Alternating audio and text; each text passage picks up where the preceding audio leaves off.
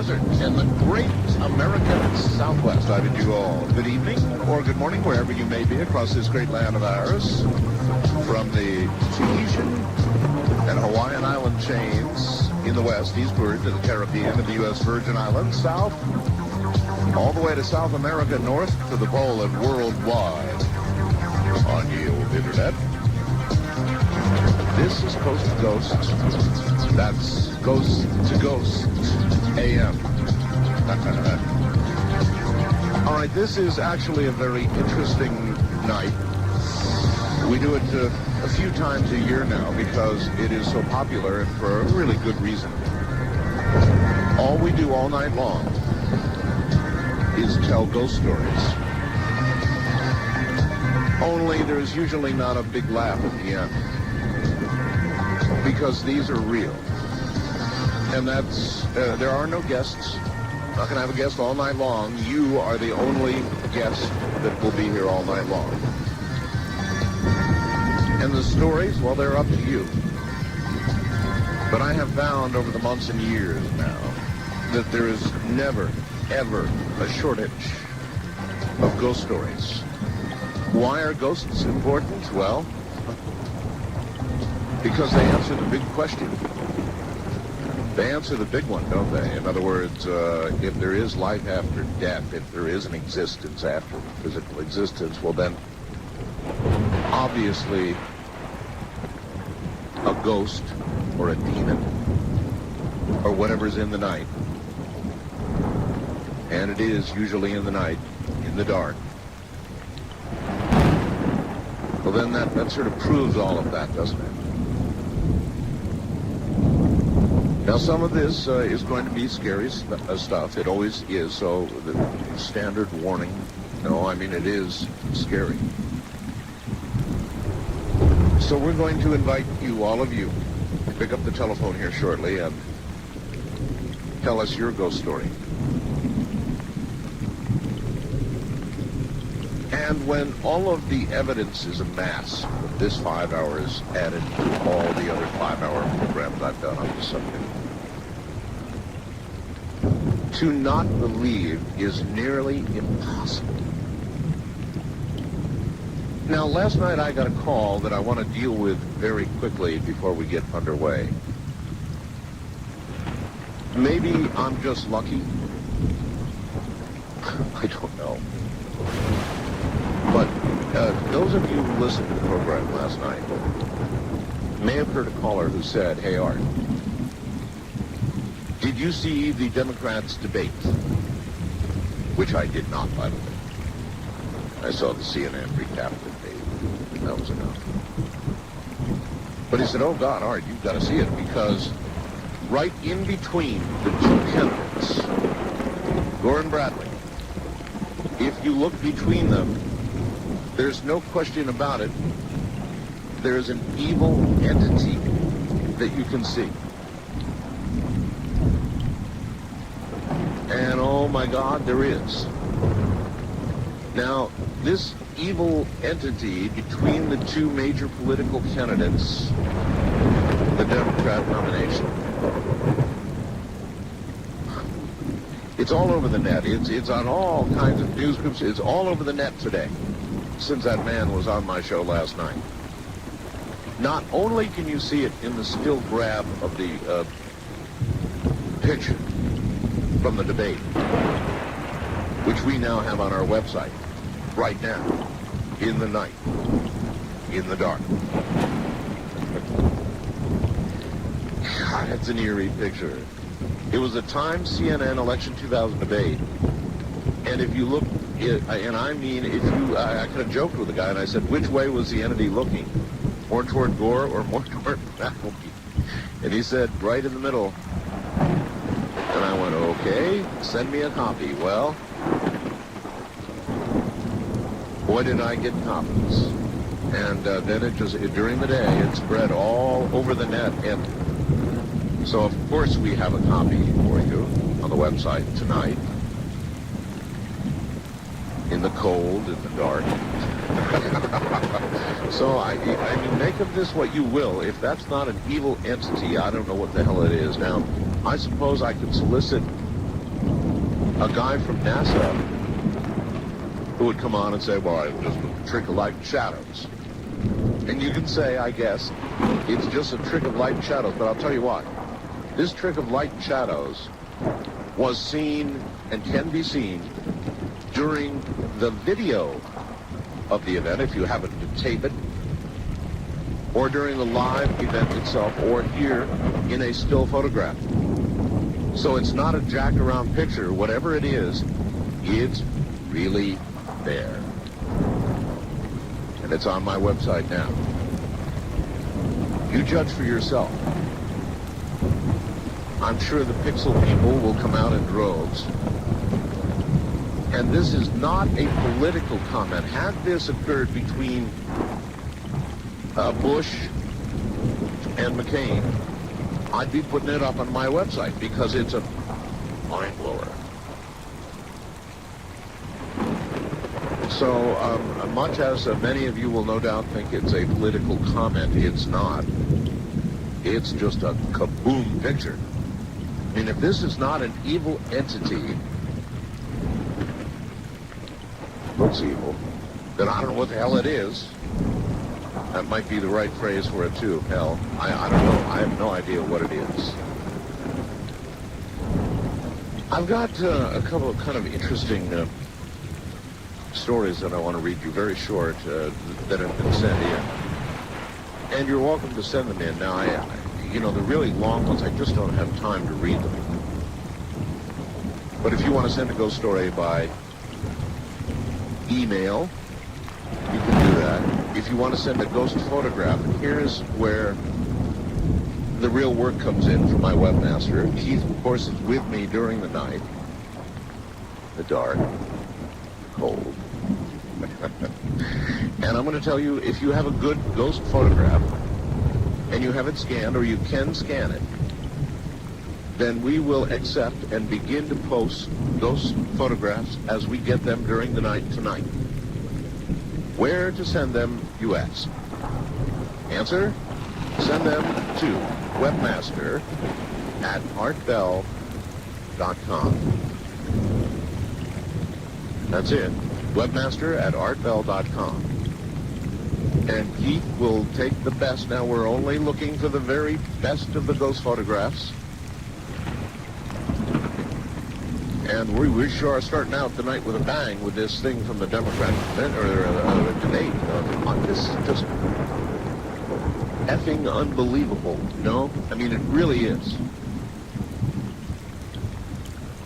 You got to see this. You really have to see it. It's on my website now. As you send them in, we will take the best of the lot, and please only send the good ones, and we will post them. Not everything is going to get posted. The best candidates will. But since that guy called last night, the net is alive with this photograph. It's just everywhere. Remember, you heard it first, right here. The following from Montreal, Canada. Art, you may want to read this story on Ghost to Ghost. My brother-in-law died of liver cancer on July 24th, 1991. This young man was 43 years old when he died. He was always a strong-willed man, even till his death, as he fought his battle for 9 years and never wanted to give up. Even though he was going through much pain, he always kept up a most vigilant fight because of his character, the person he was. At the time of his death, he actually died of a sudden massive heart attack, along with other complications. It was almost as though he had been totally caught off guard in the middle of his battle. On the day of his funeral, everyone had gathered inside the church, often set in the center aisle. Knew that Montreal here is very hot and humid at that time of year. All of the windows on the left side of the church were open for ventilation. Halfway through the service, everyone was seated quietly. I was just about to get up and do a reading from the gospel. Just as I was taking my place in front of the church, there was total silence for this brief pause. All of you know about those. They happen. Nobody says anything. Just hard. All of a sudden, it was as though someone would have walked along the left side and closed the 5 windows along the wall consecutively and abruptly. Boom, boom, boom, boom, boom, boom. Like that. One right after the other. Everybody inside that church froze in disbelief because there was no one around anywhere near the windows. There wasn't an air draft because there wasn't any wind. And there was a bit of distance in between the last aisle window and the 2 windows that were up beside the altar. These 2 windows also shut in direct timing as though someone were walking slowly to shut the windows. And so a final boom, boom, as they closed. By then, this had gotten the parish priest's attention as the 2 candles at the front of the coffin burnt toward the left side of the church. The flame then came back into a straight up position. The priest quickly stopped the service, walked to the coffin, blessed it while anointing the coffin with holy water. He seemed to be rather perplexed about the whole matter, as everyone attending the service were all shaken up by what had just transpired. No other incident happened during the priest's blessings. The priest stood in front of the coffin while murmuring a few inaudible words. He then had us say our Father once. He went back to the altar, resumed the service, and gave me the signal that was to start my reading from the Bible. After the service, my brother-in-law's mother asked the parish priest what had just happened. And he quickly told her that was a manifestation, but would not get into any other details. Thanks for your attention to the letter. Signed, Philip. A French last name from Montreal. Give it on the air. And then there's one more here. And I'm not sure what you're going to make of this.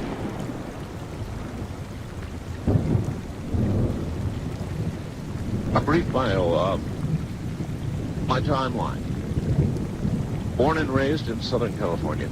6 years paid call firefighter.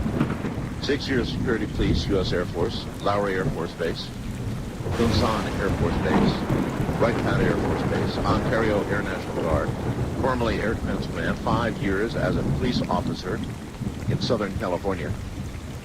And I now own a telecommunications business, and about 4 years ago I moved with my family to the Mojave Desert. I like to watch the stars, breathe air. I mean, you. And now the story.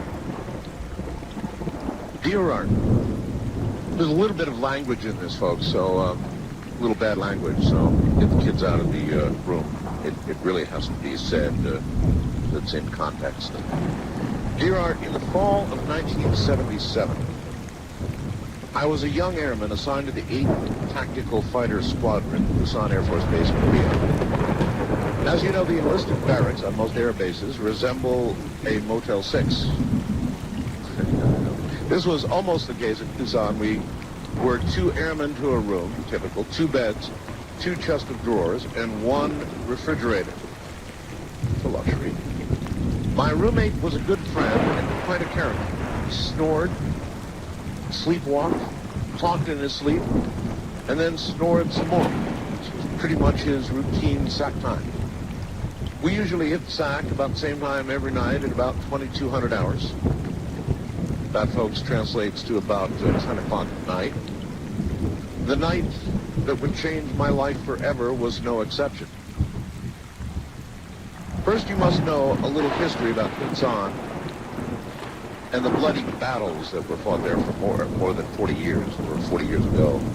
During the Korean conflict, Kunsan was at important seaports south of Seoul, along the coast of the Yellow Sea. Both sides battled fiercely to control this area throughout the war, and many soldiers on both sides, as well as civilians, lost their lives. Many Many atrocities were reported to have been committed against the captured Allied forces and sympathetic civilians. Out of respect for the families of the many victims, I will not comment any further about the war. After the war, a joint South Korean and American Air Force base was built over the old military site.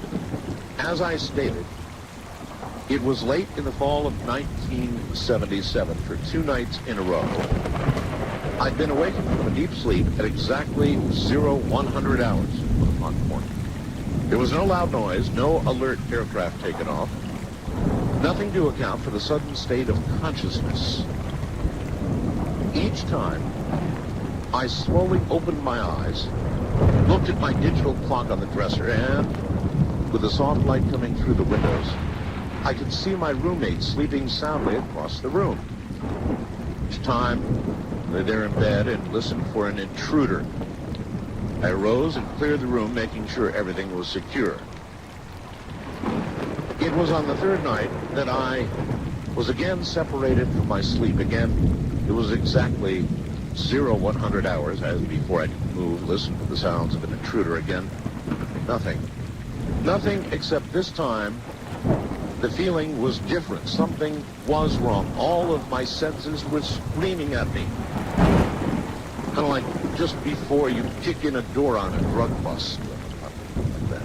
I glanced around the room, every muscle tense, ready to defend myself. It was then that I saw it, and I can only describe it as a male figure, many shades of gray. He appeared to be of Korean descent, 5'2", stocky build, wearing long pants and shirt, open vest.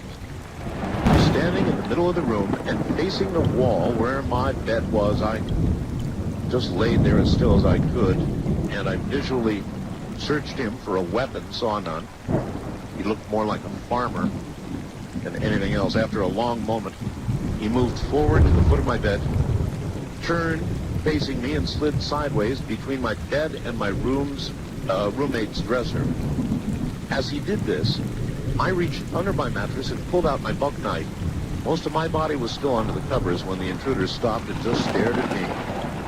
I stared back, my right hand firmly holding the knife with a closed fist and the open blade facing forward.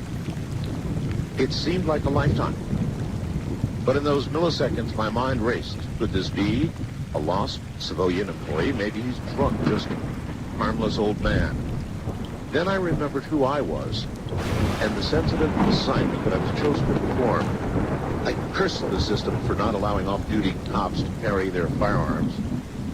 I surmised that this was an assassin, a Korean national paid to silence a young, idealistic American, i.e. me, who had gone deep undercover to discover how millions of dollars a month in supplies found their way off base. We'll save that story for another time. He just stood there, his arms at his sides, down at my feet, and I just lay there ready to strike.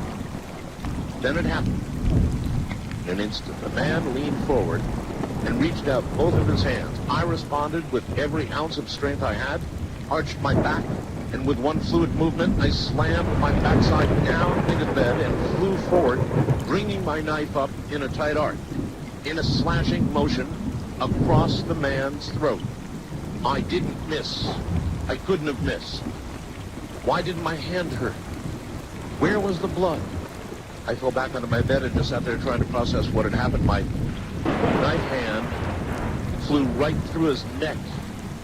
It was at that moment that I realized that he was translucent. I was able to eke out a holy S-H-A asterisk T. My heart was in my throat. I could feel it pounding. As I fell back from my failed attempt, his blood, the spirit stood straight up, brought his hands to his sides, leaned forward, and what I can only describe as a startled look, he cocked his head to the left, just stared at me for about 5 seconds, and then with both hands reached down and touched the blanket that was still covering my feet. I felt the blanket tighten over my toes, and this lasted for about 3 seconds. Then he stood erect, slid out the foot of my bed, and turned to the left, facing the windows and moved forward. Continuing forward, he elevated about 3 feet into the air and vanished without a trace. And for privacy reasons, there's a little more that I'll hold back. What do you think that man saw?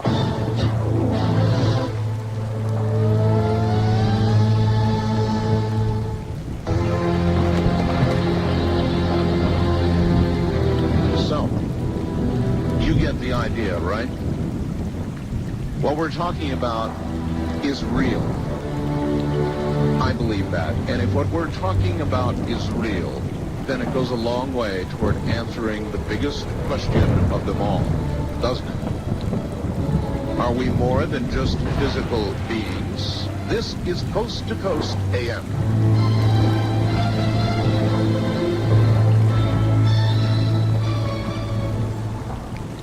All right, what follows is nothing but ghost stories, and they all come from you.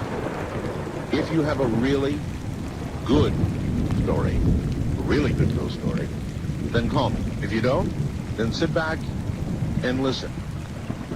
And by the way, one more time, the most astounding photograph you may ever see is on my website right now.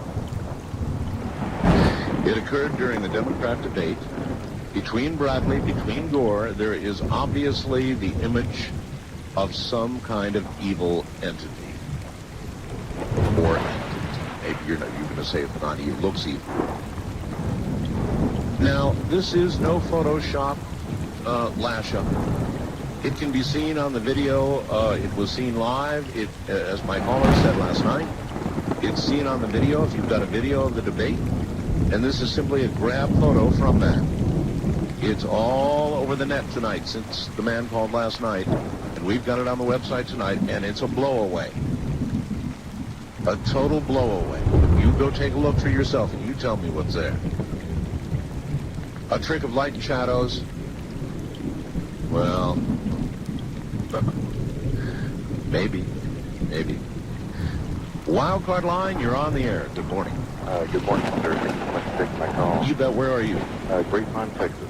My name is Dean, and I just thank you so much for giving a voice to stories like this. Because Sure. It's really the first time I'll ever be able to really have ever really told the whole thing, and it started out really when I was 4 years old. And I've kind of, in the sense, I've had that sixth sense about, thinking I've seen things that maybe be tricks of light or Shadow. like that, shadow. But yet, as I get older, I get a clarity, I see things for what they truly were. And when I was 4 years old, let me just take you back quickly to, I was in Key West, Florida, and it was a time where I didn't have a television or even saw a movie until I was 6 years old. So I didn't have that whole environment witnessing my mind. Sure. And I was living in Key West, Florida at the time, and it was literally an Ernest Hemingway novel. And when I was 4 years old, I remember walking out the back of my grandmother's house, being literally blinded by the sun. Well, in Key West, Florida, that's nothing, an occurrence or anything like that. The thing that shocked me so much was the color, the blindness. It was almost like a rainbow effect. Well, as I remember as I was turning one way to just get that out of my vision, I was suddenly then blinded by the sun. And to me, that was such a shock. The first thing I think is I'm seeing the sun or a rainbow effect. Even as a 4-year-old child, I remember the first thing I remember doing is just automatically reacting back with my left, bam, the sun hit me. I remember then going back to what I saw initially, and it was gone. And it was just until recently that I really just started to see a real clear picture of what it was. And what do you think it was? I think it's literally the sixth sense I think we have is when we're a small child, we're uninhibited by so many of the societies.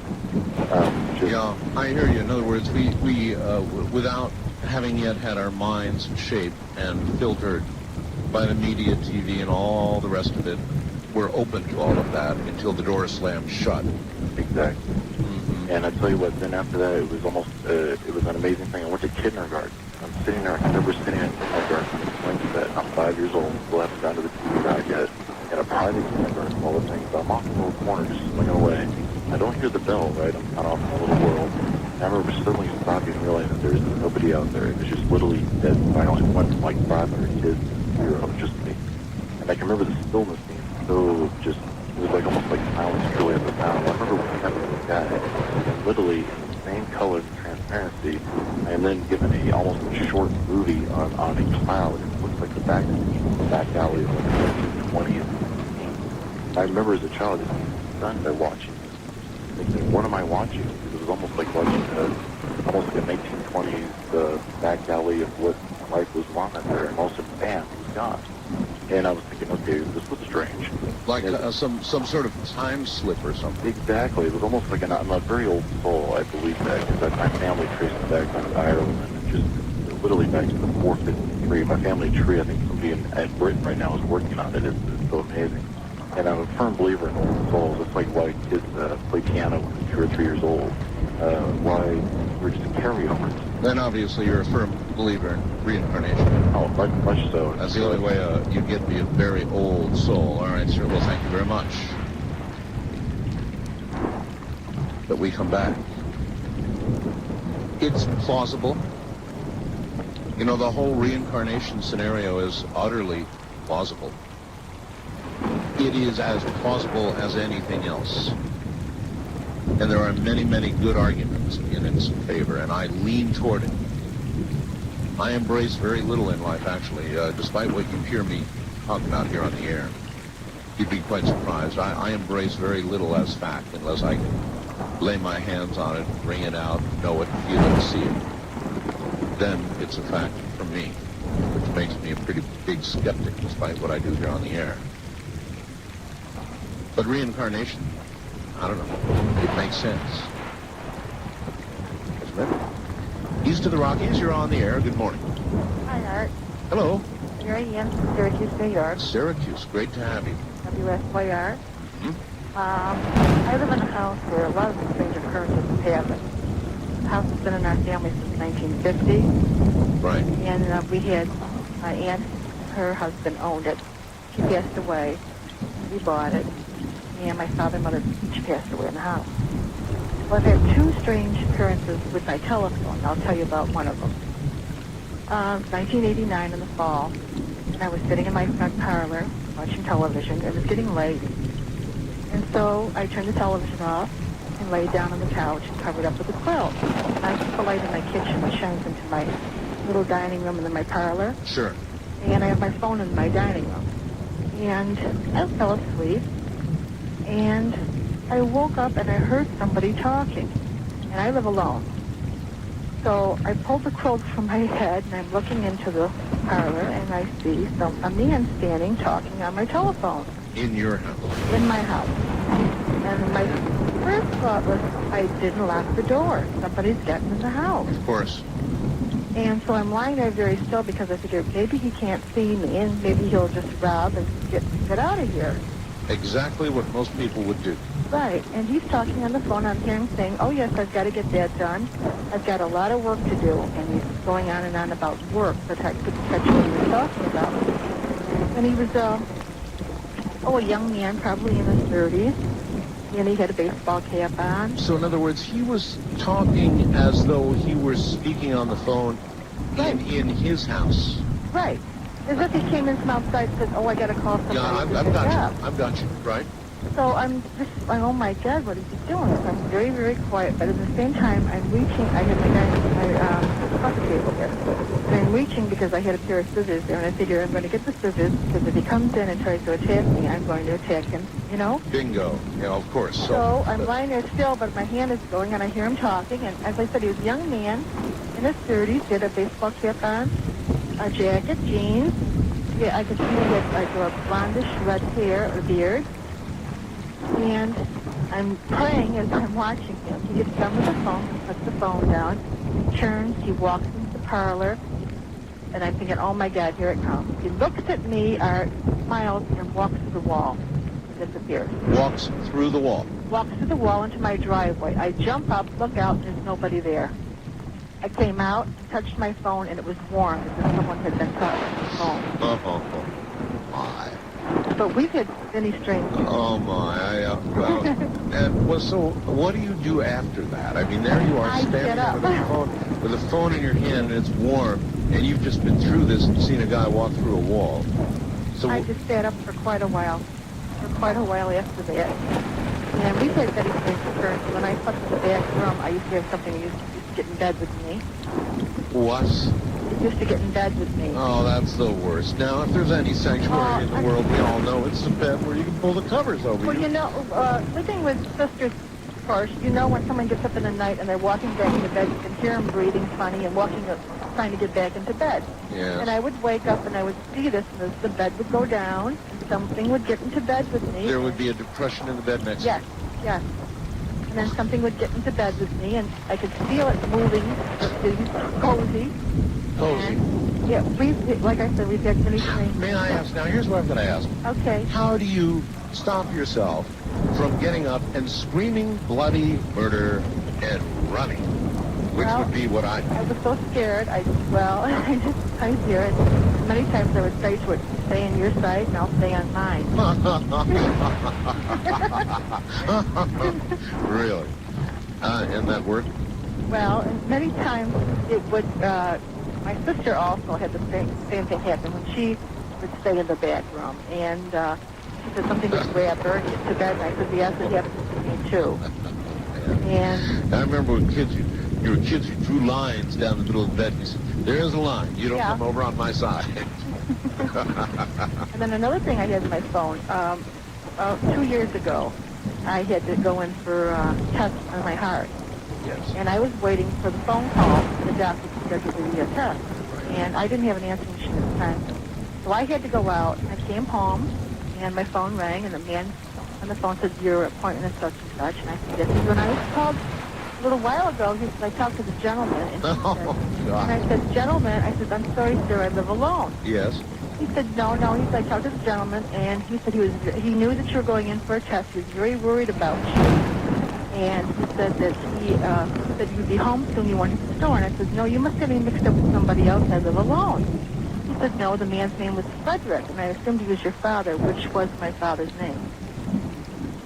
So I said to him, sir, you talked to a ghost. He said, my father died in 1979. What did he say? He was kind of petrified. He said, no, he said, you're kidding me, aren't you? And I said, no. I said, I live alone. My father's name was Frederick, but he died here in the house in 1979. Oh, And you know that, when mediums talk about ectoplasm? of course. Okay, another time I was sitting watching television, and I have a corner cabinet. And I looked up, and I saw this green film on the corner cabinet. And it was like green smoke. And I watched him, what is that? And I'm looking at him, trying to see if there's something from outside flashing or something. And it went behind my cabinet.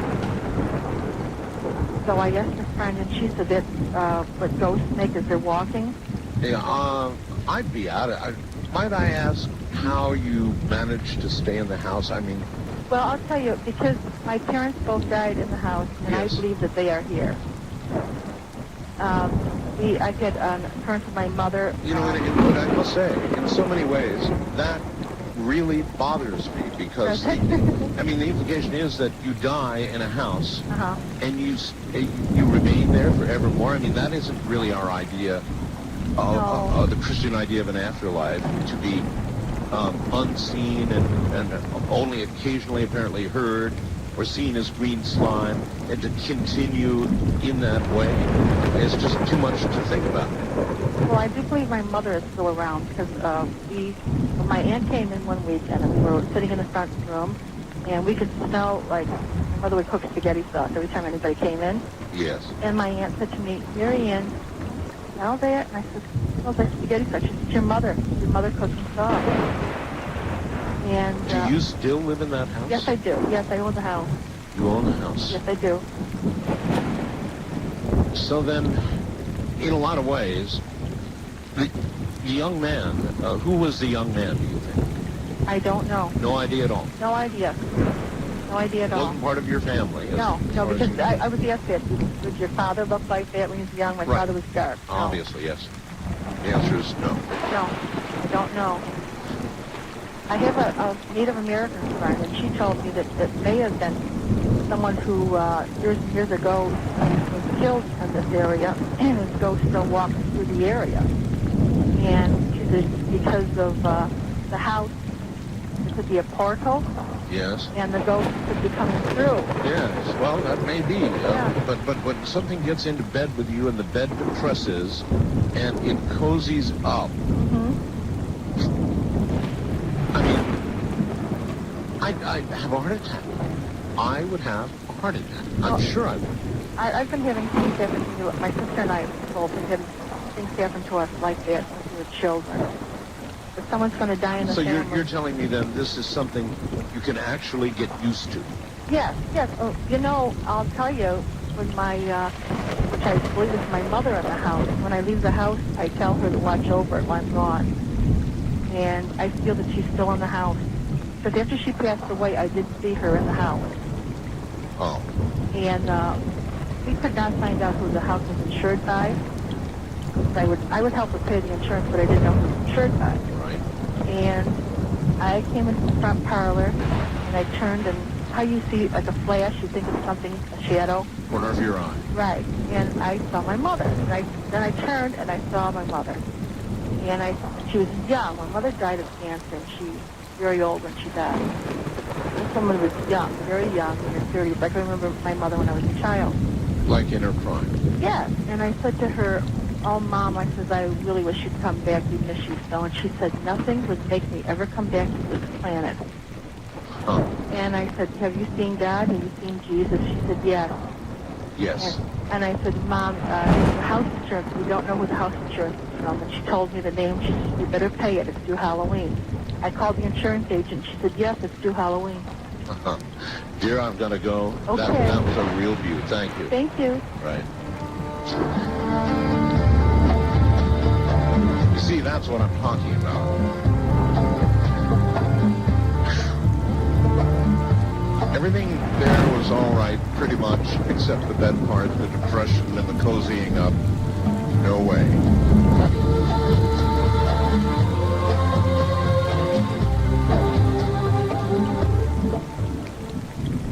It's actually Ghost to Ghost AM with Art Bell, and that's all we're doing all night long. The stories are from all of you. Ghost stories. Real ghost stories.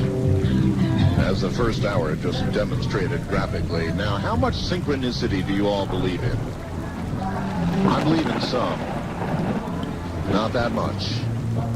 Last night, a man called the program. Many of you will have heard it. And he said, "Hey, Art, did you know that there was a ghost or a demon right between Al Gore and Bill Bradley in the debate on television?" And I said, "No." And he said, "Yes, it's a demon." And I said, "Okay, fine. Send me something. I'll take a look." And it's all over the World Wide Web today. I mean, it's all, since that man called last night, it's everywhere. And right now it's on my website, and I'll be damned if it's not that. I may be damned anyway. But first of all, I want to assure you this is not political. Had this apparition appeared in a McCain-Bush debate, I'd have it up there tonight too, but it didn't. It's in this one. And for all you pixel people who think somebody went to Photoshop and whopped this one up, wrong, they didn't. This was visible on the videotape itself. It was visible live during the show, and somebody, well actually many somebodies, have grabbed the picture, and it's on my website right now, and it's a blowaway. There is something that would appear to be an entity between these two men. I joked with him last night saying, which way was he looking, you know, more toward Bradley or toward Gore, and he said, no, right down the middle. And he's right down the middle. Now, this would be the kind of thing that I'm sure that we could have a NASA expert on who would, you know, explain away as trick of light and shadows. But it seems like an awful lot of synchronicity to me since we were doing Ghost to Ghost tonight. Since that one man got through, since that one man told me about this, since it's all over the net now. You've got to see this. So anyway, we're telling ghost stories. More of that coming up. If you want to see the photograph, it's at www.artbell.com. Oh, and one more thing. If you have a good ghost photograph, and it's hard to believe we're going to get one better than the one they gave us in that political debate. God, this thing is incredible. But if you have a good ghost photo, send it to webmaster@artbell.com right now. Webmaster@artbell.com. Keith will receive and kind of pour through and pick the best of the bunch. And we'll get those up during the period of the night, the program tonight, and go take a look. So, more in a moment. To the lines. East of the Rockies, you're on the air. Good morning. Hello there. Good morning, Art. Hi. Where are you? I am right now in commute between Nashville and Knoxville, Tennessee. All right. Glad to have you. My name's Corey, and I have a couple for you if I have time. Well, first one, give me your best shot first. okay, my best shot is one that actually happened to me. I was with a friend of mine out in a field near where I live in Knoxville, and we were walking around. We had our BB guns, and we'd heard stories that where we were at was a place where there was a lot of Civil War action. Sure. I don't know if that's actually true or not, if I had been able to find any the authenticity of that. But we were on what would be described like as a logging road. And we were walking down through there. We were talking about the possibility of graves around there and stuff. And we looked up, and there were a pair of boots that were, we saw them at first, and they started walking towards us. And all they were boots. I know what to know. Oh. Slow down. You're on a road, and there's a pair of boots without a body, nor legs, nor anything else, walking toward you. Right. And if you've ever been to any type of museum that has Civil War uniforms and stuff like that, yes, they resemble boots that you would see with those type of uniforms. They were dusty. They weren't polished or anything like that. They appeared to be old, like they'd been used. They walked up. They were walking towards us, and we kind of froze. We didn't know what to do. This was a few years, probably a few years back. We just stood there. Freezing is one of two possibilities. If that happened, you either freeze or you run for your life. One of the two. Now they walked up. They stopped right in front of us. We both looked at each other. I bent down and tried to pick them up, and I couldn't grab them. And then they vanished. Into thin air. Into thin air. They were gone. We looked at each other again, and then that's when we both decided to do the second option, which was run. Run. Yeah, we ran. I'm with you there.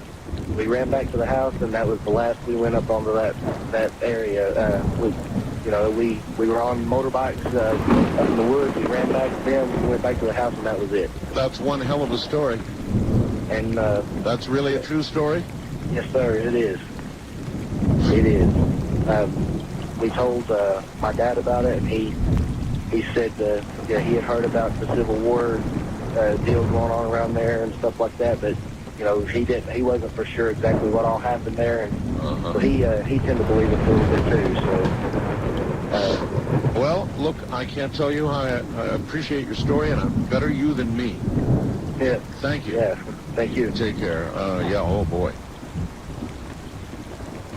Boots disconnected from bodies, not good. Evil entities between debating presidential candidates, definitely not good. I'm not going to get over this one for quite a while. I mean, nowhere in the news, nobody'd seen it. I get a call from a guy last night because he knows I'm doing a ghost show tonight. And I'll be damned if it's not real. And it is real. Now, the only thing you can argue with respect to this image is that it's some kind of trick of light and shadow, the NASA story. That's all you can argue. That's it. Otherwise, it was seen live. It can be seen on the videotape and on all pictures circulating on the net since the call last night. is just a total blow. West of the Rockies, you're on the air. Hello. Hello, Art. Yes. This is Letty calling from Redmond, Washington. Hi, Liddy. Hey, we're listening to KOM. Is Como. Homo, yes indeed. 50,000 watts right in the middle of the AM dial on 1,000. That's right. Hey, had a story for you. My father was a victim of a homicide back in 1976. I was 9 years old. Right. And it was, the whole thing around that was just very bizarre. The early evening of his death, he dropped me off at my grandmother's where I was planning on spending the night. And, you know, it's my dad, and he's just dropping me off at Grandma's. So I jump out of the car and run up the walkway. But something makes me stop and turn around and look at him. And we kind of just, you know, he was in the car, I was standing on the sidewalk, and everything kind of slowed down. And I knew that, you know, that was probably the last time I was going to see him. But, you know, as a little kid, I just kind of walked away and didn't really think anything of it. As it turns out, I didn't stay at my grandmother's at the last minute. I stayed at my aunt's house. And we'd gone to bed, and about 11 o'clock that night, I woke up to start. Just not feeling well, you know, sick to my stomach and everything. And I was uncomfortable, and things going on. So I get up, and I'm walking through the house by myself, and it's dark. And right as I walk past the phone, it rings. I pick up the phone, and someone says to me, "Your father's been shot." Your father's been shot. Exactly. And click, that was it. I got very sick, you know, I vomited and everything. I ran to the bathroom, vomited, woke my aunt up, you know, something's wrong. She's like, what? I said, you know, the phone just rang. She's like, I didn't hear the phone ring. I said, yes, it did. The phone rang.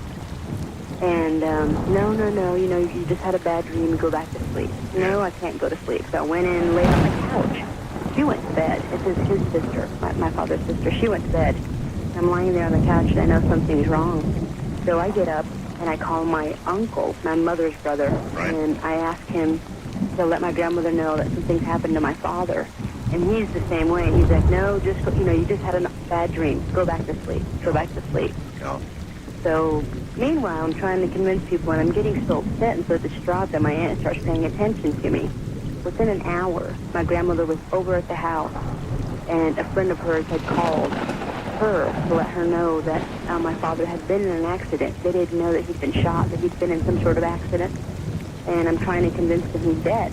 And immediately, of course, you know, they think I'm overreacting. I know he's been shot, he's been dead. And sure enough, right around that same time that I got the phone call, a little bit after 11, is right around the time that he died.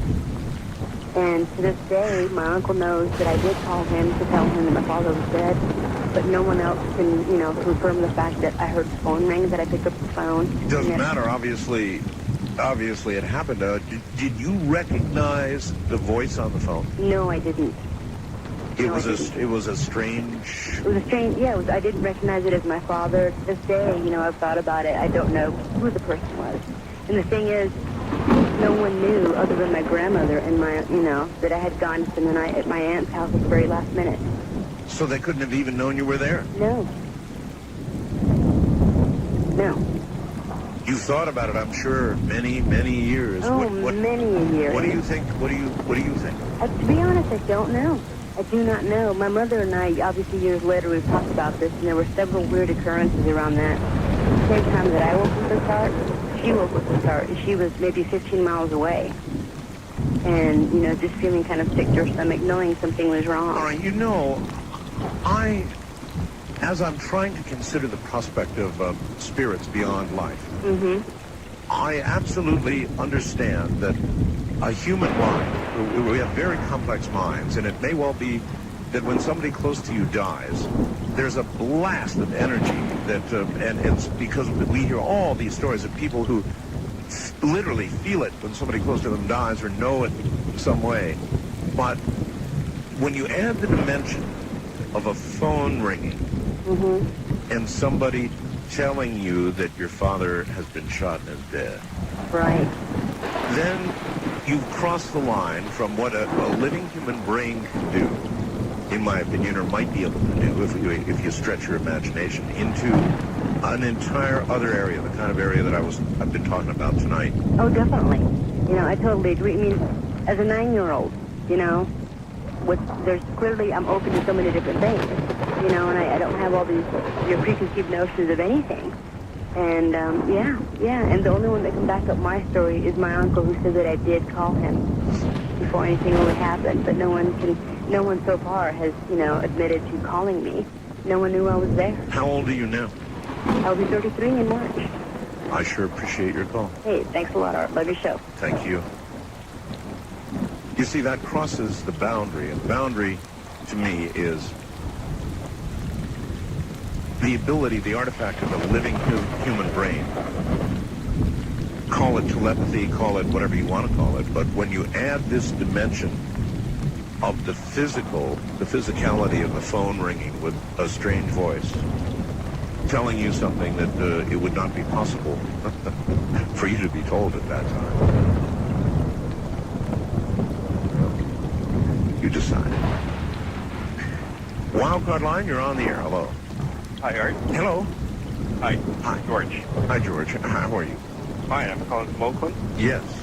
I got a story that goes, oh, by the way, I'm looking at your website. Yeah, that photo is very frightening. Is that something or what? I mean, You can see the horn. My God. I know. I just, you know, the guy called me. Did you happen to hear the call last night? No. Oh, you didn't hear the... Okay, the guy called and said, Art, you're not going to believe this. You know, I know you're doing Ghost to Ghost tomorrow night. And I must be honest with you, I really didn't believe it. I mean, an evil entity between the two Democrat candidates in a debate? Something that could be seen live on TV? Wow. I didn't believe it, but... So none of the network reported the part. No, are you kidding? Give me a break. You honestly think they would report this kind of thing? The only place you're going to hear about that is here. Yeah. Anyway, let me tell you. No, wait. We're running short on time. I do want to ask your opinion on something. Sure. If you were walking down a road and you saw a pair of bodiless boots walking toward you, what would you do? I'd run the other way. You'd run the other way. Can you afford to hang on the line through the break? I sure can. No problem. All right, then please do that. So for the guy with the boots, My story goes back in 1975. My girlfriend and I were driving back to Idaho where I was going to school. We were headed towards Yellowstone Park, going towards Montana East Gate. And we were driving in a little yellow Volkswagen around midnight, and it was kind of snowing. And picture a two-lane road with tall trees between and no moon or nothing, or headlights. Gotcha. And the snow was falling and slushing. And all of a sudden, there was a figure I saw walking right in the center of the road, walking the same direction as me. In other words, her back was towards us. It was a her? It was a lady. And at first I noticed her, and I told my girlfriend, I said, when I see this girl walking out here in midnight, it's probably about 30 degrees out. Right. And the closer we got, the more detail I could make out. And in fact, I was going to roll down my window and say, hey, listen, they help me. Sure. But noticed that she was wearing very, very old, I guess, 19th century garb clothing. And she had these hobnail boots and she had a long shawl and around her shoulders, and then her hair was long brown hair down to the probably a little bit below the shoulder blades. And the closer we got, we noticed something weird was that her hair was completely dry, not even wet, like we would expect somebody In the middle of a snowstorm, yeah. Exactly. And I was just about to roll down my window, and my girlfriend goes, don't even look, the coast. And, that freaked me out because I was just about ready to slow down. She said, don't even look in the mirror, she has no face. So, oh, my God. You can imagine, here we are putzing along a little Volkswagen, and I just slowly moved over to the right and to avoid hitting her, and I just stopped. And when we got to the gate, the ranger said, sorry, but the path is closed tonight due to the snow. You mean we got to go back? And he said, well, there is a little motel about half a mile. So you're thinking you got to drive back by this ghost? Oh, geez, we were scared out of our wits. So, anyways, we got to this motel, and fortunately, the guy still had a room available. And as soon as we got in the room, we just locked the door and put the chair. And I take it the rest of the night was uneventful. Oh, the rest of the night was complete. All right, my friend, thank you. Thank you. Thank you for the story. So, oh my. An entire figure until you get up to it. And then no face. I wouldn't be stopping either.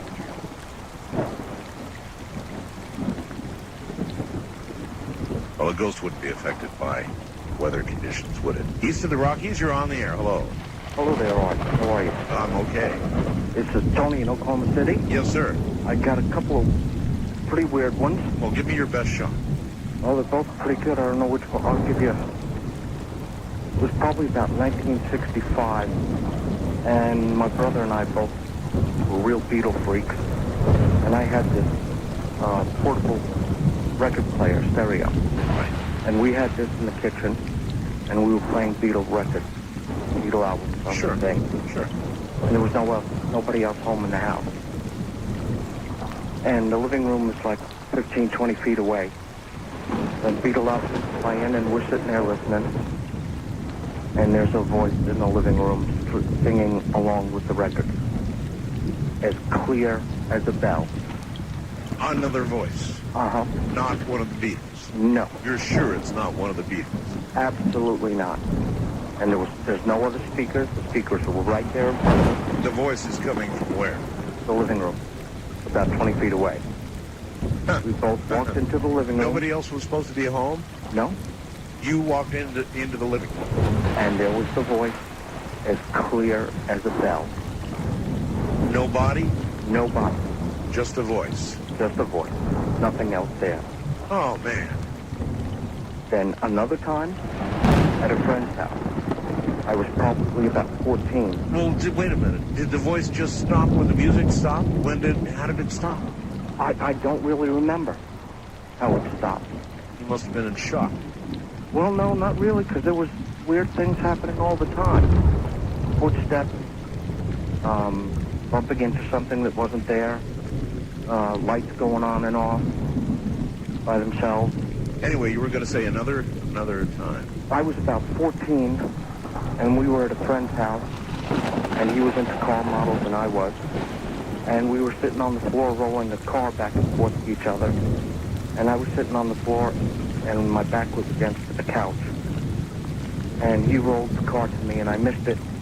It went under the couch. I lifted the, like a little skirt thing on the bottom of the couch. Sure.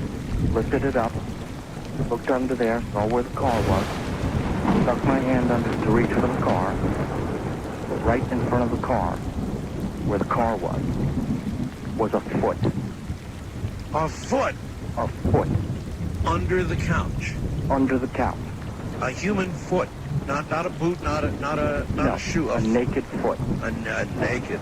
I felt the instep and up to the ankle. Huh. And I looked, and whatever this thing, I mean, it was absolutely there.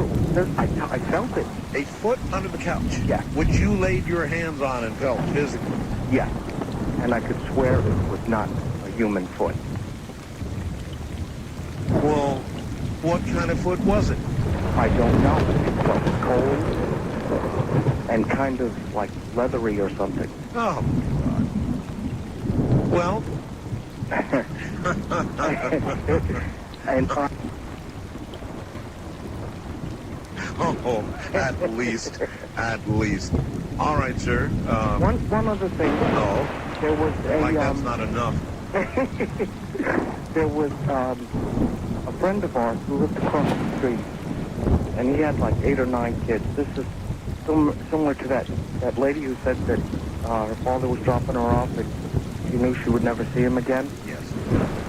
Well, I was going out to the school bus, and this guy had about 8 kids, and he was a flight engineer for Pan Am, I believe. And he would fly all over the world. And usually, whatever kids were around, he would say goodbye to and whatever. But this particular day, I found out later he had to say goodbye to every one of his kids before he left for this trip. And he was walking down the street with one of his kids, and he looked at me, and I looked at him, direct eye contact. And I can't explain what it was, but I knew that he knew he wasn't coming back. What happened? He was on his way back from, it was his first flight. He'd been training for years for a engineer on a jet airliner. This was 707s were just new at that time. Right. And it was his first flight on a 707. And he was flying from Africa back into Kennedy, and the plane was hit by lightning and blew up. Wow. Yeah. All right. That's triple witching. Thank you very much for the call and the stories. Yikes. Oh, my God. If a little car ran under a couch, like that story he told, and you would do just as he did, you'd lift up the little thing to look under the couch and see a foot. Notice I didn't say human foot. And then have the cojones to reach under there and grab this cold, what did he say? Scaly sucker, kind of scaly, cold, and touch it and feel it under the couch, a foot. West of the Rockies, you're on the air. Hello. Hi, Art. Yes. Yeah, this is Ken in Phoenix. Hi, Ken. How are you? Doing pretty good. Getting nervous with all these stories that everybody's telling. Yeah, the boot story, the foot story. Yeah, that'd been me. My hand would have been out of there, and I would have been out of the house. 2 shakes of a lamb's tail. Yeah. Anyway, the reason I'm calling is about my daughter. Your daughter? Yes.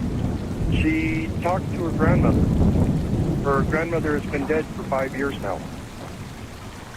Have you seen The Sixth Sense yet? Yes. And there's a lot of similarities with my daughter. The first time she told me about it, I was at work, and when I got home, my roommate told me, call your daughter, she's real upset. How old is your daughter, or was your daughter at that time? She was 11 at the time. 11. Yes. So you called her? Yes. And I talked to her mom. Yeah, had she known, how many years prior had your grandma died? Her grandma had died I'm sorry. about a year and a half before. Year and a half, so she would have been about 9 and a half. Right. Okay. And so I called, and they said, Kimberly's real upset. She won't tell us what's wrong. She wants to talk to you. So I go over, and I talk to her, and she says, Daddy, Grandma's here. I said, what do you mean, Timmy? She says, Grandma's here. I see Grandma in the house. And we're sitting around the table talking to her, and she says, Grandma's behind Mommy right now. Really? And my ex-wife said she felt this chill. And my daughter says, Grandma putting her hand on Mommy's shoulder and saying everything's going to be okay. And how long did this continue? It's still going on. It's still going on. Yes. She's 15 now, and every now and then she'll tell me, oh, I talked to Grandma today. As a matter of factly. Yes. I mean, like, okay, I talked to my mom. I talked to my grandma. Have you, how do you treat this? I mean, when, how do you respond? Well, are you kind of sad? Is it like, okay, hon, sure. No, I asked her what is her grandma saying. I mean, we're real open about it. I mean, I don't try to tell her, well, you're just imagining things or anything like that. Right. You know, because, I mean... No, I wouldn't tell her that either. Had she been very close to her grandma? Yes, she was very close to her grandmother. The last 2 years her grandma was alive. She was living with my ex-wife. She was very sick, and my daughter helped take care of her. And so she became very close with her grandmother. Well, I thank you for the story, and I wish your daughter well, and if you ever get the opportunity, tell your daughter, call me. Okay, I will. All right? All right. Thank you very much, and take care. How many of you by now have seen Sixth Sense? It is a movie, I guarantee, that will leave your chin on your chest. That's really all I'll say about it. Really awesome. First time caller line, you're on the air. Good morning. Yes. Hello. Yes, hello. Is this me? Yeah, well, only you know that for certain. Okay, I'm calling from Alaska. I lived up here for quite a few years, but I'm originally from Prescott, Arizona. What part of Alaska? Fairbanks. Oh, you're way up there. Yeah. You're having a beautiful winter. It's not bad at all. I know. I'm originally from Prescott, Arizona. Used to be a nice place. It's crowded now, I guess. I haven't lived here. Here in Fairbanks, everything's crowded. Yeah, it is a great place. But my story goes back to when the year I graduated from high school. I'm an artist after I was a sculptor. And I wanted to be an artist. There was an eccentric fellow and his wife had moved into an old place, and it was a place, kind of an urban legend where everybody, the kids would go and hold seances and stuff. He was an artist, and I met him, and he had a trailer there. He told me real cheap. I was still in high school, but like most seniors in high school, you want to move out of the house. Sure.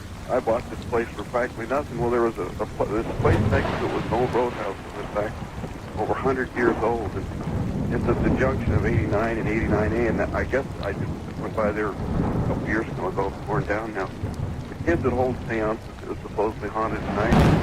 It didn't seem to bother me. You know, I was just, you don't even, it's kind of neat in a way. Well, maybe, but seances are an invitation. No, I was a Christian then. I didn't have anything to do with that, but whoever was there didn't seem to affect me. And I worked there during the day. I was making molds for another sculptor, and I'd come back the next day sometimes. Stuff would be moved around, and you'd hear bumps.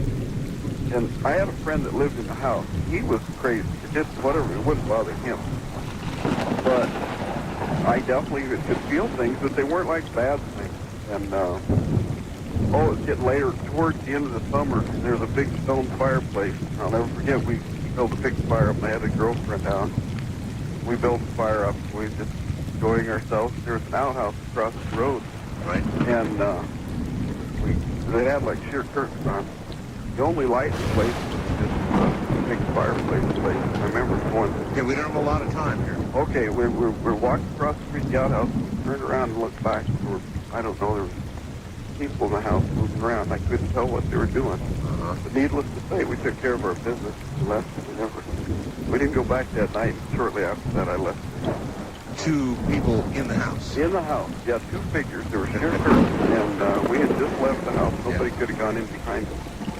We were maybe 20 foot away. Well, my response would be that the seances brought something through. Yeah, well, this place had history. It was in like a roadhouse bar, and there were people. Well, I believe ours is, I'm a Christian. I believe that, I don't know what they are.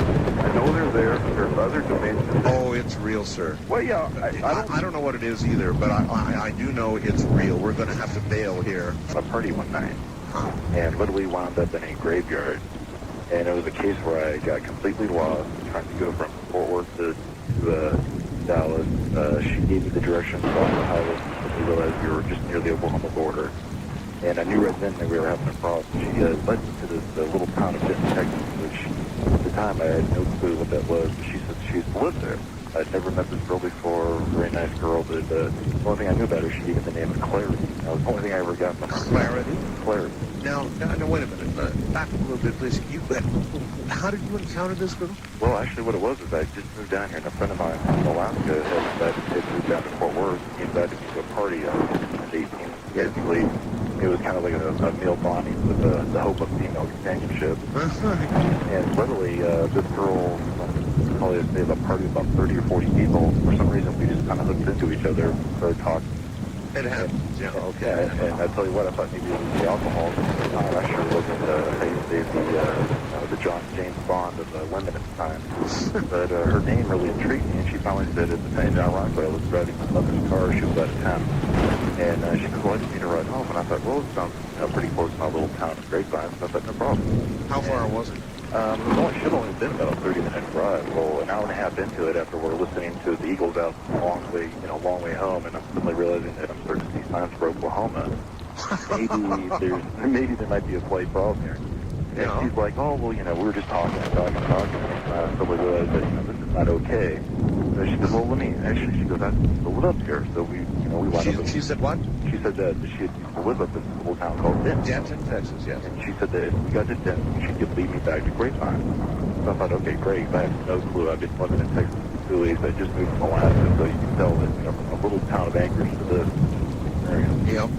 And so anyway, I get to this in Texas, and she's like, oh, yeah, she's told me about her family and how everything was going, and I was starting to feel, starting to feel comfortable about this now. And she goes, okay, we need to go to this apartment complex. So we pull over this apartment complex, stop, and I'm thinking, okay, everything's fine. She goes, well, let's get out. And I'm thinking, well, maybe we're going to somebody's house, make a phone call or something like that. And she leads me over this hill. Suddenly I realize I'm standing there looking at a graveyard. You're in a graveyard? I'm in a graveyard. In Denton, Texas? In Denton, Texas. And the first thing I noticed is... With clarity? With clarity. Yeah, and the very, very still night, Texas still night, the kind of night where there's no wind, no nothing, just still. Blood still. Exactly. The silence has a sound. And anyways, we walked into the graveyard, and I noticed on the entrance there's two big kind of like stone little entrances to the gate. One of them is completely knocked over. We're talking about a pretty good stone gate here, so you're thinking the force is over. And just out of curiosity, I said, I wonder what happened there. She goes, well, actually, my truck hit that. And I went, my truck hit that? That's what she said. And of course I went, excuse me? She went, yes. In fact, it was probably 2 years ago that we were on a wild joyride one night, and literally we came across the hill, and bam, rammed into it. So I'm kind of looking at this thing going, well, I can maybe see, like a wild Texas night with a couple, tall boys, maybe just hitting a graveyard. The always heard the adage about people going out to graveyards and thing.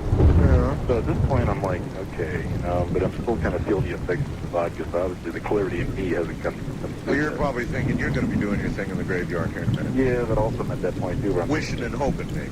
Yeah, that's also that kind of thing where you're going, I kind of want to, but kind of don't want to. Ambience, look at the garden, and that truly wasn't the ambience I was looking for. And anyways, we start walking to the graveyard, and she's like, well, let me show you a couple mausoleums. And she goes, and there's my family's names here. Oh, they're kind of interested in that, so we walk over there, and as I'm kind of like standing around, so we get that chilling feeling that waiting that we really, I've lost the mood now, and I kind of want to leave. Yeah, I hear that. I look up, and I'm looking up at the sky, and I'm thinking, oh, what a beautiful full moon. I've always been attracted to full moon. And suddenly I no line, so 7 literally white birds next to each other by the wing, and they're just floating, literally flying. At this point, I'm totally dead sober because I've now just realized that, hey, I'm in a graveyard. I don't want to be here. All of the alcohol just fell out of your system. It's an amazing sober. It's like almost like when the Christmas lights turn on and the cop pulls you over. Yeah, that's right. And at that moment, I had my moment of clarity. So I'm looking up and I'm just trying to get my bearings, and I see the bird. And I'm thinking to myself, this is beautiful. This is different. And in the back, I hear this voice, and she's quoting Bible prophecies about the 7 white birds that we full circle. And as I'm watching it, I'm looking at this, I'm thinking to myself, this is interesting. It had just, I'm talking the words and the birds, and everything was going perfectly. I'm just sitting here literally numb in about, it must have been about 5 seconds, but I don't know how long. I turn around, she's gone. I'm like, okay, let's not play fun here. You just got me spooked out with Bible prophecy thing, where are you? I look everywhere. Art, no sign of her. I literally, not to say I did a hard target search, but I looked at all the screens and everything else. Literally, I flipped the hill and where are you? Clarity, where are you? And yeah, I'm sure the cops are probably coming, so it's kind of like rumbling and screaming for clarity. So anyway, I'm like, what do I do? So I kind of get in the old, I look at my road department, find a map of Texas, literally try to retrace myself back, go back, I'm thinking, well, maybe she just ran off to her apartment. Yeah, I'm trying to figure out how to get home at this point. Exactly. Yeah, at this point, I'm thinking, well, at least she's familiar with the area, so hopefully she either ran off to a friend's house or something like that. Yes. So I'm thinking, okay, get back home. So to make a long story short, I'm one to kind of, I'm very inquisitive. So I'm like, well, I called up my friend. I said, that girl, she was like, girl, Claire. She's like, he has no clue who I'm talking. I'm like, well, you know the girl, she's like blonde hair, 17 years old, and she really wasn't with anybody. She's like, yeah, I still think she remembers talking to somebody, but not really much of a drinker, so remember, he wasn't too prepared. And I said, well, do you remember, why not? She goes, oh, I was like, I had no idea. Well, turns out, I go back to Texas about 2 years later. Yes. I come to that same graveyard, sitting there, and I drive up there, it's that same block. I'm having massive deja vu, right? For sure. And I'm looking around, and finally I go to the gas station, and the Texaco in the corner, and I said, sir, this is out of here. I said, yes, I'm fine, I said, is there any, I met a girl here. I said, in fact, I left her at the graveyard, disappeared.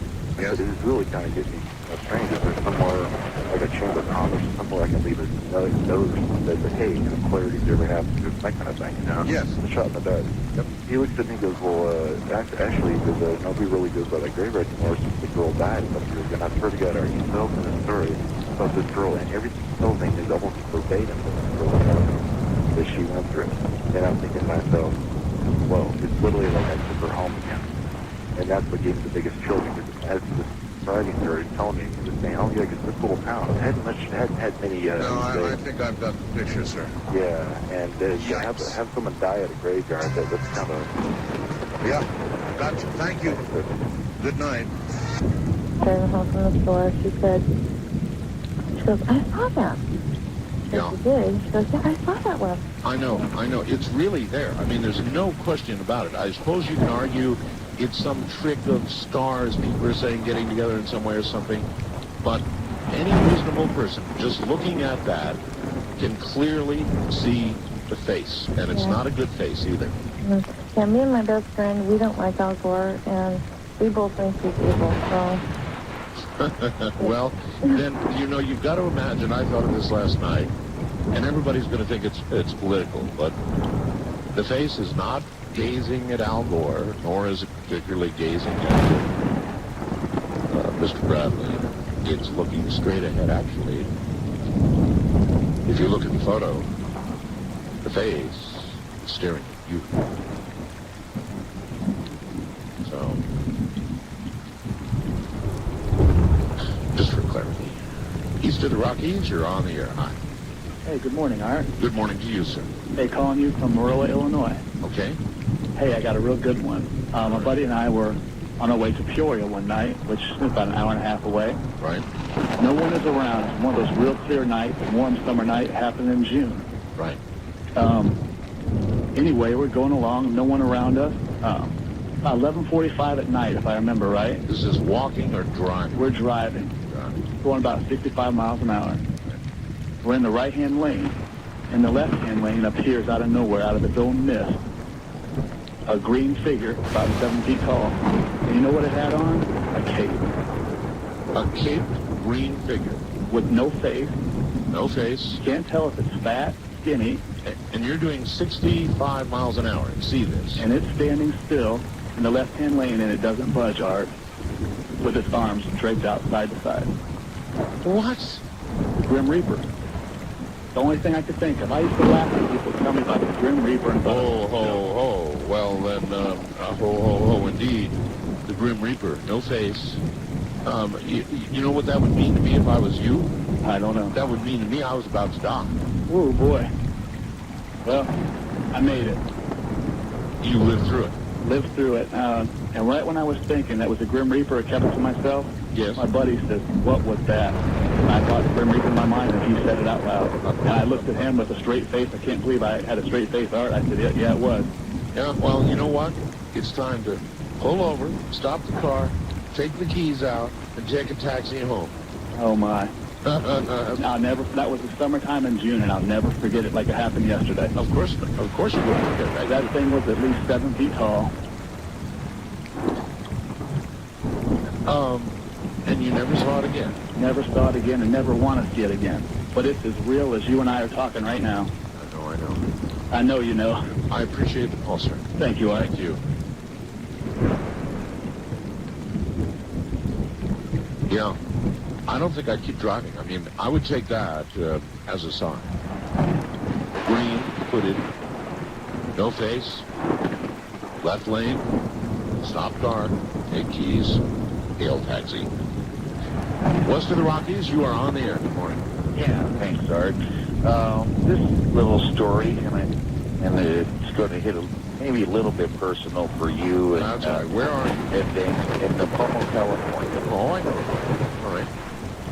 I had, my brother was murdered on October 24th of last year. So actually, he supposedly disappeared on October 19th, which was about 3 days after I was on the air with you and Ed Dames talking about Taylor Kramer's purported suicide. I recall, yes. And I was talking about the Forbes article of May 17th and how it tied into the microchip that had been stolen from me. And it's gone into some detail about me being a partner and consultant with Taylor Kramer before he disappeared, and Blair Newman. People on the well up in San Francisco know Blair very, very well, a computer scientist, as was Taylor Kramer. So after I got off the air with you about 2 days later, I took a great deal of the evidence in that case, and I took it over to my brother's place that he had just bought out in the desert, 17 acres outside Mojave, very short distance outside Mojave. Well, a day and a half later, he disappeared. His body was found by his girlfriend. The story gets better. Now, it's a ghost story. I won't get off topic, I promise you. My brother and I had practiced many, many times growing up tricks of telepathy where we would sit across from each other and he would look at a playing card and I would guess what card it was. Well, we'd call 24 of them in a row, both, suit and rank of the card. Impossible. Until we really freaked each other out. After 24, we just, and my brother was into telekinesis a little bit. We also would really very much enjoy startling the heck out of each other while we were growing up. We looked flying away, barking and blah, Yeah. Bring the hands off of each other. I do a lot of that too. Various ways. So what happened? Well, after he had died, I cleaned out his place out in the desert. I was absolutely alone, and he had a wood-burning stove. Oh, there's also a 2-year-old girl here in a minute that comes into play. Well, a minute is right, because that's about all I have. So. Okay, anyway, I said, I need something. I need a sign, Bruce. I need something dramatic, something unambiguous. Are you still here, and can you help me? At that moment, I'm less than 15 seconds after I said that, the front plate glass of the wood-burning stove that I was warming the place with just blew out. Renters moved in. I'll cut it very short. Renters moved in. I finally got his place rented. And the renters moved in, and I stayed with them for 30 days, told them the story. My brother's death, and what I think is a murder cover-up. Oh, great way to keep renters around. Well, they had already had some experience, apparently, with ghosts in the past. And anyway, they had a 2-year-old daughter. And after living with them for 30 days, about maybe a week or two after they moved in, their little daughter, I was staying in one of the back rooms, they were in their living room, and their little daughter all of a sudden looks into the empty room where the wood-burning stove glass had blew out. She started waving bye-bye, and then she said, bye-bye, and we all looked at her, looked at the room. There was absolutely nothing there. And this was about Christmas time. We're going to hold it right there, sir. And she said, Mommy, he's hungry. And she identified it again and just pointed to the room. Hungry. Yeah. Great. All right. I appreciate the story. Thank you. The part about the wood-burning stove glass bursting outward when asking for a sign. It kept going over, I don't remember, it was a 6, 7, 8 letter pattern over and over again. Really? Doing the same set of letters over and over again that were nonsense. didn't mean anything. And there are about 15, 20 people in here. There's about a 3 or 4 room apartment. There are people in other rooms and so on. But continually repeating the same supposed nonsense. Right. It kept doing this over and over again. And this person's writing it down, and it did it 5 or 6 times. Right. Well, about the 5th or 6th time, a friend of mine came in from the other room, and this was an extremely educated guy. This is a guy that scored 1,500 on his SATs. And he had happened to have been in Brazil for summer vacation the summer before and had picked up some Portuguese while he was there. As soon as he came through the door, now neither of us know, I to this day do not know a word of Portuguese. Yes. And I know this girl doesn't know a word of Portuguese. This, you know. Anyway, yes, as soon as he came through the door, this pattern that had repeated itself 5 or 6 times came. To a different pattern of another 5, 6, 7, 8 letters, whatever it was, and kept doing that over and over again. Until he happened to just wander over during the course of his conversation towards the person who was writing down the letters as we called them out. What it had been writing before he came in the room was, "Can you read me in Portuguese?" Oh, God. Really? You When swear this is true? This is absolutely true. Can This is you the last time I ever touched the Ouija board. Okay, and then what about as soon the as text? he reached the door, before he even came over and read what was on the page, before he even knew what was going on, Yes. it changed to, "You have read me," in Portuguese. At that point, I completed getting drunk Yeah. and have not touched the Ouija board since. How about booze? Yeah. I've done that on occasion. All right. Well, thanks for the story, and I don't blame you a bit. I've had one really disagreeable experience with the Ouija board that I will not talk about. I used them a lot up to that point. Yeah. After then, never again. Take care. No, how do you account for that? I mean, certainly you could make the case that 2 people holding on to something, moving it about the board, various letters, would spell out something that would come from the subconscious of those doing the movement. But not in another language, and not can you read in Portuguese, of all things. East of the Rockies, you're on the air. Good morning. Art, I have a story for you of what you asked for. All right. When I was a freshman in college at the University of Tennessee in Knoxville. Is that where you are back there in Tennessee? I'm in New Orleans now. New Orleans, okay. Yes. And it was 1956, and it was in the summertime. I was going to summer school. And I lived in an old house that had 5 apartments. And there were 3 upstairs and 2 down. And I lived in one of the downstairs apartments. And we would have our parties there. Sure. And I had a bunch of hippie friends. And so we were having a party one Saturday night. It was hot and sticky and balmy, you know. And that kind of we had all the windows open, but there was one window that we could not get open because the old house was swollen and everything. And so it took 2 of us to get this window up. Right. I mean, it was extremely difficult to get this window up. And so we decided we were going to have a seance. And we were wondering who we wanted to talk to. Yes. And so someone said, well, let's see if we can call up Lucifer. Oh, so good. we had no idea, you know, how were we going to do this. So we all sat in a circle, you know, on the floor, and a candle in the middle of the circle, turned all the lights out. And so we started challenging. Of all the possible people, though, that you decide to conjure, yeah, we started. Why do you want to start there? Well, we started challenging the devil that if he were real, yeah, to give us some sign. And so we go around the circle about 3 or 4 times, and nothing happens.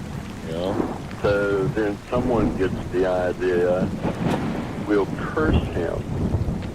Curse. We will call him the most foul names that we can think of. Yeah, good. And to see if we can get him to show himself or to, let us know that he's real. Got a room full of 1,500 SAT scorers here. Man. So we start around the circle again, and we go around twice. We go around. We start around the third time. And all the time calling him foul names. The worst. Just the worst things you can think of. And it gets to me, and I let loose with a tirade, and the window falls. The swollen window that it took two of you to get up there. The swollen window that it took two good-sized young guys to pull up. That thing fell. And it fell like it was breeze. And needless to say, the party ended. Never, ever did I ever do anything like that again. If I were you, I would never, ever do anything like that again. No. And believe me, there was some white-faced people at my apartment. Just total dead silence. No one would say anything. They were just terrified. Out of curiosity, how old were you guys about then?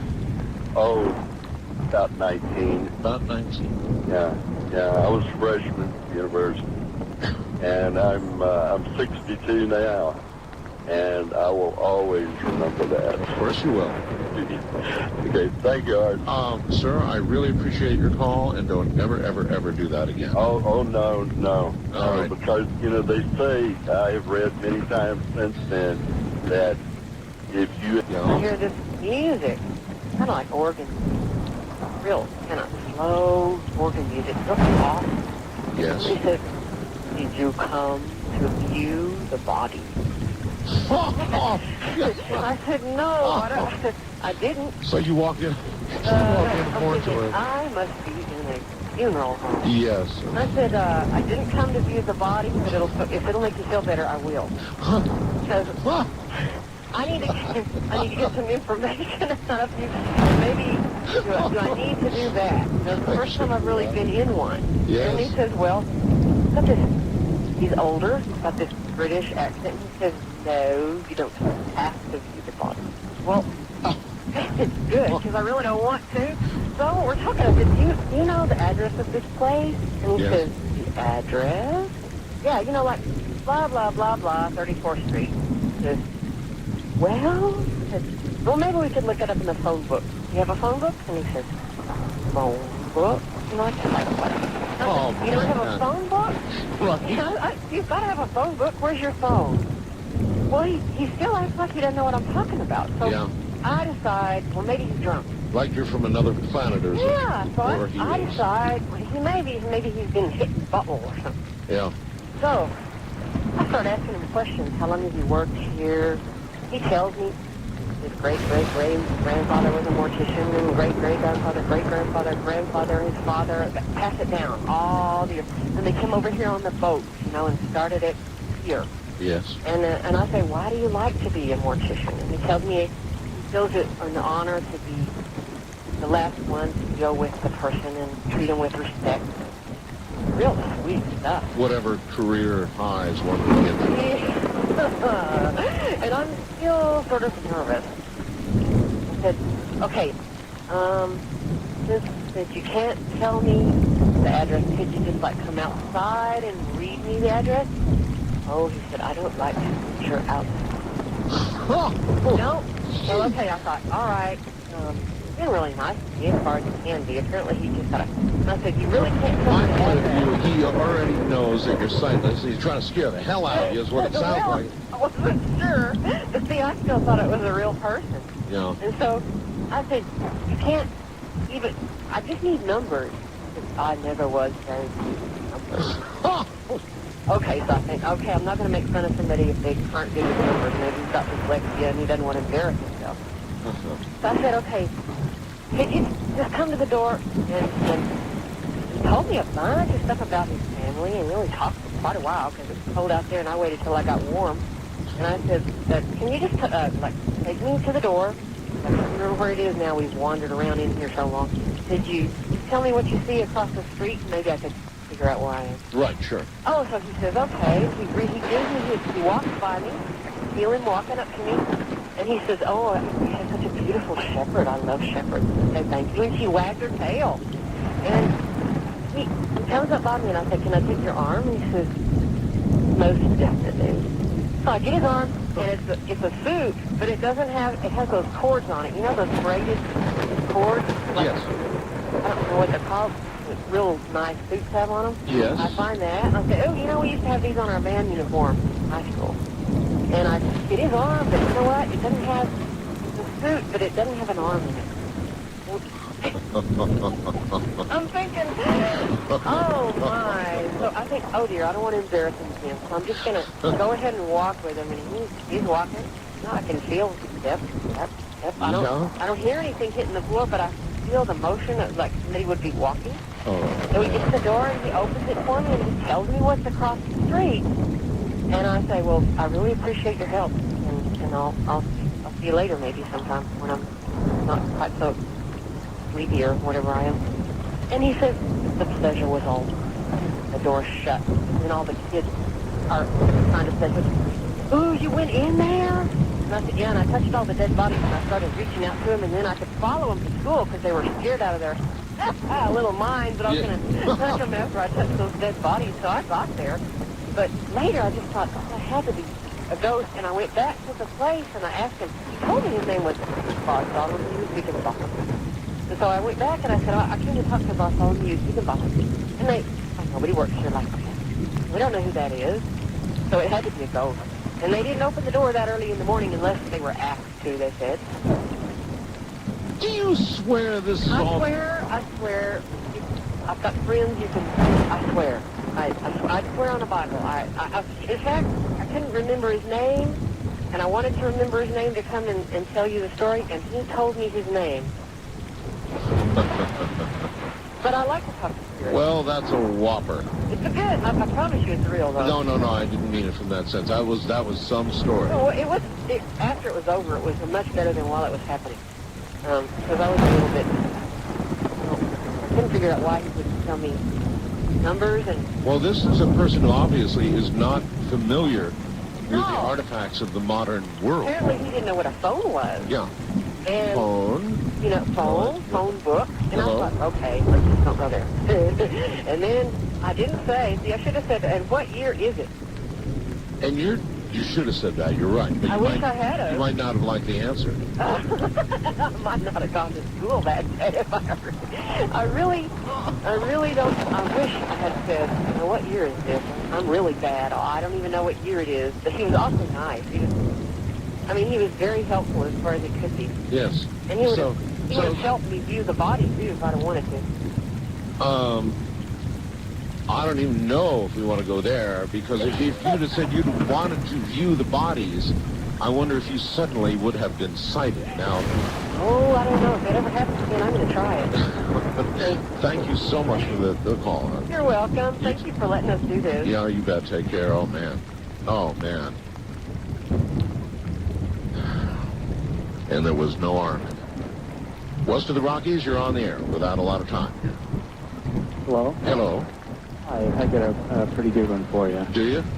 Yeah, a good friend of mine in high school told me that a demon would follow him around, and that every night, or just about every night at 12 o'clock, he would see it. Yes. But only in a reflection, like if he looked out the window or didn't directly look at it. That's right. And he also said that if he was trying to see it, he wouldn't see it, only if it caught him off guard. Right.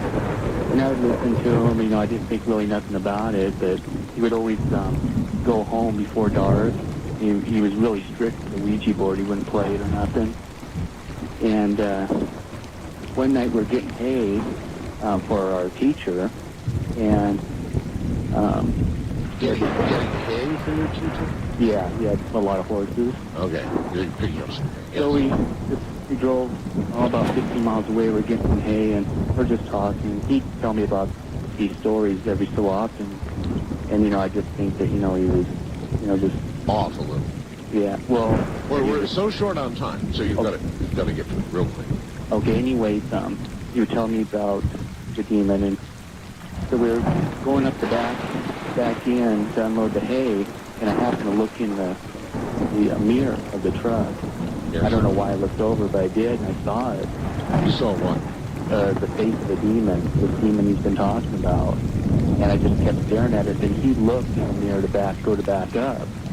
And it was basically a ghost face, kind of like human eyes, but they're slanted. Yeah. And like a 3-piece stone leather cap and little short, you know, rounded horn. Hey, that'd do it for me. Do me a favor, will you? Sure. Go when you get a chance and look at the photograph on my website and compare it to what you just described. Will you, please? The one of the Democrats debate. It looked pretty similar. Oh, you've already seen that? Mm-hmm. That's pretty amazing. But ever since then, I totally believed him because I asked him, I go, what did it look like? Hey, as they say, seeing, sir, is believing. We've got a break here at the top of the hour. I'm Art Bell, and this is Ghost to Ghost AM. And we're getting some real buttes. Old saying goes, don't touch that die. Well, I was curious. I was disconnected the phone line, thinking first of all it might have been a hacker. Okay. I actually started calling it visitor and marking its responses. But over the course of time, most of the stuff it would leave, I mean, it left overnight. It would usually leave about half a page to a page and a half of just typing words back to back. But if you sat there and you read through all the gibberish, there were select sentences throughout that entire thing that made a lot of sense. Oh, a lot of sense. Well, here. He's got it. It says, okay, here's an eerie one. Antichrist on the road to or from, boom, boom, your home.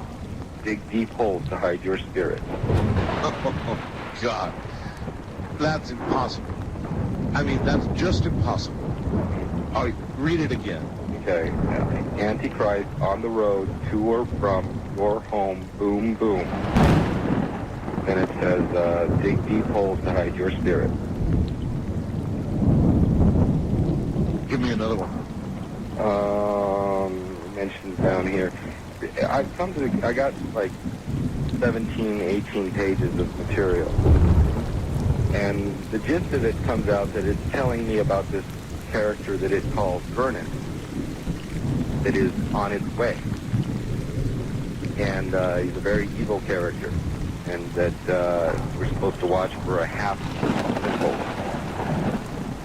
Have you considered cutting and running and screaming? Actually, when it was happening, I got totally enthralled with it. I began to get more and more interested in staying on the computer for longer and longer periods, asking it direct questions and having it respond to me. I have a quote, 17, 18 teenagers that are direct witnesses and about 5 or 6 adults that I've allowed. Good Lord, sir, aren't you a little concerned with what you're communicating with and what it's saying? Yeah. I'm the same reason I listen to your show every night about art is I became totally enthralled with this thing. I would sit there and this thing would start responding to me and just like mesmerized by the screen, just sitting there watching, waiting for it to happen. Obviously. And so is there an end to this story, or is it still going on? It got far worse. It got worse? Oh, yeah. It became the point where it started referring and talking to me and gave me a kind of, I don't know, code word or pet name. It used to call me the Peaceful Warrior. And it would start responding by saying hello and would end them by saying goodbye. There were a lot of peculiarities to its response. But after a while, it began to manifest in other ways, like when my computer broke and it went down and all the electricity in my house started going haywire. My light bulb wouldn't work and everything else. All of a sudden, things would start flying, like lysine bottles, 2 inches from my nose, from an empty room, upstairs. And I have a loft that looks over my window. You're not pulling our legs here. Absolutely not. I could probably... I emailed you before about this. Well, I'm sorry, I must have missed it, because this is I'm all sure new you to get me. tons of emails, but I mean, I picked tonight because you Yeah, wanted us to go. Obviously. Good night to listen to it. You're so things hovering in midair. Not hovering. No. I would be walking toward the door, and all of a sudden from upstairs, my loft, something would fly down. Fly down? Yeah, nearly missed my nose. It was a Visine bottle. And it, I thought people who I rented the upstairs loft to were home. When I went up there was nobody there. There's only one way up. So, what have you done? I mean, are you still... No. I've moved out of that place. And the computer? The computer's in storage. All they have is the printout of what I have right now. And, you know, the sequel to what you just told me would be, you die. Oh, no. I got. No, listen to me now. The sequel is you die. Yeah. Somebody else pulls that old antique computer out of storage. Oh, no. No. I'm pretty sure no one's going to want that whole thing. I appreciate your stories. Okay. God, what a weird story. Computer recognition program. It begins talking to you about the Antichrist. Look, you know about the 100 monkeys theory, right? There's no way. Simply no way. I'd have that computer in more than just storage. I'd have it in parts. First time caller line, you're on the air. Hello. Hi, Mr. Bell. My name is Valerie. I'm calling from Gilbert, Arizona. Hi, Valerie. I have, to make it brief, but a story to tell you about a friend of mine who passed away last year. Sure. There's 2 incidents, one that happened before he passed away and another that happened since. Okay. One, Brian was 8 years old when he died of leukemia last February. Oh. He was diagnosed when he was 3, and so of course he spent lots of his life in the hospital. Sure. And over time, his mom always worried about leaving him there, and he told her, even at a very young age, not to worry because there was always a lady that came and sang to him and rubbed his forehead when he went to sleep at night when his mother wasn't there. And as he got older, he would tell his mother that he was his guardian angel. A couple of years ago, they were doing a class project. One of his older brothers was doing a class project looking through family photos for a family tree. And in the box of photos, Brian picked out this picture and asked his mother how he got the picture of this woman. And she asked him why, and he said, well, because this is the lady who sits with me in the hospital. And she looked at the picture, and it was Brian's great-grandmother who had passed away before he was even born. Yikes. Yeah, and so she was always very comforted that when she wasn't there at the hospital with him, that there was somebody that loved him that was watching over him. Brian passed away a year ago, February, and at Christmas time this year was a difficult time for the family, and my sister had invited them over to bake cookies the Tuesday before Christmas. Sure. My youngest daughter, Megan, who was 12, was there with their youngest son, who was 6. And they were making angel cookies and painting them, and they call them Angel Brian cookies because that's what they call Brian now that he's passed away, is Angel Brian. And they made all these cookies, and they put the letter B on all the cookies and said, we all have to remember Brian at Christmas time. Next morning, my daughter went to school, and was in the classroom, and the teacher said, we're all going to do a craft project. We need to clean our desks and put newspaper down on the desk to cover it. And Megan went over to this pile of newspaper in the classroom and opened up the page of the newspaper and spread it out. And the page that she opened up and spread it out to was Brian's obituary from the February before. And his picture was in the paper. And Megan told me when she explained the situation, she said, I got scared and I started to cry when I first saw that. And then she explained the situation to the teacher, and the teacher told her how special that was, and that was, and Megan told me later, that was Brian sending me a smile because he knew that we made him cookies last night. That's really sweet. Thank you. You're welcome. You take care. Bye-bye. Bye-bye. And Henry was. Oh, it gets even better. We had this one huge native guy with us. We all called him Chub. 6'8" and 350 pounds of pure muscle. Not scared of nothing. And he didn't believe it. And this Henry took a liking to one guy's girlfriend, and the guy, won't say his name because of the embarrassment, kept getting pinches. Because every time he'd go and hug his girlfriend, he'd get a pinch. Yeah. Finally, he just had enough and stepped back, and him and his girlfriend got in an argument. His beer spilled all over him. The bottle actually tipped over and spilled all over him. No one was even near the table. So Henry got mad at him. Chubbs is making fun of him and sitting back. He looks into the living room. I've never seen a native person turn as white as I am. And I'm almost next to albino. We're like, Chubbs, what's wrong? The living room. What?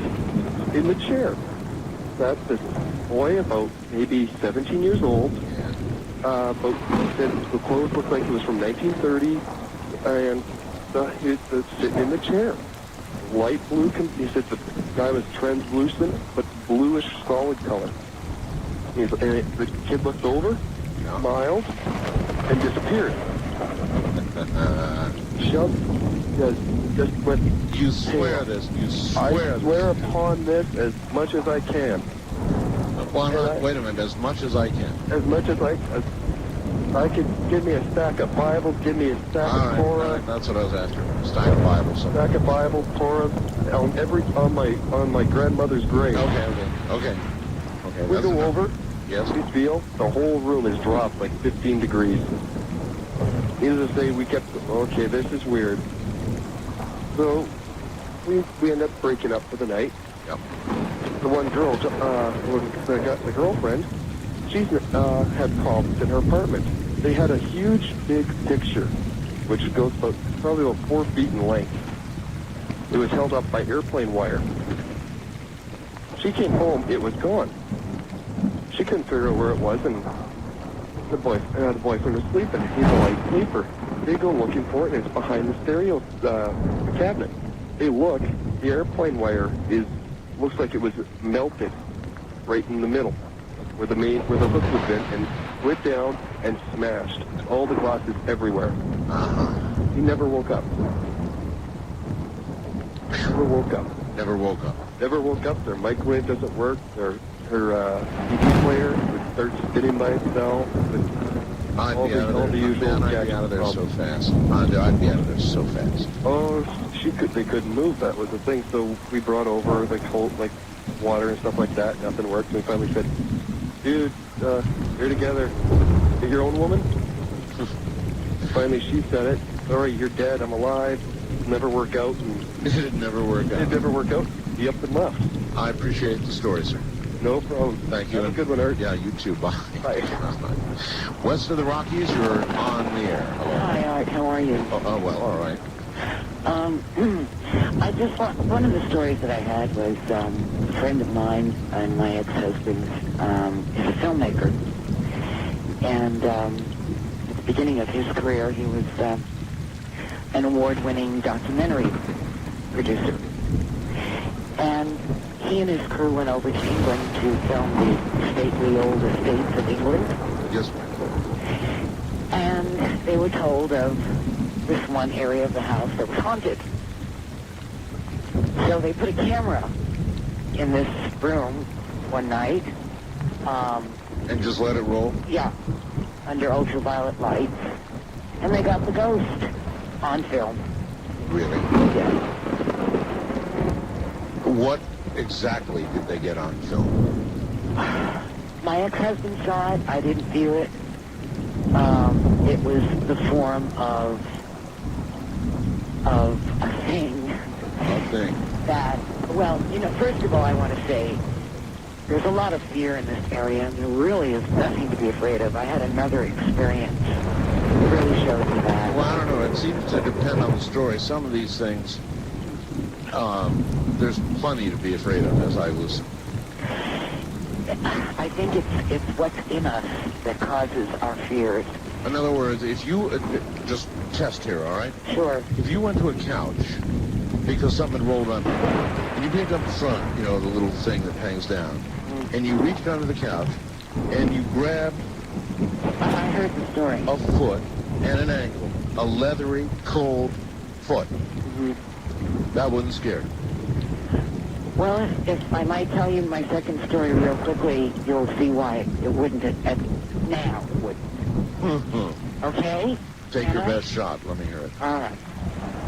I moved into a house, and I'm very sensitive. I'll know things that are happening, you know. It's unpredictable. I can't say I'm psychic, but I'll know when things are happening, and I'll call, and I'll find out that that's what's happening. Right.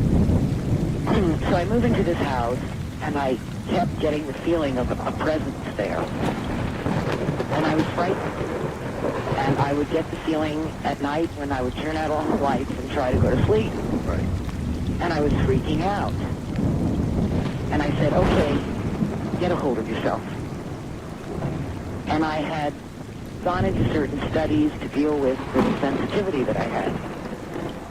And I said, confront it. Because that which you can't confront can own you. And so I did. And I said, who are you and what are you doing here? Now, I didn't hear a voice, but it was concepts that came at me. And I found out who it was, why they were there. And there was nothing to be afraid of. It was... Well, who was it and why were they there? Well, I don't want to get into all that, but what happened, what confirmed it was, there was a neighbor down the street, and I said, did anyone ever live in this neighborhood? I had to be careful. I couldn't say, look, I communicated with a ghost. They'd lock me up.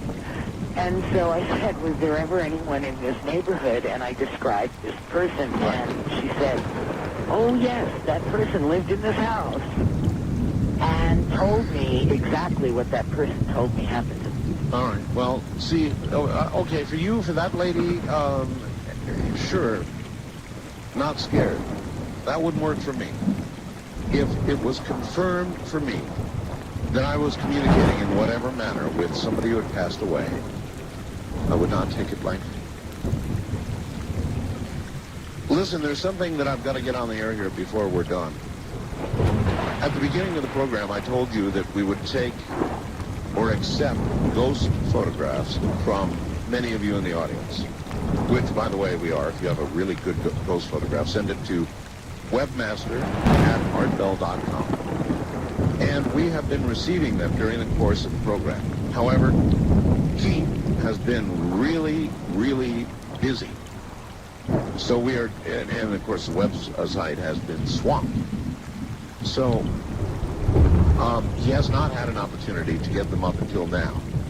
However, as I speak to you, the photographs sent in by many of you out there are going to begin appearing on the website. And I'm sure by later today, there will be a whole parcel of them up there for you to judge.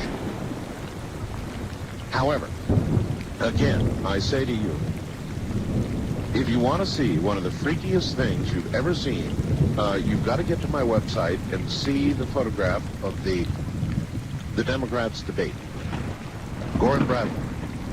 Clearly, between the two of them, and you could ascribe it to stars and stripes and shadows and lights and whatever all else you want to ascribe it to.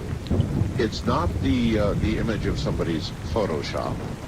It may simply be an accident of all of the above, but I'll be damned if there's not a really, really evil-looking face.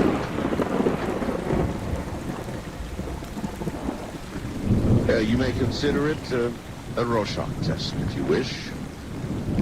You may consider it a sign, if you wish. You may consider it whatever you want.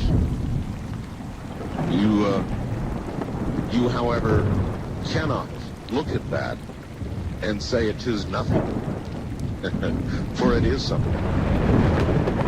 One of the more interesting things to happen in years, a very contemporary thing, which I thought went along very well with this morning's program, which has been an absolute classic. terms of ghost programs. Definitely been one of the best. Listen, we are woefully out of time. East of the Rockies, you're on the air. We've got just about no time left. Are you there? Yeah. So, where are you? Tell me where you are. St. Paul. St. Paul, Minnesota. Yep, you betcha. You know, cool. Unless you can tell it in 10 seconds. Back in 71, another kid and I were on a Ouija board and it spelled out E-E-V-I-L twice. This kid said, oh man, his spirit guide is just going nuts. An old Indian, he closed up the board and just walked out. Tell them all good night, sir. Good night. Have a good day, everybody. Yeah, that's right. Sleep well. In the darkness, in the dark, in the cold. Sleep well. From the high deserts, where the cold winds are blowing. Good night.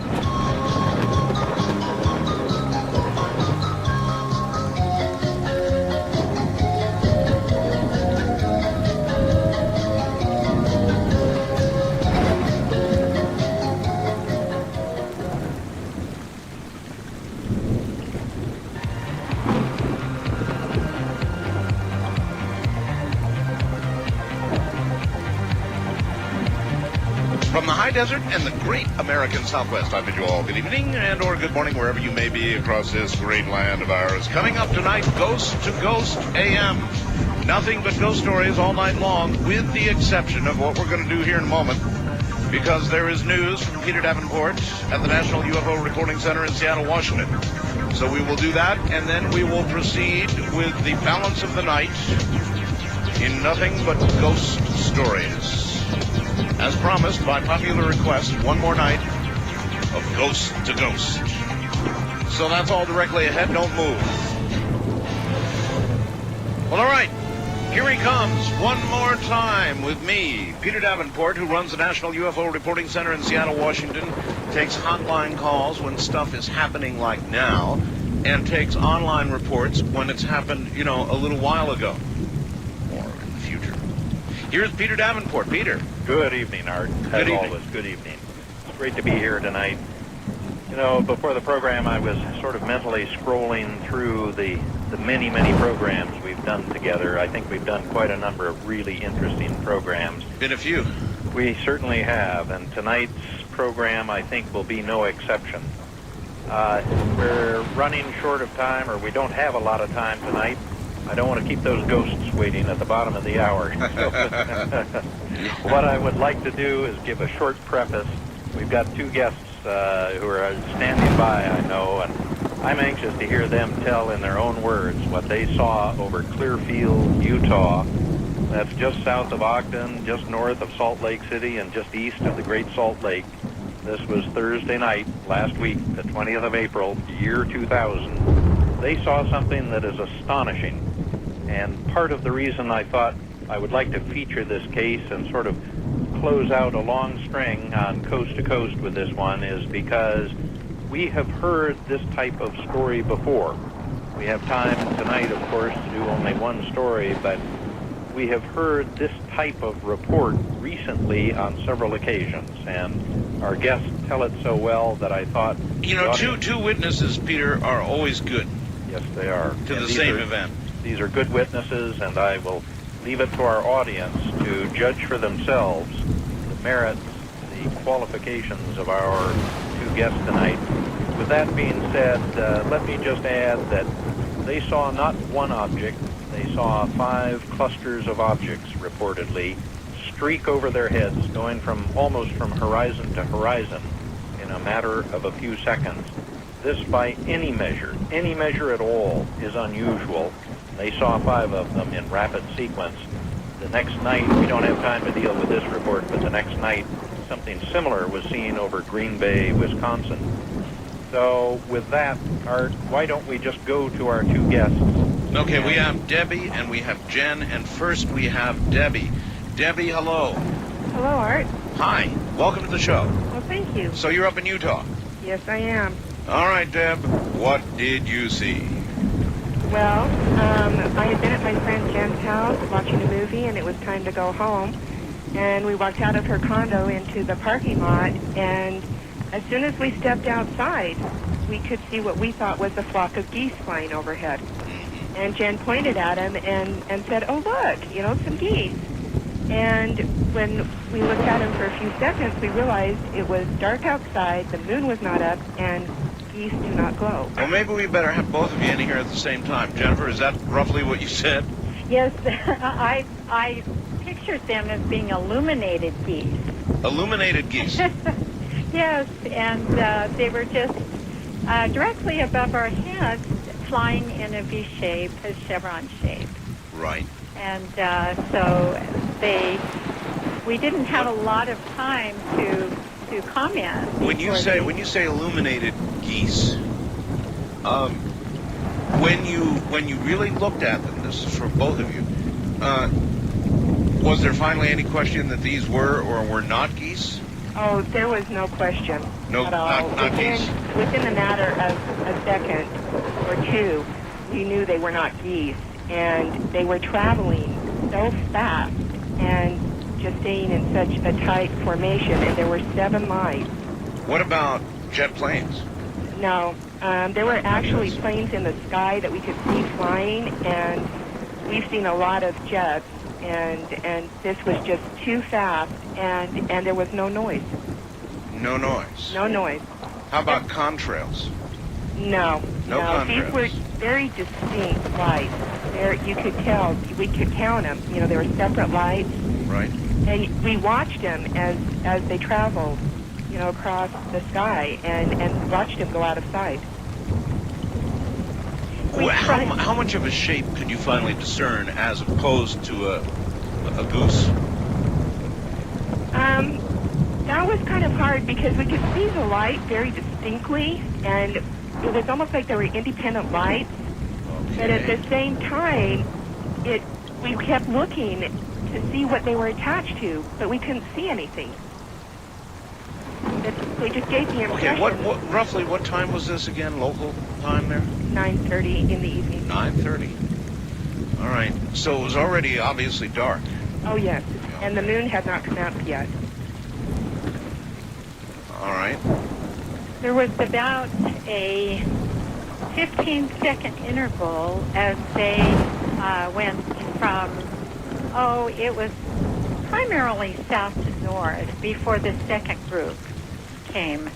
A second group. Yes, and we saw them about 35 degrees off at the horizon, and they came about an 80-degree angle from where we were standing, and we spent the time analyzing searchlights, as Debbie said, geese. We tried to compare them with the airplanes flying in the area, she said, to eliminate that, and watch them just actually cruise above our heads. I know it's almost impossible to estimate, but if you had to guess, how high up were they compared to the jet planes that were flying? They seemed to me, I perceived them as being lower. As lower? Yeah. I did too. Yeah, they seemed to be really quite a bit lower. That's why I think they too impressed us as being more like geese, like the heights geese would fly. Oh, okay, I've got you, sure. Yeah. And when we saw the second set come over of the 7, then we thought, is this circling? Well, I'm trying to sit here thinking, wondering, well, did they really see geese? Doesn't sound like it. No, definitely not geese. No, we eliminated geese in about the first 3 seconds because seeing illuminated geese, it was the formation that reminded us of geese. Yes, I understand. Right. And there's no way it could have been jet planes. No, they were flying much faster. They were very close together. All right, to you, were they, obviously there was enough of a light for you to discern some kind of shape? Well, there were 7 lights in the V shape, 3 on each side, 1 in the front, and it just seemed as if they were attached to something, but we really, it was like you couldn't see it. You perceived that it was there, but you couldn't see. So it could have been 7 lights attached to one single object. I turned them headlights. That's the only way I could think of to describe headlights? them. Headlights? Headlights. Well, that's in a V shape. Right. Yeah, they were, what she's saying is that she seemed like they were attached to the front of something. Yes, that there was an object, that there were headlights on the front of something, and in a V shape.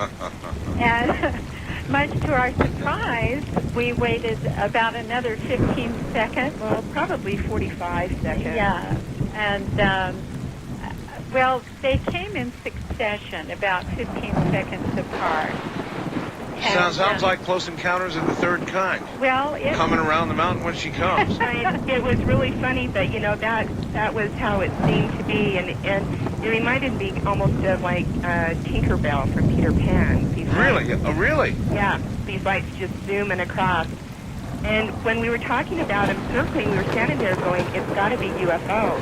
And we were saying, well, maybe it's just circling around. And then the next that came, and there were only 3. And so then we knew that it wasn't circling. Yeah.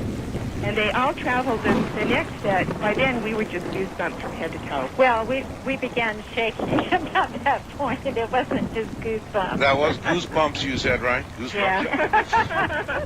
Yeah, good pun. Indeed. Well, and then the next set that came across was a set of 14 lights. 14 lights. And we both felt that these were maybe 2 ships together because of the way that they were shaped. It was more irregular than the others, but when we talked about it a couple of days later, we thought that possibly it was 2 sets of 7, one flying slightly above the other one. Well, then here's a critical question. Did you ever see any of the lights, particularly in the irregular one, change position relative to the other one? The set of 14 is a possibility, but to be really honest, with all the excitement of everything going on, hard to remember. It is just really hard to just give you a really definite answer. And of course, you girls had low-light video cameras all set. And oh, definitely. We wish. Yeah, by then we were just, our chins, our mouths were hanging open, and we could hardly even talk. I know the experience. And then what happened was we were anticipating it, and we were turning and facing in the direction they were coming from. Like robots. So you were waiting for the next set. Oh, yes. And the final set was 7. Another set of 7. Another set of 7. Flying in a V. Holy smokes. And that was the end of the show. We waited for about 3 minutes outside just watching and waiting and shaking, and what do we do? Well, I hear that. Listen, what was it like between the two of you? I really like to ask this because my wife and I went through it. And so what was it like between the two of you after all this happened? Obviously, at some point you went back inside and you sat down and talked about it. Well, first off, we were still standing outside, and we kept asking, what do we do? What are we going to do? And we kept saying over and over again, oh my gosh, oh my gosh. That was our most common statement between the two of us, and commenting on what is it, trying to eliminate the possibilities of searchlight, of airplanes, of everything else as they kept flying over. It's good that you sat there and went through that deductive reasoning. Yes, yes, we did. And seeing them just come, turning like robots, and seeing them come out of the horizon, or almost out of a star or something, was incredible.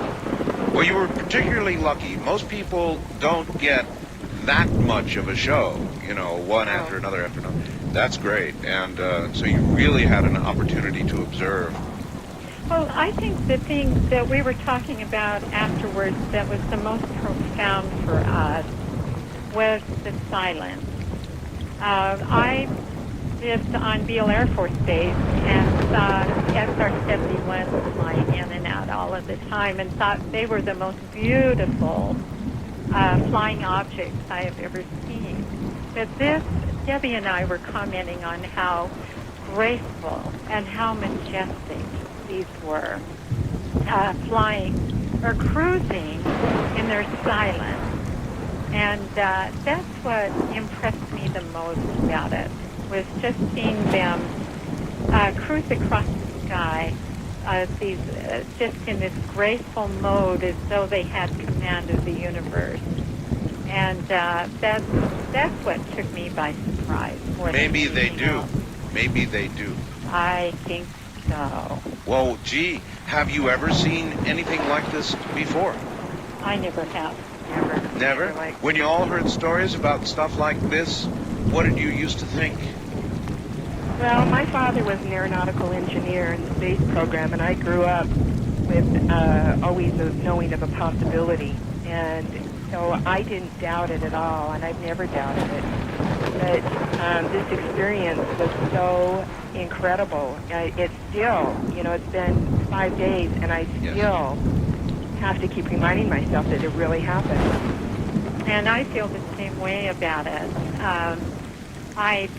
Like Debbie, I've had no problem accepting UFOs as being a fact. And for the last umpteen years, every trip I've taken at night, I've spent scanning the skies. And that's why when I stepped out of my condo and looked up, it was so natural for me to do that. And there it was. But you'd scan as you would. This was your first. This was my first. I have never seen a UFO. Well, coming back here tonight to be on the phone was just so strange. I haven't been back since the sighting, and standing in the parking lot and looking up. Yes. Well, all I can say is welcome to the ever-growing club. Yeah. We're proud to be members. We sure are. Debbie, Jen, thank you both so much, and you've had an experience that you will not forget for as long as you live. Never. Good night. Thank you, Art. Thank you. Yes, you bet. Good night, you two. Great report. Thank you. There it is, Peter. Wow. I thought our audience would like to hear us close off with that case, Art. It was dramatic. 5 groups of light streaking overhead. One thing they didn't emphasize is they went almost from horizon to horizon in 5 to 10 seconds estimated time. I'm going to be talking about this case and many others like it up in Vancouver, BC on the 6th of May, just about a week and a half from now at the planetarium up there. Oh, really? Also going to be showing that incredible videotape of the fireball going over Ontario after we did that program with Amy Hebert out of Texas. Oh, what an incredible hunk of video. Oh, I think it's the most dramatic video we have in our possession here at the National UFO Reporting Center. I'm going to be showing that and talking about many other cases. I think people will enjoy it. I hope they'll come and join us and see what we have. Okay, where and when again, please? It's going to be at the planetarium in Vancouver, BC, 7:30 p.m. on Saturday, the 6th of May, just about a week and a half from now, sponsored by the UFO BC group up there. And I'm looking forward to it tremendously. I think it's going to be a good program. But we have a lot of cases. What we've touched on, just a general statement, Art. Despite the many, many programs we've done, I think I've probably presented less than 1% or a fraction thereof of all the material we have up here. And where is the press? Where is our government? All the people like Debbie and Jen. So many hundreds, thousands, even millions of people who have seen these things. Peter, what can I say? After all the years, my friend, thank you so very much. It has been fun. Thank God for Coast to Coast and Art Bell. That's all I can say. Good night, It's been Peter. a great run. Good night. Good night, my friend. There you have it. 2 new initiates. All right, Ghost to Ghost is coming up next. Ghost stories only.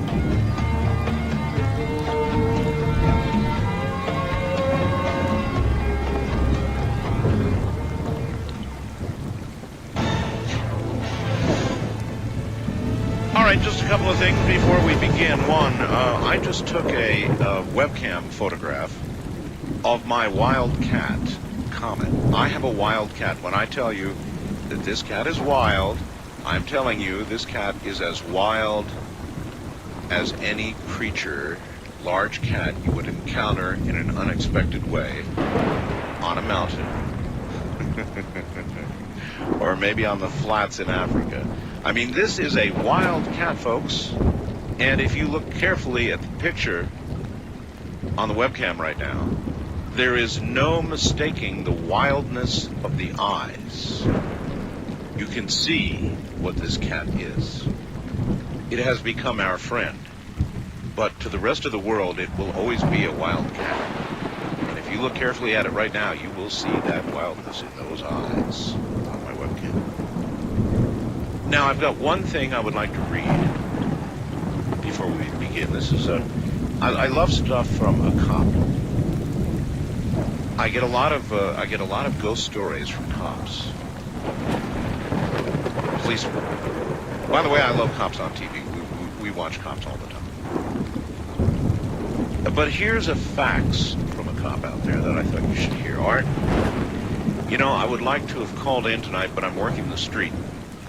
Your programs have been entertaining and enlightening over the years. I'm a police officer in Salina, Kansas. A few years back, I was on routine patrol, driving through the new construction area along the west side of the old Smoky River bed. It was a little foggy, and I took a newly constructed street. The street curves along an old bend in the river past an old homestead.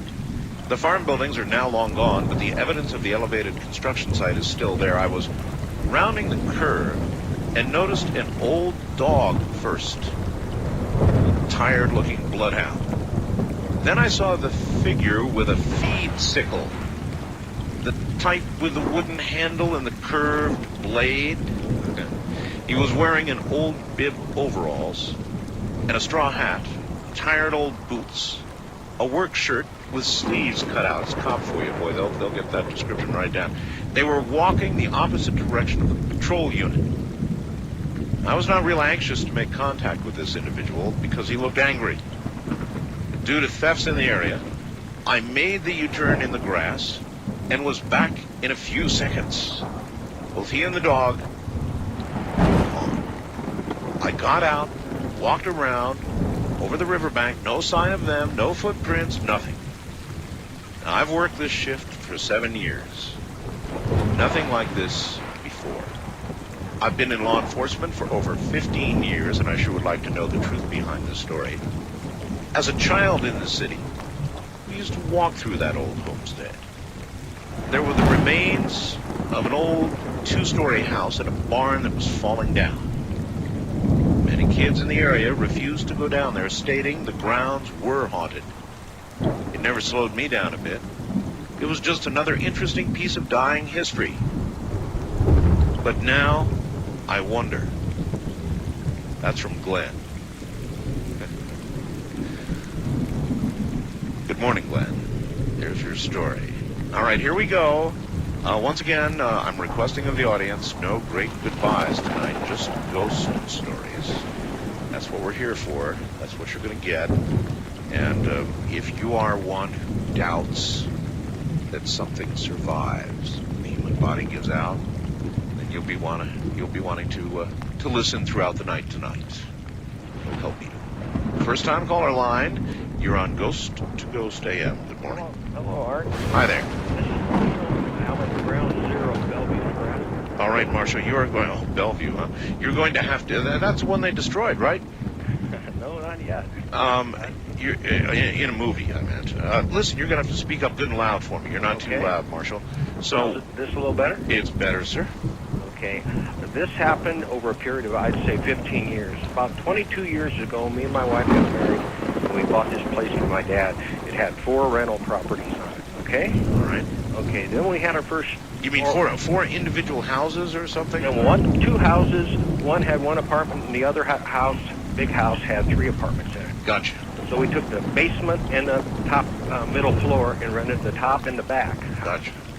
Okay. So now we had our firstborn about a year later, and we had another son about another year later. So when they were about 5 or 6, said, Daddy, we can't sleep at night. I said, why? He says, there's an old man with a hat on, and he keeps looking through the window at us. Oh, really? Saying, oh, boy, we got a peeking Tom. So you believe them? Oh, yeah. I would believe them, But the only problem is, the window's about 20 foot off the ground. That is a problem. So I'm saying, these kids, I don't think they're lying to me or nothing. So, and all through this time, we had, the train tracks. It was right behind my house, about 150 yards. Yes, sir. We get these big, heavy grain trains, and they, shake the whole house. And we'd get glasses falling out of the cupboards and stuff, because they were old cupboards and everything like that. So we didn't pay it much attention. So what happened is all of a sudden I worked at that time for the railroad at night. My wife called me one night, and she says, somebody was looking over her bed, a silhouette of the man. So she gently reached over and turned on the light, and poof, it was gone. Now, you mean actually in the room? In the room above her bed, right. Above her bed? Looking over her, an old man with a hat. That's really bad. Okay. As, then we'd be Saturday morning, we'd be sleeping in, and she says, oh, we better get up. Why? And I said, the kids are up. You can hear them walking around upstairs. You can hear the TV on. Now, let me guess. You went into the kids' room, and there they were, sleeping. The front door with a dead bolt. Yeah. Wide open, stereos on, TVs on. Yeah. How could you live in a house like that? Well, I thought it was all BS myself until my wife. That's right. Up until now, it was your children and your wife. Right. Bad enough, but you hadn't seen it. Oh, I didn't see nothing. I just kind of pacified them. Yeah, okay, whatever. Yeah. Well, this happened all through, as they're growing up. Okay. This was over 15 years. 15 years, and see what really happened. We started remodeling the house, and it started progressively getting worse. Well, that's because you were making it angry. You were changing what it was used to. Oh yeah, it was really getting angry. Towards the last, it started building fires, but I'll get to that. Building fires? Oh yeah. I got a big wood burner downstairs. Throughout the summertime, what we would do, instead of taking it out to trash, I just stick it in the wood burner and run upstairs and put it in the garbage, right? Right. Well, all of a sudden, here it's summertime out, the wood burner's going. She asked me why'd I start the fire. I didn't start the fire. She says, the wood burner's on. Because it's one of them that you turn on and it blows heat throughout the whole house, Yes. Yeah, we don't need, it's 100 degrees outside. We don't need the furnace, the wood burner. I hear that, yes. So anyway, my wife went to California with one of her girlfriends, seen a bunch of friends out there, and my grandma's took the two boys. Right. Okay. Here I am. I just, one of my days off, because I worked nights at that time. I just got into bed, and our basement was our master bedroom back then. And here, you know how it is when you're just kind of getting ready to doze off and everything. Here's a silhouette of a man with a hat on, walking upstairs. Walking upstairs? Oh, walking right past me, probably 20 feet away. I'm going, whoa, there's somebody else in the house. Oh, people sit and they listen to this, and it just sort of, they hear it. This is honest to God truth. You cannot understand the terror when you've got a deadbolt and someone's in your house. So I gently reach in the grab my 9mm, cocked and loaded. I'm searching the house. Oh. Is there somebody in here with me? I searched that whole house head to toe, and there's nothing. And after that, I believed everything my wife and my kids told me. Because I'll tell you what, it's just frightening. It just makes your hair on the back. And you're saying that toward the end, as you were remodeling the house, it started getting worse. So next door to me, there was a business there, and they made it into a bar. And his son was a deputy sheriff. He got word of this happenings going on around there. Right. He said, let me do some investigating. Let me find if somebody got killed or murdered in your house. Okay. What he found out was, across the street from me was this old abandoned house. As long as many years I've lived here, there's nobody ever there. Right. Okay. And the guy that lived there at that time walked across the street and got hit by a semi and killed instantly. And his buddy lived here. This is probably 30, 40 years before I lived here. So you believe that house? Well, no, it's getting a little interesting after this. I also have an auto repair business here at my house. Yes. So what I do on the side. Well, anyway, one of my clients, she says, I got to talk to her about it. She says, my uncle lived across the street. Okay. Yes. She says, yeah, we caught. He was the one that got killed out in the street. Says, oh, yeah? She says, next time I come down, I'll bring the photograph. Oh, boy. Okay. I knew his last name and everything after this. So here she brings his photograph to me. Here's this old man with this Dick Tracy hat. Just exactly what we've been seeing. So what I ended up doing is I just held the picture to my wife. You know this guy? And she freaked out. She said, that's the guy. And the children? Oh, they didn't really say too much about they've seen the photograph, but the hat, that's what it was like a Dick Tracy hat. That's what they recognized, was the hat part. Well, that's a very disturbing story. So here's where it really gets interesting. More? There's more? Oh, yeah. How we got rid of the ghost is because the house across the street was so in disrepair. Nobody lived in there for 10 or 15 years. And before that, when I was a kid, it was still there. We ended up getting out after the city, and the city finally tore the house down. Tore it down. And after the house was torn down, that was the end of the problems. Huh. All right, well, listen, bless your heart for telling that story. I say again, that's a very disturbing story. Because in trying to determine what a ghost is, whether it's some sort of endless remnant of a soul that has left, or it's actually the continued consciousness of a person who has passed away, there's really a big difference between the two. As you listen to these stories, there can be no doubt, and there will be no doubt if you continue to listen.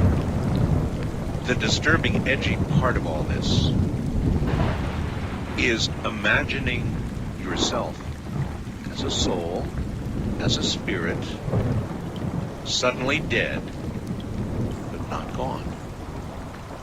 Still here, with attachment to something like a house, or an apartment, or a car, whatever it would be. Your soul, in essence, your everything that you are, trapped in this physical place. That's why I think that kind of story is so disturbing, because it makes one lean toward the local haunting aspect, the consciousness trapped, the spirit trapped. And that's a pretty damn frightening thought when you think it over. Wildcard Line, you're on the air. Hi. Hi, Art. This is the Flatiron Arts Building in Chicago, Wicker Park neighborhood. Well, how are you? Oh, we're wonderful. We're wonderful. But we have two ghosts. But they're not frightening. And we believe here that these apparitions have traveled with our artists. I'll tell you two stories. One about an artist from Holland who is now here, and he brought his ghost with him. Really? Yes. One night he's working, as most artists do, at night. They do their creative best when it's in the dark. You bet. And the ghost reappeared. He hadn't seen this ghost for several years when he was in Holland. That's Amsterdam, Holland. Right. And it frightened him. He called me in the morning, and I said, well, hold on a second. We're not going to get rid of this ghost this way. Let's make him our friend. I said, paint him. So several nights later, the ghost reappeared. Do what? Paint him? Paint him on a canvas. Okay. He painted him on the canvas. The ghost has not bothered, except from time to time, but not on a frightening basis. Maybe it liked painting. We're listening. Now, if that had been an unflattering painting, your artist friend could be mush by now. You're absolutely right. We had thought about it. Now, mind you, this building was created in 1913, and it is in the neighborhood that was frequented by Nelson Aldman. It has its ups and its downs, and so on. It's much like Paris was in 1925. Yes. We now have another artist who is from Japan. This is a young woman who attends the Art Institute of Chicago. Gotcha. And she is a Japanese citizen, although fluent in both languages. She has been followed by a ghost from her family farm in northern Japan. Now that's quite a trip. Yes, it is. And we believe that not only ghosts can inhabit a building, a neighborhood, but they follow the karma of the artists. And remember, you being a broadcaster, and we have performing artists, there's a sensitive nature to the artist. Oh, we're all crazy. Happily crazy. So this, and we don't, by the way, permit any lawyers or doctors in this building. Well, there's some points for you. Yes. By the way. So we, from the All Artist Building, wish you and all your 15 million listeners good luck. Thank you very much, and I really particularly appreciate the story about the artist Don't need to be unfriendly. Who painted the ghost, and apparently the ghost did like the painting, but... Yes. Again... And we encourage the apparitions. We encourage people from the other world. I wonder if that's a good thing. Haven't you ever wondered whether in doing so you're trapping whoever it is? We thought that we would give these wandering spirits a home and make them our friends. Well, good luck to you, but listen, you be careful. We shall. All right? Thank you so much. That's the first one I've heard of an artist painting reduced to a pile of rubble by Allied forces during World War II. Our unit, the U.S. Army 303rd Medium Maintenance Company, happened to be passing through the city in 1945. The war was still underway, and as expected, the atmosphere was very hostile. Looking for a place of comparative safety to bunk down, we located 2 intact adjoining rooms in what had previously been an apartment complex. The only object of interest in these rooms was a grandfather clock, which was not running. Unable to resist a challenge this night, we managed to make the clock operative. As the rooms were small, we decided that 6 GIs sleep in each room. Sleep we did until the clock struck 2 a.m. Now, I don't know what woke me, perhaps that clock. Within seconds, the wailing began, the most unearthly sound that I've ever heard. The wailing continued for approximately 8 to 10 minutes and then abruptly stopped. Silence prevailed, except the ticking of the clock. I positioned my rifle barrel in the direction of the door and held that position, anticipating the arrival of the sergeant of the guard, who was scheduled to wake up the relief guard at 4 a.m. Upon opening of the door and directing his flashlight into the room, he was greeted by 6 gun barrels pointing in his direction. He checked the second room and found the same condition existed. All the occupants were awake and heard the wailing. Neither the guard on duty nor anyone outside those 2 rooms heard the wailing. It was never determined what the source of the wailing was, but it was determined prudent to sleep elsewhere. All the way from World War II. We'll be right back. All right, here we go. We continue now with Ghost to Ghost AM west of the Rockies. You are on the air. Good morning. Yeah, this is Steve in San Francisco. Hello, Steve. How are you? Oh, pretty good. Yeah, I got a ghost story. I got to kind of set the stage for it a little bit. But I bought this turn-of-the-century house. It was kind of run down. Actually, it was owned by an old man and never used to see him. Everything used to be closed up. My wife really liked the house, and so... Is this in San Francisco? Just outside. And so anyway, we saw somebody going up, or she did, going up to the house. And they, was dressed in a suit. Looked like a real estate agent. So she caught him, and he goes, yeah, the guy's going to sell the house. So we ended up making an offer, and we bought the house. We kept noticing it was really run down, had old wiring in it, and wasn't many lights. So it was really kind of a dark house anyway. And we used to feel like somebody was, following us. And you'd turn around and you'd get like a glimpse of something, moving real quick away, but you never really saw it. So, corner of the eye kind of deal? Yeah, kind of the corner of the eye, kind of a shadow that would just kind of disappear. Something you couldn't quite lay your eyes on, but was at the peripheral vision. Right. point It of view. always seemed to move faster than you could move, you know. I'm with you. And so we kept noticing, like the wife would set her necklace down, and she'd come in and go, well, you know, where's my necklace? And, you know, we'd look around, couldn't find it. We'd look everywhere. And then maybe 2 days later, it'd be laying right on the dresser where she left it.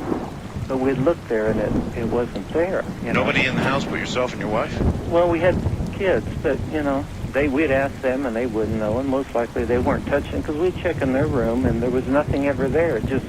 So it would disappear and reappear? And reappear.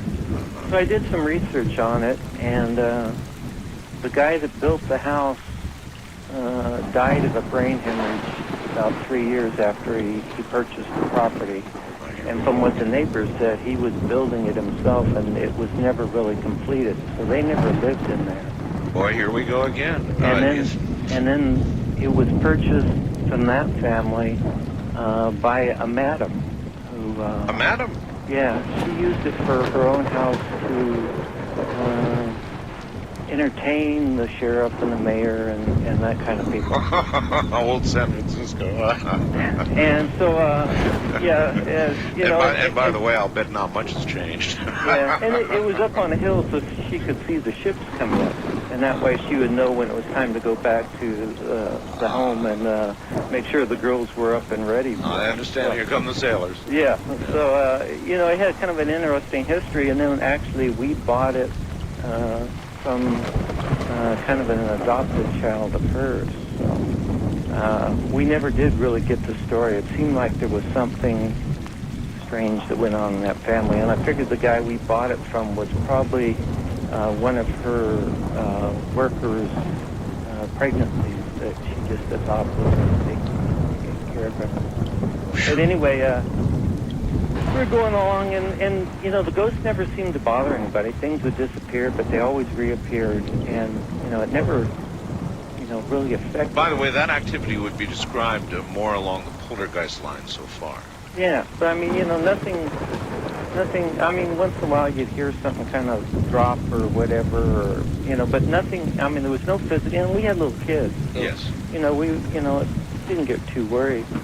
Anyway, there was one day, and we were sitting around in the front room, and I was sitting in a chair by the door, and there were 3 or 4 of my friends, and we were having a few beers and just sitting back and talking. It was a nice day, and we had a cat that was given to us by a friend of my wife's who got married, and her husband was allergic to cats, so they had to get rid of it. So we adopted this cat. And it was a very unusual cat, kind of quiet, not wild like yours, but you know, it was an interesting cat, had a personality. And so anyway, we were sitting there, and this cat came running up close to where I was sitting and sat down and looked up over my right shoulder, like it was looking at something there. It wasn't looking at me. Anyway, the front door opened. By itself? By itself. The cat ran out, and the door shut. Okay. And I was sitting by the door. There was no breeze, no wind, nothing. And I just kind of looked at that, and I looked around, and everybody had just, like, quit talking. And they were all just, their mouths were kind of dropped, you know, hanging down.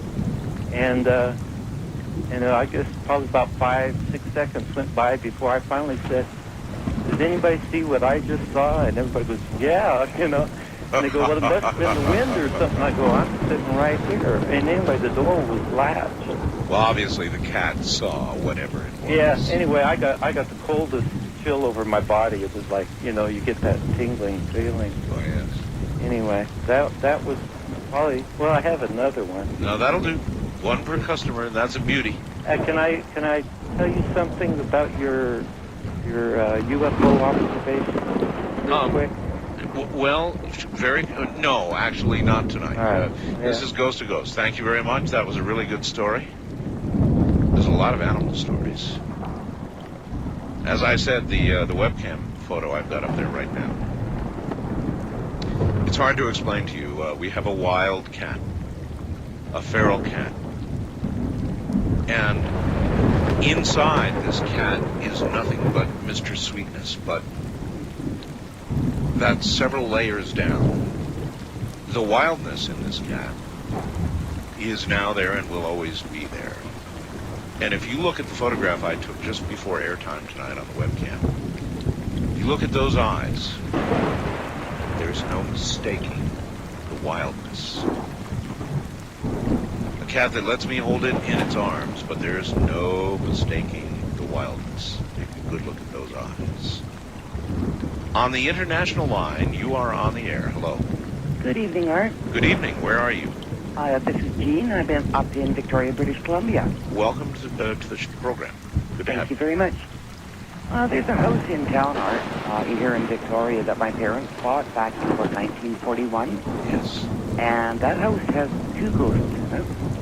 One is my brother, and the other is my mother. You know who they are? I know who they are. How do you know who they are? I mean, do you actually see I'm them? absolutely positive and without doubt, and I can tell you how. Please. In 1957, my brother Jim was killed in an accident. He was only 23, and he had been in the Army and a local police officer. And it was a very tragic thing, as you can well imagine. Of course. And as the years passed, he was sadly missed. And more years passed, and my mother became very, very ill. And in 1983, we lost her to cancer. So the house was sold. Right. Well, the new owners, after about 6 months or a year, contacted my sister and myself. Oh. Because there was somewhat odd things happening. And we went over there, and it was a young couple, and the father-in-law was helping with the renovations, because it was an old house, and he did a lot of work. How did they even find you? I have no idea. Okay. Probably through their realtor is the only thing I can think of. I would imagine. Well, anyway, my sister and I went over, and the gentleman's father was very upset, very, very agitated, and it was quite obvious that we weren't really welcome there.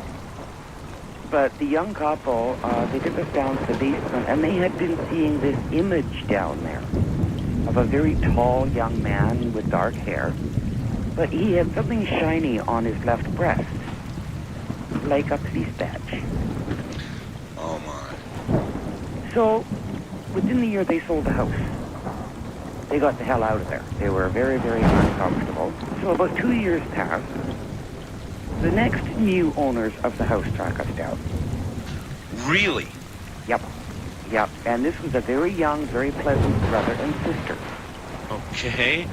Now, these two were ready with the teapot and the cookies. They were very, very interested in the history of the house, and, had there been problems while we lived there? Well, no, we hadn't. So again, we're down the basement, and they described the same image of a very tall young man, and my brother was 6'2½", in dark clothing with the shiny on the left breast and the cap on. So we're going, uh-huh. But in their case, when they renovated the kitchen, it was like the old V-joint with the heavy molding on the floor. Sure. Well, they took the molding off, and behind the molding, they found an old photograph of my brother. Oh, Lordy. In uniform. Let me guess. Yep, in uniform, yeah. You're right. And the other thing that was happening is they were sitting in the front room watching TV one night, and the rocking chair started to move. All by its lonesome. The rocking chair. The rocking chair. And in the rocking chair, they saw the vague image of a woman in her 60s with dark hair and a pretty house dress on. And you should know my mother was a very kind and gentle lady, and her family was her whole life. And she was sitting in the rocking chair with a cup of tea. Oh, boy. Now, I asked the young lady, I said, well, are you nervous? And she says, no, it's kind of like having my mom around. It's just kind of like having a guest, and it's very comfortable. Well, I suppose every time that house is sold now, you're going to get a call. Actually, this happened the last time was about 15 years ago. The disturbing thing about that to me, and it's the same thing that disturbed me in the first hour, is we all want to know what happens when we pass. And somehow the prospect of of remaining in an area like that, in a house, as an almost non-existent being is not exactly a pleasant prospect. If it's really the soul, the consciousness of the departed, I mean, I'm sure that's crossed your mind. Well, I have two thoughts on that. Okay, number one, I think that for those on the other side, time is not linear as it is for us. Yes. And it could well be that they're in an eternal now. Now, that's true. I hadn't thought about that. I really, really appreciate your call. Thank you. It's true. You've got to think about it a little bit. Certainly that caller could be correct. And it could be that something of the person's soul is left here, and something has moved on. That's a bit more of a comforting feeling when you think about it. First-time caller line, you're on the air. Hi. Yeah, this is Bill in Cincinnati. Hi, Bill. I live in what is, I guess you would call a haunted house. You do, now? Yes, I've lived here. I live here by myself. I don't have any problems with the ghost that's here. But it was rated to me by the previous owner's son that he had an encounter continuously with this spirit of young boy. He claims that he slept in the attic there. They had fixed it up as a room for him. And he would go to bed of a night. He had a little dog that slept at the foot of the bed. And he said this ghost of this young boy had the habit of climbing in bed with him. And I asked him, I said, didn't it scare you? He said, no, it didn't bother me. He said it felt cold, but he said the dog would leave the bed. Well, the dog was smarter than he was. Yeah. You know, if something cold crawled in my bed, I'd be out of there. I'd be out of there in 2 seconds. The dog's smarter than he is. Yeah, he said as the years went by, it was as if this ghost matured with him and grew up, you know, from a young boy to a teenager as he did. Oh, brother. Yeah. Somehow you don't think of spirits as aging. Yeah. In other words, they're usually fixed at some point, but maybe they do. I mean, what do we really know about the other side? Yes. I had one little experience myself, since it's such a short one. This is one of them apparitions, that have the red eyes. He didn't have red eyes, but I don't like red eyes. It was cold February morning. It was 3 a.m. in the morning. It had just fresh fallen snow, no leaves on the tree. It was cold. And I just happened to look up. I was behind my mother's house, and I had some cats that I had to feed in a chicken house. There's an old farm road that went back to the back of the farm. And I just happened to look up, and I saw this apparition flying through the air above the trees. It looked like a figure of a human being, but it was dark. It was intent. His face intent on going the way, it was flying. It had these gigantic fat wings. I didn't say holler anything at it, and it didn't look down at me, and I let it go on over. Good for you. Let it go on its way. The friendly skies or whatever. Yeah. All right. Thanks for the call. Yeah, and you have a good day. You take care. I've got a little story in 2 places at one time. But I think the worrisome thing that we have to acknowledge is the possibility that we should take the reports at face value. And so certainly the possibility that these entities are in fact all that is of these people left, the soul, the consciousness, is in fact here on Earth, is in fact trapped in a physical place, and a rather small one at that. You have to imagine that as one of the strong possibilities. Listen to this.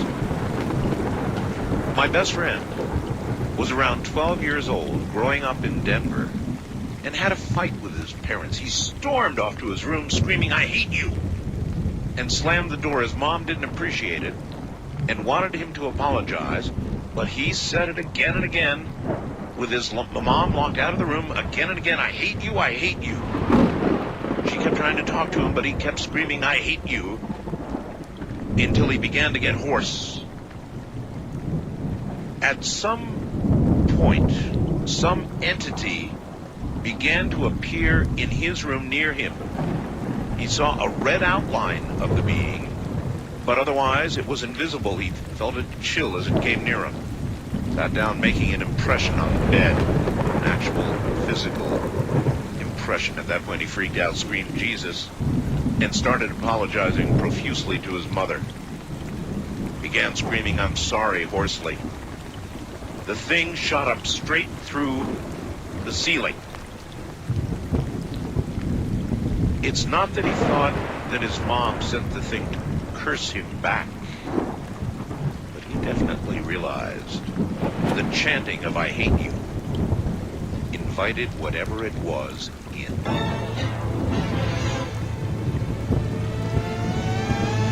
All right, strap in. Here we go again. First time caller line, you're on the air. Where are you calling from, please? Hi, this is Joanne from Christopher. Well, hi, Joanne. Hi. What have I'm you? so thrilled. Glad to have you. What story do you have? Okay, well, first let me tell you that I'm usually a skeptic about everything. I've had a few things happen to me in my lifetime, but I've always been able to chalk it up to a logical explanation. Sure. It's good to be a skeptic. Exactly. So this happened to me back in 1988 when I was still living in Chicago. I was a single mother and I had 2 children. Right. And I was living in this apartment, and at the time I was so poor I didn't even have living room furniture. I had a TV and a VCR and a chair, and I was able to put a few pictures on the wall and this oval clock. Okay, it was this cheap plastic oval clock. Right, I've been there. Well, one day I came home from work early because I wanted to watch this movie that I knew I wouldn't be able to watch in front of my children because, you know, they interrupt and you want to really pay attention. So I came home early and I started watching this movie. And I kept checking the clock on the wall to make sure, you know, to see what time they'd be coming home. Sure. So about toward the end of the movie, I heard this big, like, crash, not like a big crash in my living room, but like something had hit the floor. So I turned around because the TV was in the corner, okay? So I had my back basically the whole living room. Right. All right? So I turned around and I looked for, you know, what fell down, but I didn't see anything. So I thought, okay, maybe it's just me because, you know, when you have no furniture in a room, it's an echo. Sure. Okay? It's like a big sound. That's right. So I turned back to the TV and I keep watching the movie and then like maybe 3 minutes later I heard this like schnook against the wall. Schnook? Like something coming up against the wall. Gotcha. Okay? So I'm like, this is weird. So I look around again and I look to my left and there's my oval clock on the floor. Oh. Now, I had been checking this clock for the last, say 2 hours of the movie. Now, what you have to understand is my living room at the time was like 14 feet long, hardwood floor. Right. That clock was on the opposite side of the wall. Okay? So I can only imagine that it's what was going on behind me, okay? Now, it would make logical sense that maybe it fell off the wall and it rolled across 14 feet the other side of the wall. Wouldn't make sense to me. Because it's an oval clock. Oh, I see. You see what I'm saying? So I looked for every logical explanation. Yeah, but you would have heard that 6 ways from Sunday. I know, and it had a glass face. Yeah, there's no way you would have missed that. I mean, especially in a room like that with the echoing. No way. Exactly. That's what freaked me out. So then I'm sitting there thinking, okay, there's my clock on the floor. The kids are not home yet, and I'm not even done watching my movie, and I'm like, what the heck is going on? And that's what made me think, what was going on behind my back that whole time that I was watching this movie? Because you get a picture of this thing, you know, like floating behind you. Well, I'd say you're lucky it didn't land on you. No kidding, but at least, you know, at least it would have been more real to me, because I'd have loved to see it float. But of all the incidents that's ever happened to me, that's the only one I could never explain. Well, if you'd actually seen it, you might never have been the same. That's Well, one way to think about it. I'd have been thrilled because I like things like this, you know. Do you? Yes, I do. I love listening to your show. All right, well, then you're going to love this. Thank you. Listen to this. It's an animal ghost story. We get some of these. This is from Diane in Wheeling, Illinois. Several times a year, I take my German Shepherd Heidi with me to visit my mother in northern Wisconsin. On one of those visits, my mother had just acquired a dog named Jigs. It was a lovable and extremely gentle dog. It was almost as large as Heidi, but had a very muscular build. He had very short white hair and sort of resembled a large boar. Jigs loved Heidi immediately, but she did not return his admiration. He tried to be friendly, behaved like a gentleman. He was happy to just be allowed to sit next to her or follow her. Through the years and many visits, Heidi gradually became more friendly toward Jiggs, and it was obvious that he was thrilled. One night in late summer, not too long after a visit, I got into bed to go to sleep. Heidi was already in her place with her head on the pillow. I had just drifted into that twilight sleep when something awakened me. I sat up, I looked at the top of the wall, and I saw a huge white mist appear, and saw it was in the shape of Jiggs. It was coming through the wall, then floated down toward Heidi and me. Upon settling on the bed between us, he evaporated. Oh yes, the next morning, my mom called to tell me that Jiggs had died the night before at the exact time I saw him. He'd been attacked by a bear. He made it home just before he died. It's from Diane. Thanks, Diane. Wildcard line, you're on the air. Hi. Thank you, Mr. Bell, for taking my call. Sure. This is Dean at Grapevine, and we've talked before about clarity and things like that as far as the supernatural and your previous ghost stories. Yes. Do you have one? Actually, I do, sir. It happened in Anchorage, Alaska. A friend of mine was working on the Alaska Railroad, and we had, I had kind of, how you say, talked him into letting me go on a little special trip. Only about once every 6 months, he got to do a little run down, it was probably about 70 miles southeast of Anchorage. And the reason why I wanted to go on this was because it was actually a little rail that goes inside a mountain, and they actually had a base inside this mountain, which really kind of intrigued me at the time.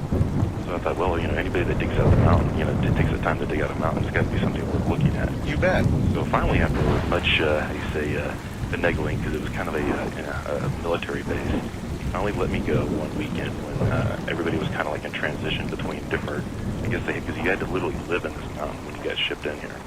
So it was kind of weird. It was like once you got into through this 20-minute railroad trip, you were pretty much locked in. Wow. So once we got in there, sir, to make a long story short, I'm kind of like one of the very inquisitive types, and he had said basically, look, here's a uniform. Don't talk to anybody. Just follow me. We're gonna. In fact, it was kind of interesting. There was only 3 buildings inside of it, including one way off to the side. It was like a little lake inside that actually it was a very strange, surreal scene. But it was a 10,000-foot mountain. Boy, that is weird. It was, and it was something I'd never heard of. And when you looked at it from the inside, the most amazing thing was the wind never stopped. It was like a constant swirl. In fact, no matter where you went, it was literally like you were being rode along by the wind, because it was like a vortex. Inside a mountain? Inside a mountain. And the train trip alone was amazing. Just going through it was like a 20-minute trip to go actually inside of it. And then once you got out, you got off the train. There was a military hospital, what looked like kind of an air base building, kind of like one of those old military buildings. Sure. And the explanation was that they'd built some of these things during and after the war and things like that. Well, one late night, ironically, the only other building was a little bar in between there. I guess alcohol finds its way in any place. So one late night after my friend had completed his shift and all like that, everybody's kind of quiet, and I was kind of taking little notes and like that, but I wasn't allowed to bring cameras or nothing like that, because trust me, I would have, I could have. And he went to bed, and I'm just kind of, listening to the wind howl, which never stopped howling. I finally went downstairs. Was kind of blown across the parking lot. I kind of got to the point where I could actually take my jacket and kind of parasail across the parking lot. So I finally got across the parking lot, and we're talking about maybe 1 o'clock in the morning. It's pretty dark. It's about this time, about 4 years ago, so it's about 45 degrees, and the wind's still going around. And I'm just kind of looking around, and at that point, I catch a flickering light up in the corner, and I go over there, and it was by the little river. Actually, it was like a little lake. And I'd asked my friend if we could fish over there, and he goes, no, you don't really want to fish in that water. It's kind of strange water. So as I'm walking around the side of the building, I see somebody there fishing in the water. I'm thinking, okay, this is strange. 1 o'clock in the morning, maybe he's bored. And I would be too, though. I was trapped inside a mountain. So I went over there, and it was a guy in a train outfit, but it was more of a worker outfit. And it was a gentleman of Eskimo persuasion, and he was just fishing very quietly. He had a little lantern, a whole shot. He seemed to be like humming or chanting or something like that, but it was very low key. So I walked up very quietly to him, and I think he noticed when he finally looked around at me and didn't really acknowledge me, but went back to his fishing. So I kind of walked up a little nearer, and finally I was about 3 feet away from him. I went, sir, and sorry to bother you, but are you catching anything in here? And he looks around at me, and he looks like past me, almost through me. He looks up, and I'm like going, okay, why is he looking behind me? And I turn around, and I'm like looking up, and I'm looking at the inside of the mountain, and it's kind of neat the way the lights kind of shimmer off the inside of the snow and all that. But as I'm looking up, I catch this little light. It's like a little kind of a red light, but I'm not quite sure what I'm seeing. And all of a sudden, Art, it was the strangest noise you ever heard. It was like almost like a compression sound. But what it was an actual vehicle. Somehow it was, not to say your black triangle kind of thing, it was a black triangle vehicle. Sir, the most amazing thing was it goes from a ghost story to a UFO story, because when I turned around, he's gone. I'm like, wait a minute. All of this inside amount. Exactly. So as I'm looking up, and I'm thinking, what am I looking at here? And the most amazing thing was it wasn't shifting anything on the side of the mountain versus snow. Yeah. There was nothing as far as a rumble. There was nothing. It was just almost a compression, and I almost felt like myself getting lifted up. And I look back, and there's no rod, there's no reel, there's nothing. And I'm thinking, okay, maybe he's just trying to show me something. So literally, as the vehicle kind of goes down, it just kind of like literally just twirls around and then shoots back up, and it's gone. And I was thinking, I wish it had landed, but seriously, I'm thinking to myself, I must thank this gentleman for, shedding a little clarity in my life. Oh, that's really weird. Thank you very much. That's one where inside of a mountain where the winds always howl. You don't want to catch fish in this water. You see the kinds of things that happen beyond reason strange. East of the Rockies, you're on the air. Hello. How you doing today? I'm okay, sir. Okay. About 1989. Where are you, by the way? Oh, I'm in Wabash, Indiana, listening to you on WLS out of Chicago. All right, big one. Okay. About 1989, my then wife and I received a phone call saying that they had found her grandmother dead in her garage, and this was in East Tennessee. We lived in Middle Tennessee at the time. Right. And so we drove up there in their funeral. Now, her grandmother and her grandfather had divorced about 3 weeks before this. And these people were in their upper 70s and had been married for goodness over 50 years. And it was strange to us that they got a divorce. And when we got up there, we found out that they had found her in the garage, that she had turned her car on, and she had killed herself by the fumes. Right. And that's strange anyway. But what had happened was the doors were locked. The garage door was locked, and the door that led into the house was also locked. And this woman had a little over $75,000 in a savings. And my ex-wife, her the only child that they had was my ex-wife's father. And he had been in and out of trouble with the law, and he never did get a job. He lived with them up into his 40s, and recently had moved out because of a fight. When they broke up, the grandmother decided she wasn't going to keep her son no more, and she told him he had to get out and get a job. So me and my ex-wife was kind of thinking something was up, because he got all the money, and my ex-wife's grandfather had moved to Arizona, and so he didn't get any of it. And all of a sudden, this guy's spending all this money. He's going out and buying these crazy things, and this is within just a few days of the funeral. And he also had her body burnt, which she wanted to be buried in Michigan, where she was born. And we were all upset over this, and we tried to stop it, but we couldn't, because he had all the rights to do this. And I'll tell you what happened. We stayed for 2 weeks up there, and when we come back home, back to Middle Tennessee, all kinds of strange, weird things started happening in the home we were living in at the time. First, our children were telling us that something was coming in and out of their bedroom, and we, they were small, and we didn't think anything of it. And then my wife told me that I worked third, and she told me that all through the night she'd be sitting on the couch and she'd see these little shadows out of the corner of her eye. And I've done that 1,000 times, and I always just pass that off as just a glance of something, and you're not sure what it was, and you jump to conclusions on it. So I never listened to her. And but it got more and more and more and more, and finally, one day, I'm laying in bed. This is in the daytime. I worked third shift, so I had my windows all aluminum foiled, so it was good and dark in there, and had a fan going so I wouldn't hear the outside noise. Yep. I've been in bed probably about, I guess, maybe 10 minutes, and I wasn't asleep yet. And my bed started trembling, like what it would tremble as if a large truck had drove by. Yes. I sat up in my bed. I'm thinking, this is weird. And it keeps on trembling. So I get up out of my bed, I go to the door. As soon as I open the door and light comes in the room, the bed stops. And I'm thinking, okay, something caused it. It's nothing. It's not a big deal. So I go back to bed, turn the light out. I'm laying there 15, maybe 16 minutes, just about get to the point of being tired. It's pitch dark in here. All of a sudden, I get really cold, and I feel somebody, literally, and this is, I mean, literally feel somebody move the hair away from my ear. Oh, man. Then I'm being honest, and set on the bed. Yes. You know, when somebody sits on the bed, you can feel it. Oh, yes. And they whisper, John. And I'm like, you know, I said, Angie? And that was my wife's name. And she didn't say nothing. I raised up fast, you know, and I was freaking out. And it was so cold in there, and I could hear scattering noises, like, you know, like if somebody was running about in my room. Yes. I screamed. And it wasn't like a girl scream. I yelled, Angie! And I guess a minute or two after I had yelled that 2 or 3 times, she come rushing in and opened the door, and she's like, what's the matter with you? And I said, somebody just whispered John in my ear, and that was her dad's name. Okay, that was the biggest thing that happened to me.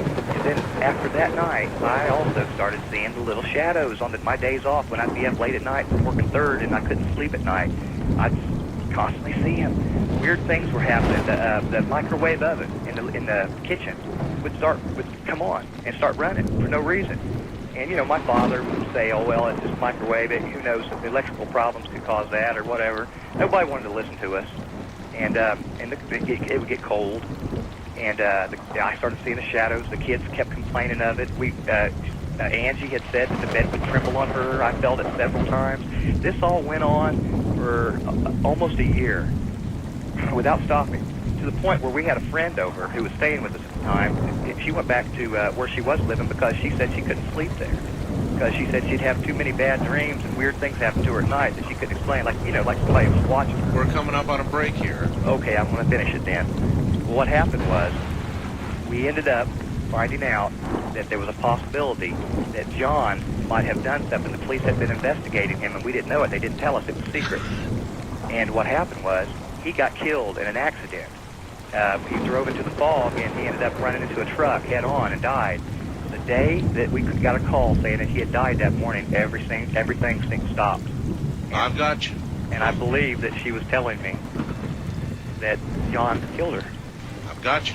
Thanks for the call, sir. Hey, you're welcome. Bye.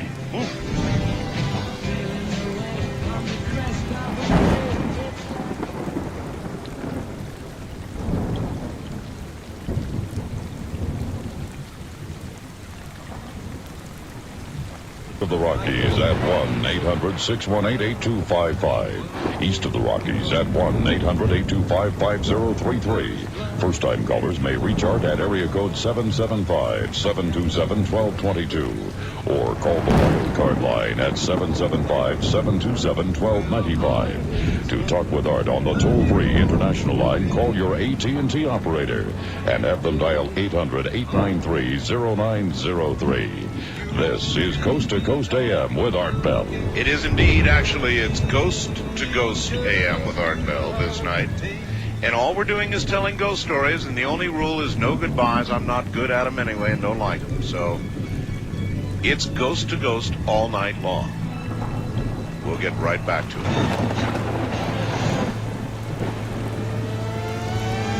The following comes from Keith in California. Art, when my wife and I were first married, about 30 years ago, I was a stockbroker and she was, well, a housewife. We purchased a new home in a housing tract that was built upon an old horse ranch in the northwest side of the San Fernando Valley in Southern California.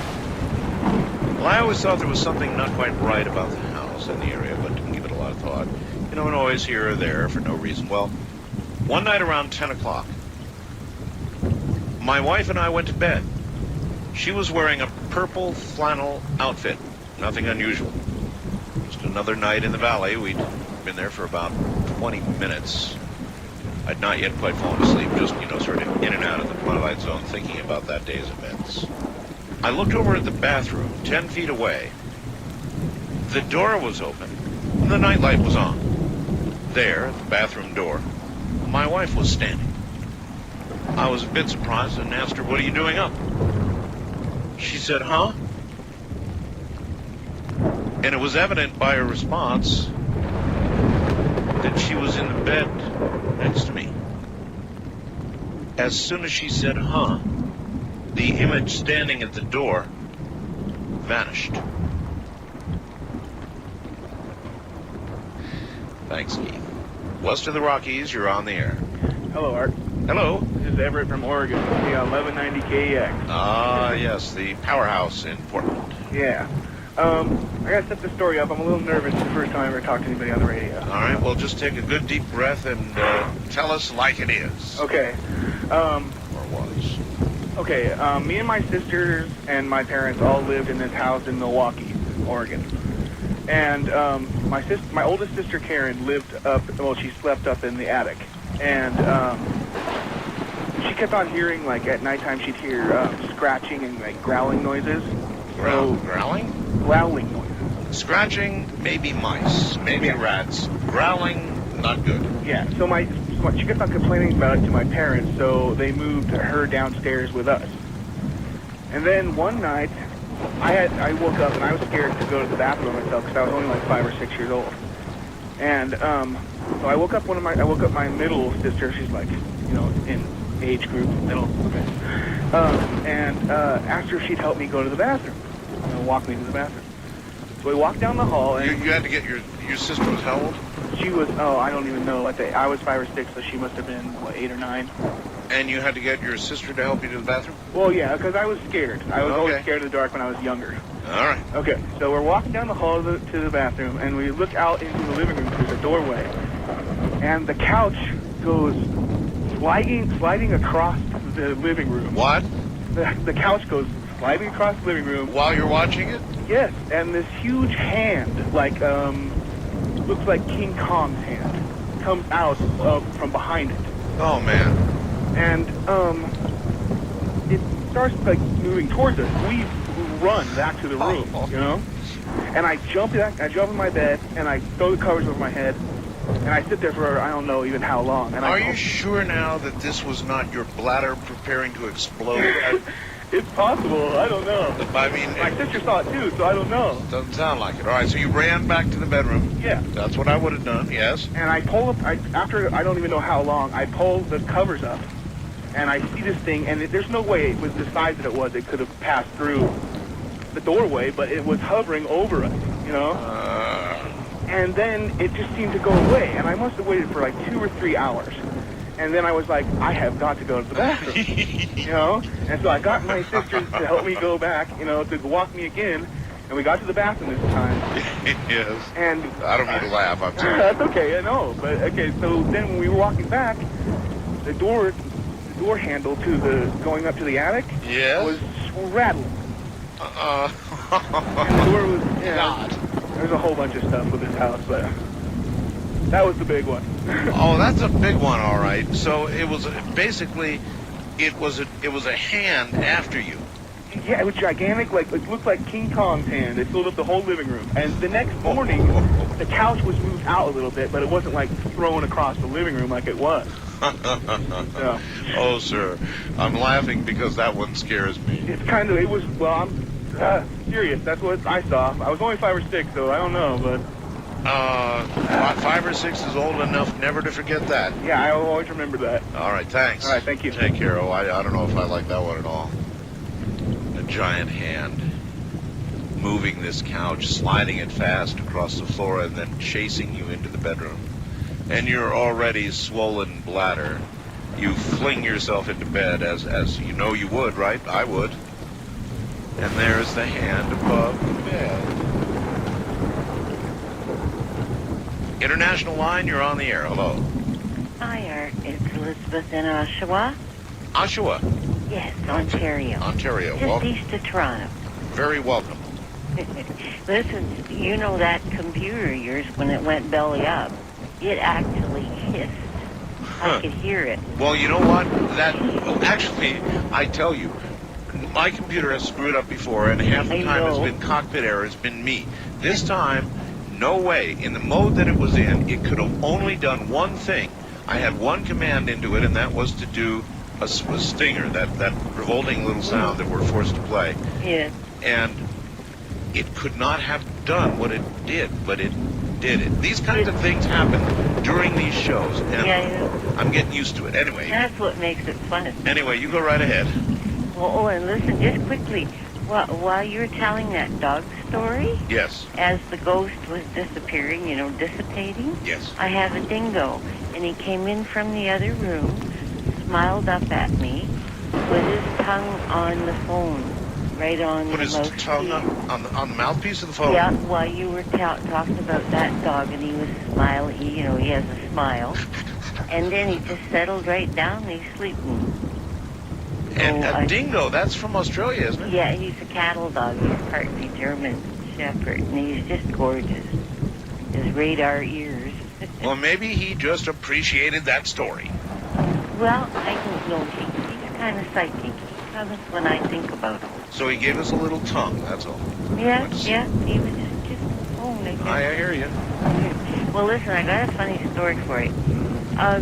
You were talking about people, artists being night people and so on. Well, I'm one of those, and I'm also a natural clairvoyant medium.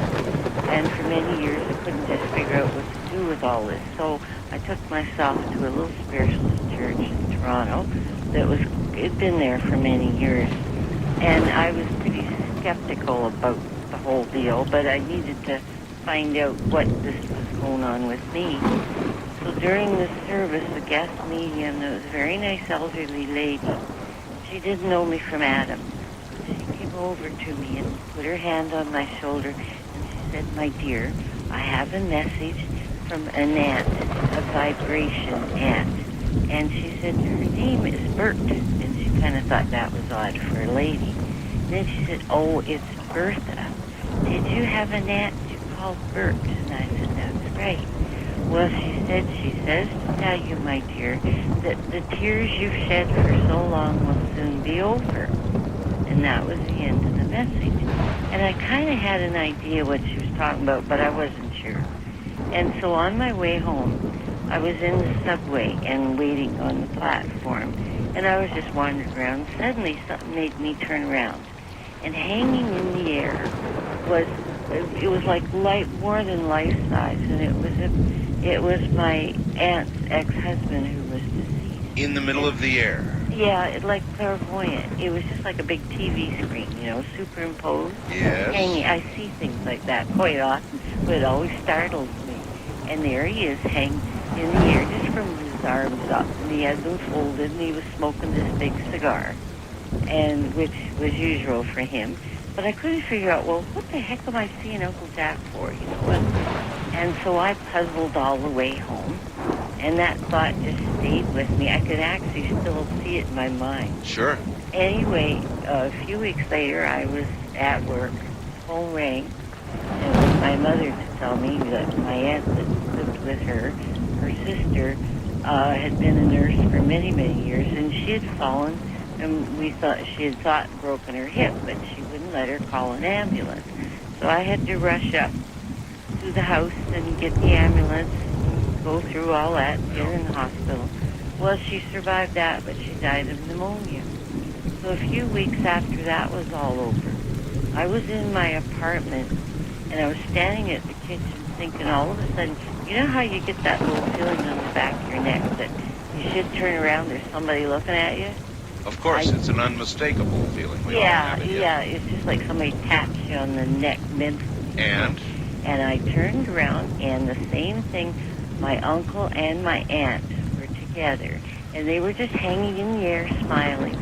The funny part is my aunt had on her old nursing cap and her blue nursing cape that she hadn't worn that for years. Well, but it was the kind they wore when they were young nurses, in the 40s, 30s. So they were there to show you they were together and happy. They were together, and they had come to say goodbye. But the funny part is they hadn't been friends for years.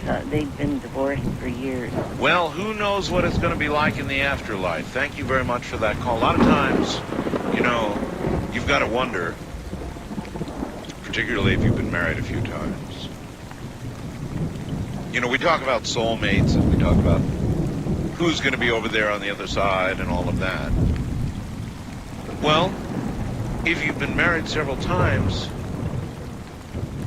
what if it's your ex waiting for you? What if your exes.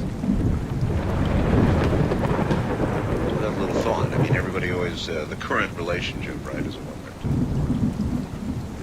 you certainly imagine would be waiting for you on the other side, should you die at this time. But it may not be that way.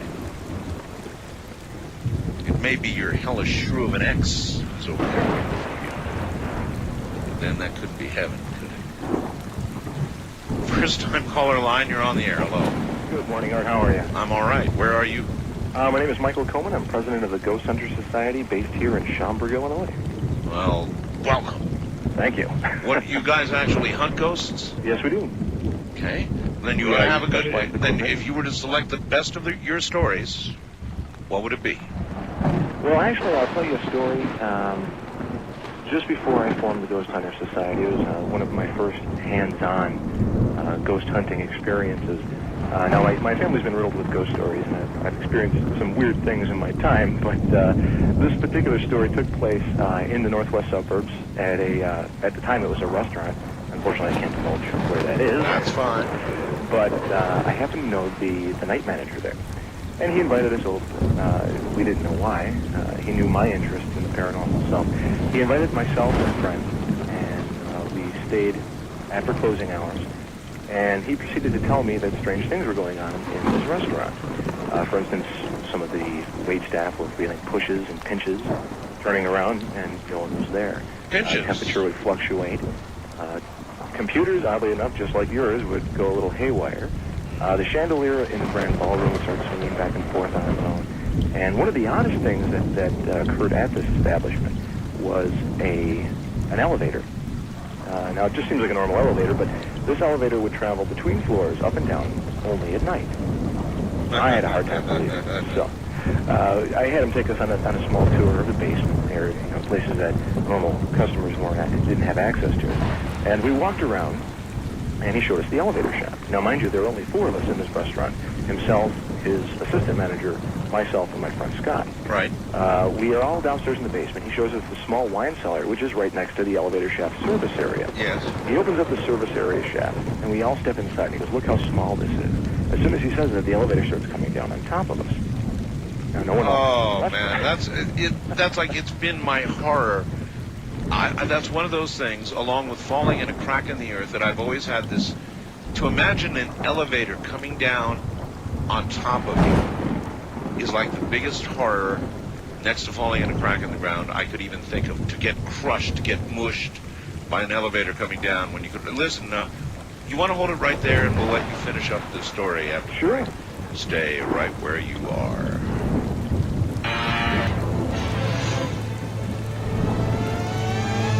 All right, well, I already hate this story, but here we go back to it. Elevator coming down. Well, the elevator coming down wasn't as fast as you'd think. Yeah, well, that would make it worse. I mean, even slow. Slow impending doom. Oh, yeah, slow impending doom is right, yes. So, needless to say, we experienced the same feelings that you described and headed out of that elevator shaft. Regrouped back up in the central area. Where he proceeded to tell us, the night manager proceeded to tell us that more experiences had occurred up in the upstairs level from the waitstaff of the pinching and pushing. So I decided to go up there on my own, and everyone else stayed down below, ready to follow me up there. I thought only girls in low-cut gowns did that kind of stuff, but all right. At this point, I think that they didn't want to experience anything else that evening, but I had just gotten warmed up, so I wanted to go upstairs and check out the upstairs level. Well, as I was going up the stairs, the night manager had also told me that an apparition was seen on that same stairway that I was ascending. Great. So as I ascended up this dark stairway up into the upper level, of course all the lights were off, I proceeded to walk around, and about 5 minutes, I felt a cold spot in the middle of the dining room. Yes. At that point, I had heard footsteps coming up the stairway, only to find that it was my friend Scott, who has now become my administrative officer for the organization. And he joined me in trying to find this cold spot. Now, keep in mind, this was in July evening. Temperature outside was relatively about 82, 83 degrees. Right. And we're inside the building, and we felt this cold spot about 20 degrees lower than the ambient temperature. Oh, that's really cold. Yeah, it was pretty frigid. So I immediately, unfortunately, I didn't know this was going to be a ghost hunt. Otherwise, I would have brought my equipment along. The only thing I had with me was my friend's lighter. So I proceeded to go around the air conditioning vents to see if the air conditioning was on, to see if the flame flickered at all, and it didn't. We quickly found the cold spot again, and it started to move. It moved along the entire length of the dining room. You could actually follow it? Yeah, it was actually... And you could go in and out of it? Exactly. It wasn't like a force pushing type of feeling, but you would feel it, and then it would almost pass through you, and then you'd pick it up again. I understand. So we followed it back, and I was on one side of it, my friend Scott was on the other. And I had stopped again. It pushed me, well, not pushed, but had backed us up to a wall. My back was facing the wall, my friend Scott was facing me. Then I see my friend Scott's eyes just light up and look behind me. And I'm thinking, well, what could possibly be behind me? There's a wall behind me. It turns out I had backed up against the elevator doors. And the elevator doors now are opening. And, oh, my God, you were about to walk backwards into the... Oh, my. Well, the elevator was there. It was there. Previously, it was on the lower floor. Because it had descended down upon us. So now this elevator we had proof that it had actually moved between floors at night by itself. Yeah. And I rode the elevator down while my friend Scott did not. He went down the stairway. You got on the damn thing? Oh, yeah. Well, it's no wonder you're in the business now, because none of us would do any of that junk. Anyways, I followed it down and entered into the main floor area where everyone was away in the back room, where no one was able to push the call. But my friend Scott had then met me downstairs, and we decided to call it an evening, and I would come back and do a full investigation later on. Well, as we were leaving, we noticed that the window on that second floor, near that elevator, had been frosted over. Frosted over. Frosted over. So that's all where the windows were fine. Now, that's where the cold spot went. Yeah. And now, consequently, in an epilogue, I tried following up to see if I could get back in there. The night manager that I knew had consequently quit, claiming that lights turned on and off by themselves. Don't blame them a bit. Yeah. And I tried to see if I can get in there with the owners, and the owners had moved out of it, and another business had moved in. And 2 months later, they moved out.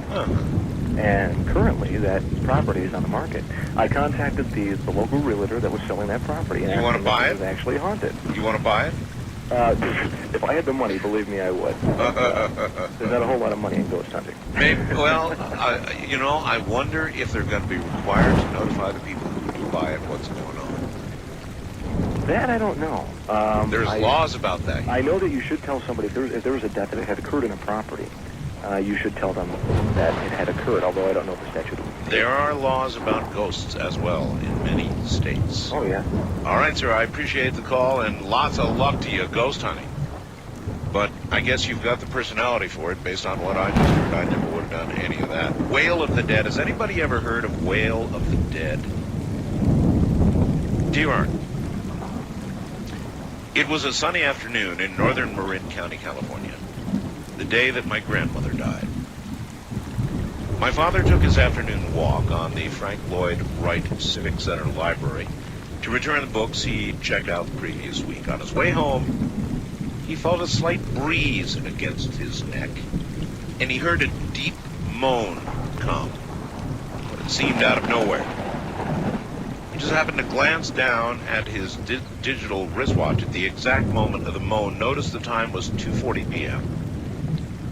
He felt very uneasy because there wasn't anywhere near where he was walking, not even an animal. The path he walked home on was completely deserted. Within minutes, he arrived back home. As he entered the house just after 3 o'clock, my mother told him the sad news that she had received a phone call from the convalescent hospital where my grandmother had been living. She stated that a nurse phoned at exactly 2:50 p.m., saying my grandmother had just passed away 10 minutes previously. Weeks later, an Irish friend of my dad said that he heard of this type of thing. It's happened before. And the Irish had known this phenomenon as the Wail of the Dead. By the way, Chris in Mesa says my grandmother was 100% Irish. Wildcard line, you're on the air. Yeah, Yes, Art. My name is Sandhya, and I'm calling from Larkspur near San Francisco, California. Welcome. Thanks. In 1988, I experienced something that I've come to call in my mind the affair of the haunted convent. And I had been studying healing, various healing methods with a group of friends, and our teacher decided that a smaller group of us were ready for a teacher training workshop in these methods of healing that she had developed. One of the people in this smaller group was a nun, and she arranged for us to do this workshop in a retreat convent that belonged to her order of nuns. And we met there on the first day, and all of us, except for the woman, the nun, felt a very creepy feeling in the house. The air was thick. It almost felt like we were moving underwater rather than moving through normal air. I know the feeling. It was very, very strange. And so we had our workshop that first day feeling rather uneasy. And then that night, the teacher of the workshop, who lived nearby, went home, and the nun went back to her convent in San Francisco because she had a meeting there early the next morning. None of us slept very well. I had dreams all night that faces were coming towards me begging for help, and had an almost sleepless night and then bad dreams when I did fall asleep. The next morning, we all got up and met for breakfast, and the teacher came back to the house, and the nun was going to be there later in the day. And the teacher walked into the house and said, "None of you slept very well, did you?" And we all agreed, and she had tuned into us during the night, and she had had very disturbing dreams as well. We compared notes. We had all had basically the same dreams of these faces coming towards us and begging to be set free. Oh, brother. Yeah. And we decided that we felt that whatever the spirits were in this place, that we couldn't really banish them, but we felt that they belonged to the land there. But we decided to do a kind of ceremony to ask permission whether we could stay and continue the workshop. That really bothers me.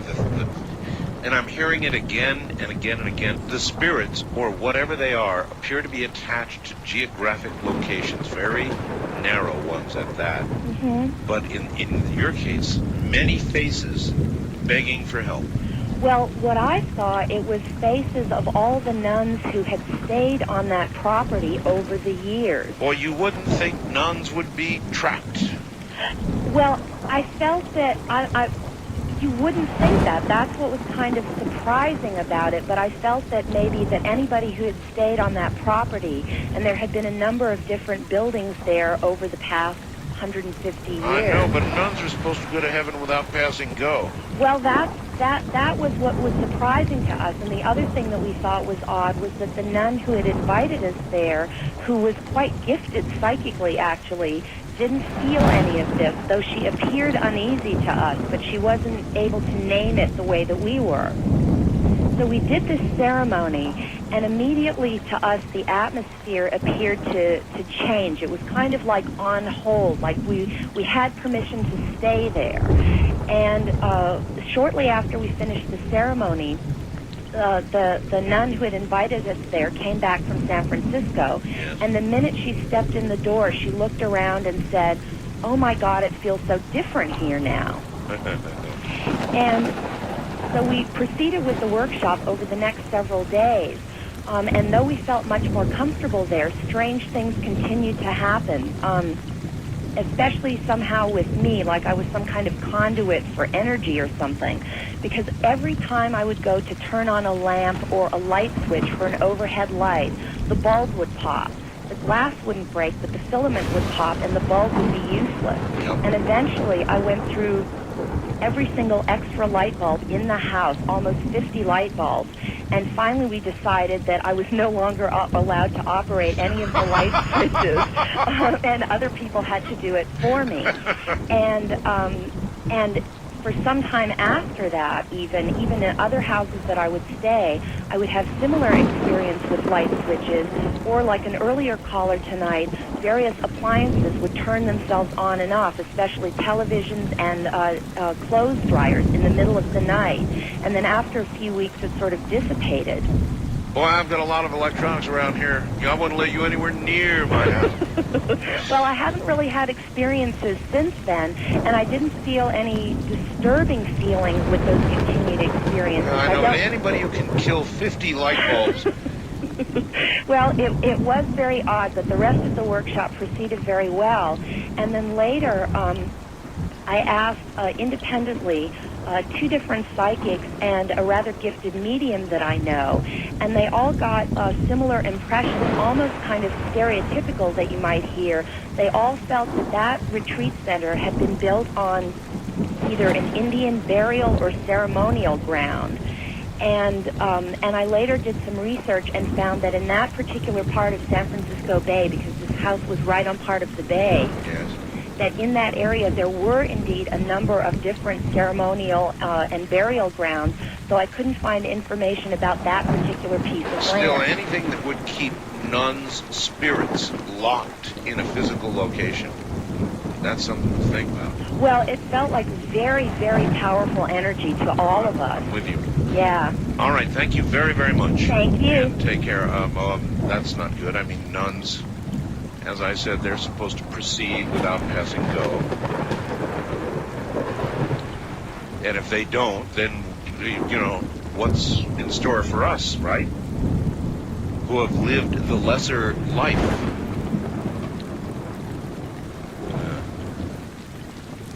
East of the Rockies, you're on the air. Hello. Hi. Want to say I love the show? Thank you. I can barely hear you. How's it? A little better. Okay, Where are you? I'm in Pearl, Mississippi. My name's Steven. Okay, Stephen. Well, about the end of last summer, some friends of mine and I were spending the night at our church. I guess, being in the Bible Belt, you know, church is an essential part of our social life, you know. Sure. And it was about the middle of the night, and the youngest of us, who was probably about 10 at the time, decided he wanted to get a Coke. And all the lights in the church, except for the classroom that we were in, were turned off. And so I, being the oldest, was volunteered into going to get the Coke. Of course. And so I go to open the door, and I get the creepy feeling, you know, like the last one I was talking about, that you know, something's not right. And so I grab the nearest thing that I can find, it at the wooden cross. I walk to another classroom to get the Coke, and I stopped dead in my tracks because I hit a cold spot. And I've been having experiences like this since I was about 9 years old. So I cold spot in a church. Pardon? In a church. In a church. Okay. Of all places. And so I called 2 of the others to come, you know, check this out, see if they felt what I felt, and they felt it. And so I grabbed a golf club because one of my friends had brought his golf club to have the slightest idea why, but I grabbed one of those. Not that I could do anything with it if a ghost came at me, you know. Has it later occurred to you that a golf club versus a spirit? My point exactly. I have the slightest idea why I did it. It's like bringing a knife to a gunfight, but Really? all right, go ahead. And so we proceeded to go down the hallway, and the youngest one, he stopped, and then the next one stopped, and I looked at them and I couldn't figure out what it was. They had just turned pale as sheet, and I turned to see what they were looking at, and there was a woman in the hallway. And there were a half dozen of us, and we were all, you know... Was she fully manifested? In other words, fully in the physical, or not? She was definitely there. We could see her, we couldn't see through her, and she was, you know, shining. Shining. And, yes, and so we had, you know... You didn't yell for and take a swing, did you? No, I don't think so. No, we all turned heel and ran for our freaking lives, you know. That's more like it. One of the only smart colors here, I guess. Well, you know, I understand the guy was in the business. He would go investigate, obviously. He was very true. Very curious. But for everybody else, I'd turn tail, I'm with you, and I'd run, and that's what you did. Right, and so I get back to the classroom, and we're trying to tell the other guys they're all skeptical about it. And they're like, yeah, right. And my younger brother, who happens to be asleep across the room from me right now, I'm trying to keep quiet, he looks out the door and just points. His eyes wide as saucers. And we all look, and there's a huge, I mean, unhumanly huge arm. Arm? An arm. Oh, God, this is like the hand. Like, it's not floating in midair, but like reaching around the door. Oh. So we all back up against the opposite wall. At least. And I turn away, and there's a window. And you can't really see through it because it's not flat glass. You know, it's kind of it's a weird kind of glass that you can't see through. Right. And there was a pattern of light moving around on it. And at this point, we were all completely freaked out. And so we ran for the nearest way to get out of the building, which was a clear door, and we saw a face with the dreaded glowing eyes. Oh, the glowing eyes. I'm sure that, yeah. And at that point, I realized they might not be able to kill you physically. I'm sure as anything, you know, because I just about dropped dead. Oh, I do understand. I think that you know, it's entirely possible to scare a human being to death. Oh, yeah. I mean, without question, to stop somebody's heart. And that situation sounds like a heart stopper to me. So how'd you get out of there? Well, we all got it. We all sat down, not sat down, but huddled together in one of the classrooms, and some of us started praying, some of us started just, you know, doing whatever we could to get our minds off of it, and nothing else happened that night, but it's been a recurrent thing ever since. Well, this is beginning to bother me. I mean, you just told me a story about a church, pretty terrible story, and the caller before was telling me about nuns being trapped in this place, begging to be released. What do these things tell us about the afterlife? Maybe nothing we want to hear. Very true. Oh, brother.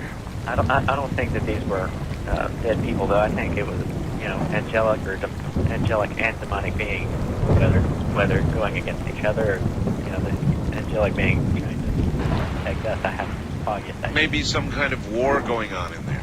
Very possibly. That's prevailing theory among a few of us. I'm the only person who's even ever actually told anybody about it. I presume it is something that you will never forget for the rest of your life. I don't think so. I don't either. And by the way, your portable phone's battery is about to give out. It is. That's it's a good thing you got your whole story in. All right, my friend. Thank you very much for the call. You too. You take care. That was a little much.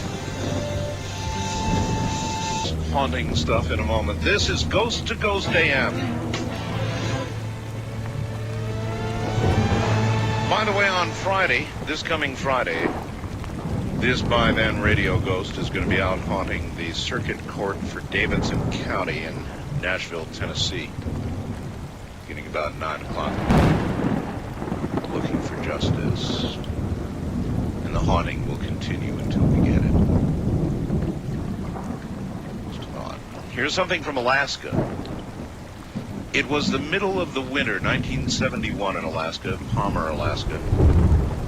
The snow was already on the ground for a long time. I know about that. And with the temperature had turned crunchy. You all know what that's like, right? With the cold, the occasional wind polishing the top layers of snow on this night was full. Visibility was good due to clear skies. One of my household chores was to take out the trash. My little note, I still do that, by the way. Tonight was the night to do it. Our family lived in an apartment complex nestled in the woods. Then the city wasn't as big as today, so it was still rustic. You lived in Alaska, probably. I mean, yes, I do. The garage facilities, or shed, if you will, which it really should have been called, was on the opposite end of our complex, and so I set out to haul the trash. Once I got to the other side of the building, it was quiet, visibility pretty good, moonlighted the night pretty well. After having dumped the trash, I was standing there, just taking in the evening stars, pretty to look at winter's evening in Alaska. Then I heard crunch, crunch, crunch. The sound, obviously, of somebody or something walking in the snow. As I trained my senses and eyes to the source, it seemed the sound was moving toward me. Crunch, crunch, crunch. It was indeed moving closer and closer. Was it a dog, a person, a moose? My eyes were straining, trying to see it. Closer, yet the sounds came. Before I knew it, the sound was on top of me. My eyes looked out toward the source of the sound. Crunch, crunch, crunch. And I knew something was near. I looked at the ground and saw something walking towards me. Art, there was nothing in front of me.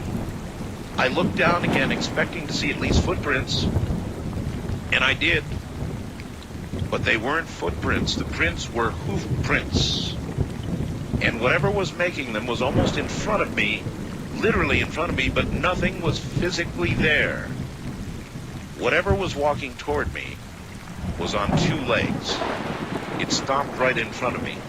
My mind racing as my heart pumped and the adrenaline pumped. I stood there in shock. My jaw must have been hanging open.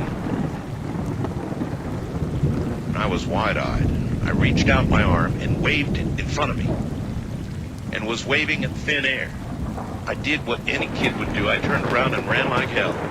Ran as fast as I could back home. I don't know what it was, but that's what happened to me. There's an Alaskan story for you. First time caller line, you're on the air. Hello, Art. This is Sean in Groseal, Michigan. Hi, Sean. My story goes back to 1965 or 6 when I was a 5-year-old kid in Chicago down on the south side in Hyde Park. Yes. We moved into a house that was an old wood frame house, and they're very rare in Chicago because in the Chicago fire, almost all of them burned down back in the 1800s.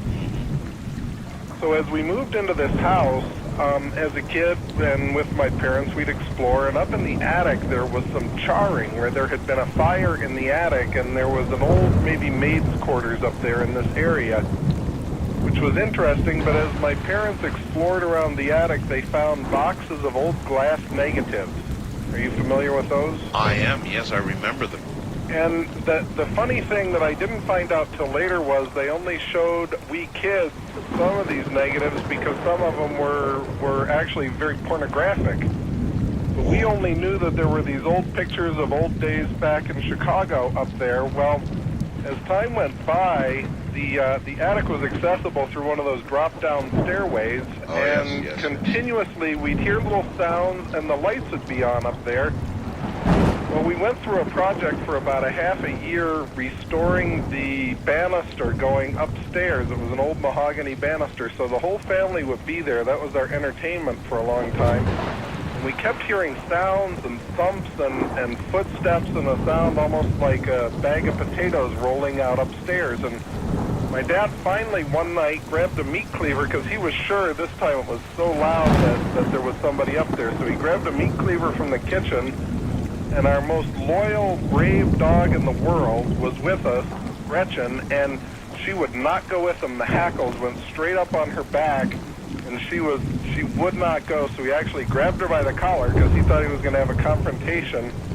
He went upstairs, pulled down the stairs to the attic. The light was on again, and he went upstairs, had to drag the dog with him, whimpering and crying and everything else, only to find nothing again.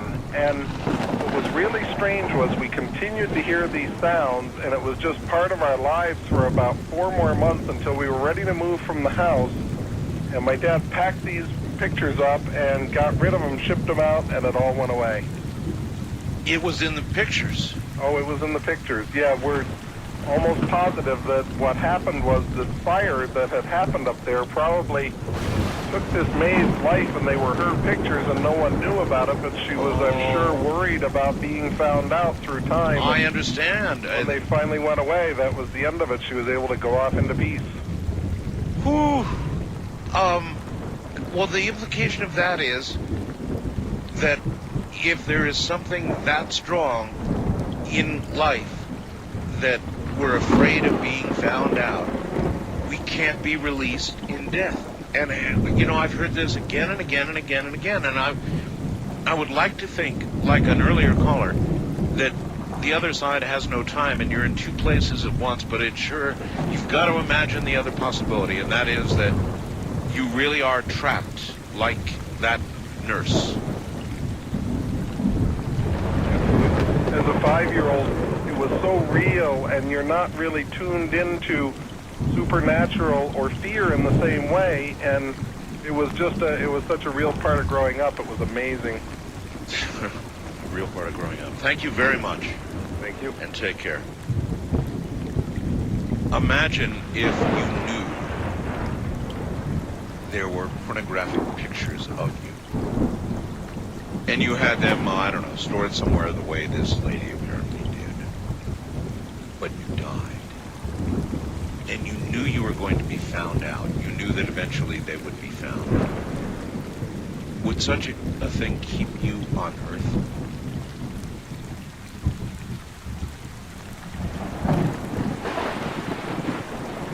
Wildcard line, you're on the air. How you doing, Art? Okay. About the mid to early 90s, excuse me. I was logging up here in Northern California. Oh, you mean back in the days when you could actually log in California? Yeah, we used to be able to do that. But anyway, it was a burn, lightning strike, hit it and earned up quite a few thousand acres. But anyway, in amongst this burn was an Indian burial ground, or maybe a medicine area. Okay, we finally moved into that area, and I was waiting for the trucks to gather up. We had all our machinery there, and it was a circle of oak trees. Anyway, one truck come dragging in. He said, "Oh, this is the place." I'm going to get my shovel out and go scratch around and look for artifacts. And I'm half Native American. I said, "This is not a thing to do." Well, anyway, it took me quite a while to consider, to... Meaning you were saying... Don't be logging here? Don't be scratching around with your shovel looking for artifacts. Much less logging. Right. So anyway, we finally got set up. First of all, we're talking brand new equipment. The skidder couldn't start. Batteries are dead. Second of all, finally got the skidder started. Then my machine wouldn't start. Well, anyway, after half a day of getting everything going, we finally got going. Okay, the guy with the shovel, we got him loaded up. He got out of the woods. The next truck, we got him loaded. His truck caught on fire. Caught on fire? Yes. And the third truck, the 40-foot trailers, vans. Oh, I've seen them. Yeah, okay. The third truck, he's halfway up the hill, and the trailer broke in half. Well, that's beyond the pale. At that point, you've got to decide this was not a project to be. Well, that's what happened, Art. Did you cease? We finished the job. It was quite expensive, but... You finished the job? Yes, sir. How's life been? Oh, well, it's been all right. Like I said, it's... Art, I'd like to thank you for many, many, many years of outstanding radio programs. Okay, well, thank you very much. And I'll miss you. Bye. Take care. All right, now, the rules are not to do that. Not tonight. It's just ghost to ghost. I appreciate the sentiments, but as I said, I'm not easy. I'm not good on goodbyes, so I appreciate it, but only ghost stories this night. Only ghost stories. East of the Rockies, you're on the air. Hi. Hello? Hello. Hi. Yes. Josie from Rhode Island. Hi, Josie. How's Rhode Island this morning? Well, it's pretty late there, huh? Early, actually. Yeah, it's almost 4:30. Right. I had the strangest occurrence happen to me about a week and a half ago. I was listening to your program, and I fell asleep on the couch. And then when I woke up, I realized your program was all through. So I went to shut the radio off, and it was totally off. You mean it wasn't on? It wasn't on. The radio was completely off. You mean you were hearing my show without the radio? Well, I had fallen asleep, you know, while I was listening to it. Yes. The radio was on. Yes. And then when I dozed off for a while, and then when I woke up, your program was already off. And the radio was actually physically off. It was physically off. You didn't have a sleep timer on or anything? Nothing. There's nothing. It doesn't have a sleep timer. It's just a regular radio. And I looked at it. I said, this is weird. And I turned the on button. You know, I put it on. It went on. And then I shut it back off again. It was totally off. I just couldn't believe it. I looked at it and I was just staring at it. And I'm saying, what happened? Well, when it's my program, you never know. But you weren't on that night. It was that man that's going to take over. Was it Mike Siegel? Mike Siegel. It was him that was on that night. Same program. Yeah, same program. But he was on that night. And I couldn't believe when I went to the radio, it was totally awesome. What in the world? I was just in shock. I said, you know, who shut this off? I don't know what to tell you. I don't know. I can't, you know, I don't understand it. And... Well, there are a lot of things in life we don't. I know. All right. Thank you. Okay, goodbye. You take care back there. West of the Rockies, you're on the air. Hello. Yes. Hi. Hi. Hi, Mr. Bell. This is Cheryl in Sumner, Washington. Welcome. I have sort of an Amityville tale. An Amityville tale? Yes, sort of. About 15 years ago, my husband and then and my two teenage daughters, we moved from California to Dodge City, Kansas, and my sister and her husband was already living there. And, of course, we needed a house, and she went out house hunting with me, and we found this really precious old two-story refurbished house. Well, I'll tell you, Dodge City's kind of an eerie place Yes, anyway. it is. And I wish I had time to tell you all the eerie stories that happened to us there, but I'm only allowed one story. But I have some doozies. Anyway, so believe it or not, the house was on Elm Street. So, I mean, that should have told us something then, you know. Yeah. So, but it was just an adorable place. So we called the realtor, and he showed us the house. And my sister is psychic, by the way, and I mean, she astral travels out of her body and everything. But both of us had sort of a funny feeling when he showed us the house. But we didn't want to say anything to each other. We just kind of, you know, we thought, well, maybe it means nothing, you know. And the house was just adorable. They had completely refurbished it, and it was just darling. Anyway, so we went ahead and moved in, and it had the 2 bedrooms downstairs and a sunroom and the living room, dining room and kitchen, and then upstairs was a bedroom, like an office room, and another small bathroom. And we'd only been there about a week, and things just started happening. Just Amityville type stuff. Like what? Oh God. We would wake up in the middle of the night and there'd be water running, and we'd go downstairs, and the kitchen sink, the water would be filling up in the sink, and our whole kitchen was flooded with water. There'd be black stuff in the downstairs toilet. Black stuff? Black stuff. My daughter in one of the bedrooms, she would tell me she didn't want to sleep in there anymore because there was a lady with a black dress that sat on the end of her bed, and she didn't want to be in a black dress. Like you know, the old-fashioned black dresses, the long sleeves with the little lace collars, and you know, like the old, you know, like in the cowboy days. Listen, I'll tell you what. I've got a break coming up. You hold on, all right? Okay. Yes. Okay. Amityville does actually sound like Amityville. A woman in a black dress. I'm gonna have to think about that a little bit.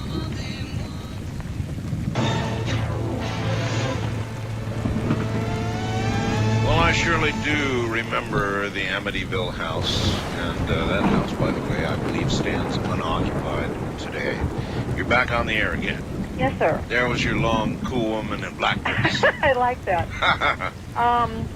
I wish I had time to tell you all the amazing things, but I'm just going to try and touch on what I can. Black in the toilet, that's bad. Black in the toilet's bad, but it gets worse. I mean, like I said, there was this lady that always appeared in my one daughter's bedroom, and she never did anything. She just sat there on the bed, and then across the hall was my other daughter's bedroom, and she was one that liked a little bit of light on in the hallway. And she'd wake up in the middle of the night and her door was shut and she couldn't get out her door. And she'd bang on her door screaming. And my husband and I slept upstairs, so I'd have to come down and try to get her door open. Finally, we started stacking bricks and books and stuff in front of her door so it wouldn't close at night. And then, but still, those would be moved and her door would shut. Okay, I would take a bath downstairs. Someone would come in behind me and start whispering to me. Upstairs in the bedroom, in the middle of the night, I'd wake up and my husband's face would look like an old woman's face. Oh, no. In the upstairs bathroom, it was just like, it just had a shower and a sink and a toilet. And in the middle of the night, we'd wake up and there'd be water squirting out of the sink like a waterfall, and there'd be water in the hallway. Let me think. Our washer and dryer was down in the basement. So my daughters and I, we'd go into the basement and do the laundry, and the door would shut and lock us in there. And obviously we stopped doing any of that at nighttime because the lights started going off at night, and then we'd be locked in the basement with the lights off. Then we tried burning candles, and then they'd be... So we didn't do any laundry at night anymore. And what'd you do with this house? Oh, well, we only lived there about, I don't know, 3 or 4 months maybe. My daughters and my sister's children, they went to the Catholic school around the corner. There was a Catholic church there. And finally it started getting really bad. Just horrible things kept happening. My husband was a trusser, and he'd leave like at 2 or 3 in the morning. And I would start hearing someone walking up and down the stairs, coming up and down the stairs. Finally, I would have him wake me up, and he'd take me downstairs, and I'd sleep in the sunroom because it was the only, what I called the clean room, you know, that was the safest room. My daughters started spending the night at their friends a lot. There would be a form that would be, now this house had all new everything in it, new carpet and everything, and there'd be this form that looked like a person laying in a fetal position, and there'd be a black stain on the carpet, and then it would go away. Finally, my sister and I couldn't take it anymore, so we went to the Hall of Records, and we checked out the house, and we found out that the lady had bought the house, and she refurbished it. I won't give any names here, of course. That wouldn't be right. Thank you. And she had bought the house from... It was the estate of the people that sold the house of the old woman that lived there. And her husband had died in the house, and the son, I guess the son had been found on the living room floor in that position. The husband had something wrong with his leg, and he walked funny, so I guess that's the sound we'd hear on the stairs. And the old woman, she went to the Catholic church, and she finally stopped going. And they came over to check on her, and she had become, she wouldn't even leave the house. And they finally had to drag her out of there and put her in a home. And she kept screaming and saying that, no, she would die in her house, and she didn't want to leave it. Well, they would put her in a posy, at the old folks' home, and she'd get out of that. And she was always trying to escape. Anyway, she finally passed away. So anyway, when we checked the records, what we came up with, we felt like there was some sort of an evil in the house, but the old woman was somehow, I don't know, either the force or whatever it was pulled her there, and her soul couldn't go to the light, and so she was like earthbound in this house. So then we went and got the priest over at the church, and he came to bless the house. Well, this really is Amityville. Do I still have time? Yeah, a little bit. Okay. So we had 2 cats and 2 dogs. They wouldn't go upstairs. So the priest came. He came in the house. He went upstairs. He started sweating real bad. He started becoming real ill. He said, and so he blessed the house as good as he could. He said he had to leave. Anyway, he had to serve Mass later that afternoon, and he fainted at Mass, and he became real ill for about 2 or 3 weeks. And then when we go to Mass, he wouldn't talk to us. And so finally, we started blessing the house ourselves, and I believe that we finally sent the old woman to the light, and her grave settled. We have heard that when there's still a mound over the grave and it hasn't settled, that means the spirit's earthbound. We don't know if that's true or not, but anyway, the grave settled because we found her grave. And there was a baby that would cry, and it was just... Okay, believe me, I've got this picture graphically. Thank you very much. You're welcome, sir. And good night to you. Oh, my.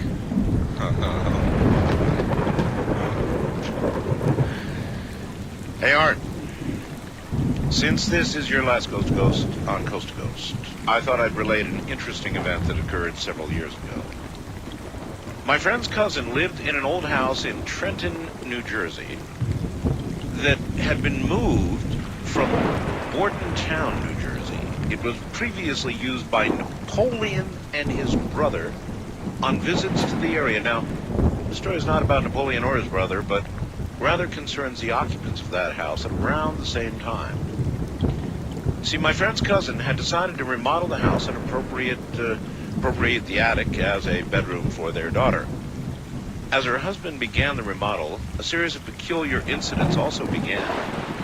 This is sure sounding familiar. They included bedroom drawers being emptied and contents strewn about, cold spots in the home, and her husband being pushed down the attic steps. As we are particularly sensitive to ghostly activities, she called us to please come over and see if we could determine what or who could be causing these frightening actions.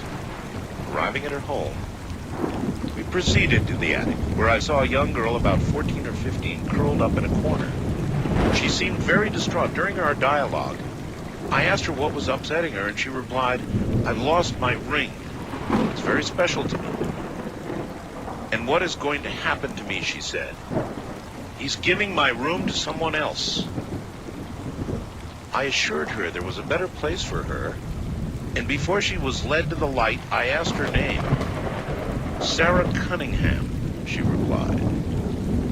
I related what Sarah had told me to my friend's cousin, who immediately turned a ghastly white and quickly left the room to retrieve something from her kitchen. "I found this morning," she said. I don't know where it came from or who it belongs to, and handed me a beautiful aspen ring about size 5 that she found in the kitchen faucets. I examined the ring and inside found the initials S.C.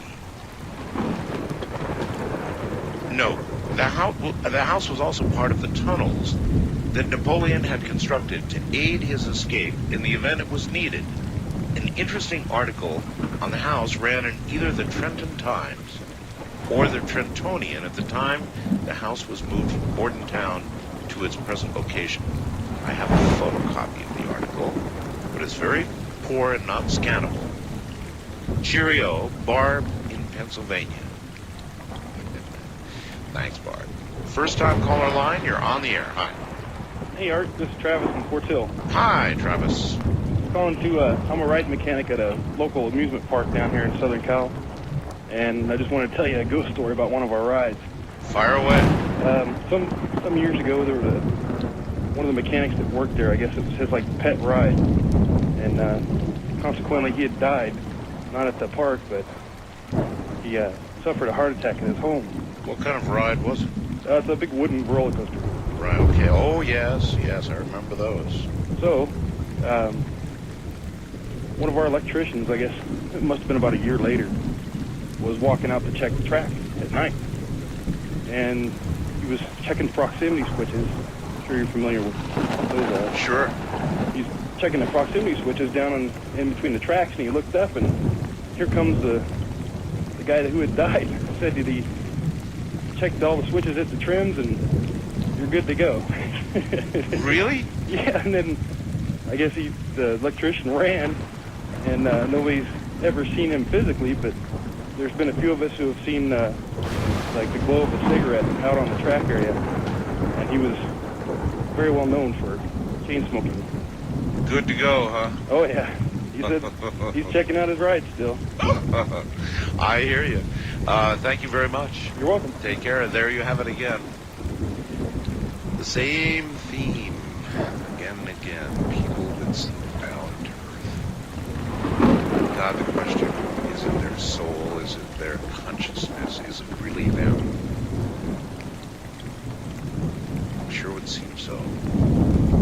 And again, I know that in our own minds we make, make it right by thinking that time is different on the other side, and that you can be in two places at one time, but maybe you can't. It's got to be at least an equal possibility, and it's pretty sobering to consider. Wildcard Line, you're on the air. Hello. How do you do? I do okay. Wonderful. This happened back when I had first gotten married back in 1976 to my first wife. And we had gotten up and routinely, my turn to make the coffee, I guess. So I had one of those, those old G percolators. Sure. I have one of those. You know how it is when you want to stand one of them things on end outside of itself, the basket and all that? And you betcha. Practically difficult, okay? Yep. So, hence the story. I'd gotten up, it was my turn to make it, et cetera, and I took the guts out and cleaned them and so forth, set them aside, all in the rack to dry, while I went and proceeded to clean the pot itself. Well, I got the pot cleaned out and rinsed out, and I filled it full of cold water, and I grabbed the coffee, and I went over to, pick up the basket and stem and so forth, and they were gone. Gone. Right. They were no longer in the, the drainer basket. Yes. So I looked around, I looked on the table, I couldn't find them. I called my wife, she came in, and I told her what had happened. She said, well, where'd you set it? In the drainer. She looked there, it's not there. She looked at the table. We proceeded to go through the whole house to find this thing. And we went back in the kitchen, and on the windowsill, standing, assembled, and ready to go in the pot minus the coffee. Oh, no. Yes, there it was.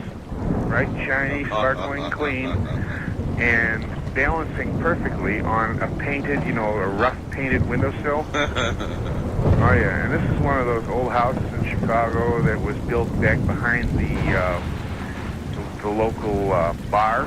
Yeah. Okay, and there have been stories about that place before we even moved in, but, everything was pretty much benign up to that point. But we spent a good half hour looking for them guts. Finally, we came back in, and after like the third or fourth time, we looked around, and there it was sitting, gleaming in the sunlight, assembled and standing on end. Well, it was a good act, but still in all, I don't know if I'd want to stick around. Yeah, well, we didn't much after that, but... Anything else like that ever happen? Well, when I was much younger, living in my folks' house, I had been, we had just moved in about a year, and I was laying in bed one Saturday morning, and everybody was in the front room, and all of a sudden, I hear clank, clankety clank, clankety clank, going across over my head. Okay? Over your head? Over my head, in the attic. Nobody lives in the attic, Art. Nothing's in the attic except a couple of old boxes, but here it sounds like somebody's dragging a 20-pound chain. Nothing human. No. Whatever it was, it had to weigh a ton because of the way it was walking. And I went up there and looked, and of course, nothing. But this was early on a Saturday morning. Well, I don't know what to tell you, sir. I would just be very careful in life, that's all. Yeah. You take care. You too. Right. No, clunking with nobody living up there. And then the coffee maker. Well, maybe there is no linear time on the other side, and maybe that thing was just on the way to get coffee. East of the Rockies, you're on the air. Hello. Hi, this is India calling from... How you doing? Doing okay. How about you? All right. Okay, well, I have to say, first of all, that my family, the women in my family have all had, they're the ones that have, the metaphysical experiences and such. Yes. And so I guess I inherited that. So when I was about 13 or so, and I wasn't supposed to be out at night, but I was anyway. I was living over at a friend's house. I went down to, there's this park in town, by an old, by a lake, and it's surrounded, it's beautiful. It's surrounded by all these old mansions, because where we live is like the biggest paper producing place in the world. Yes. So all the paper barons built their giant mansions over there. Right. And it's serene down there. Probably the prettiest place I've ever been, but we went down there, and at night it's a pretty creepy place to be.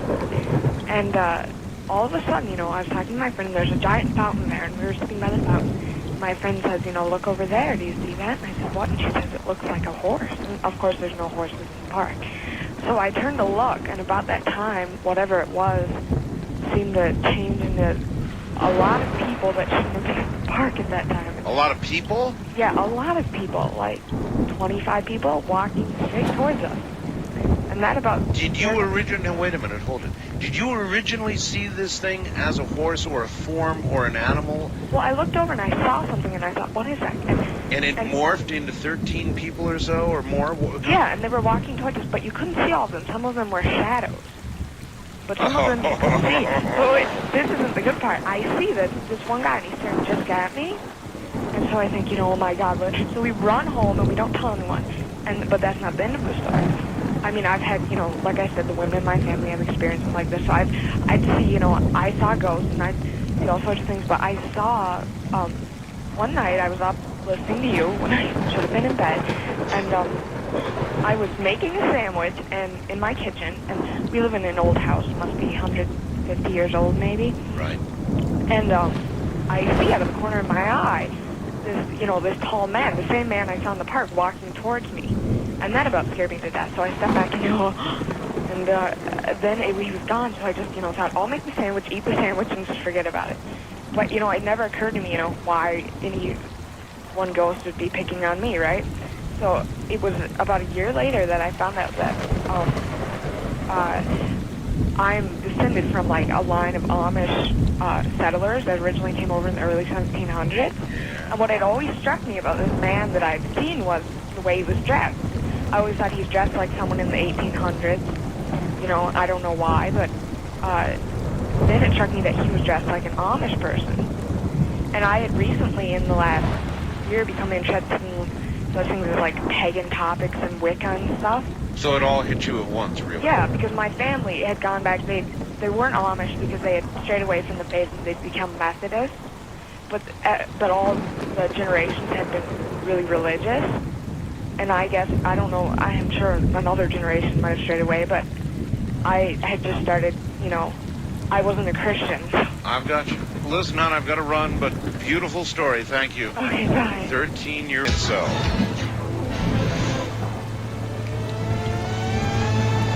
Well, here's one for the books. It comes from Nan, that's N-A-N, Nan, in San Francisco.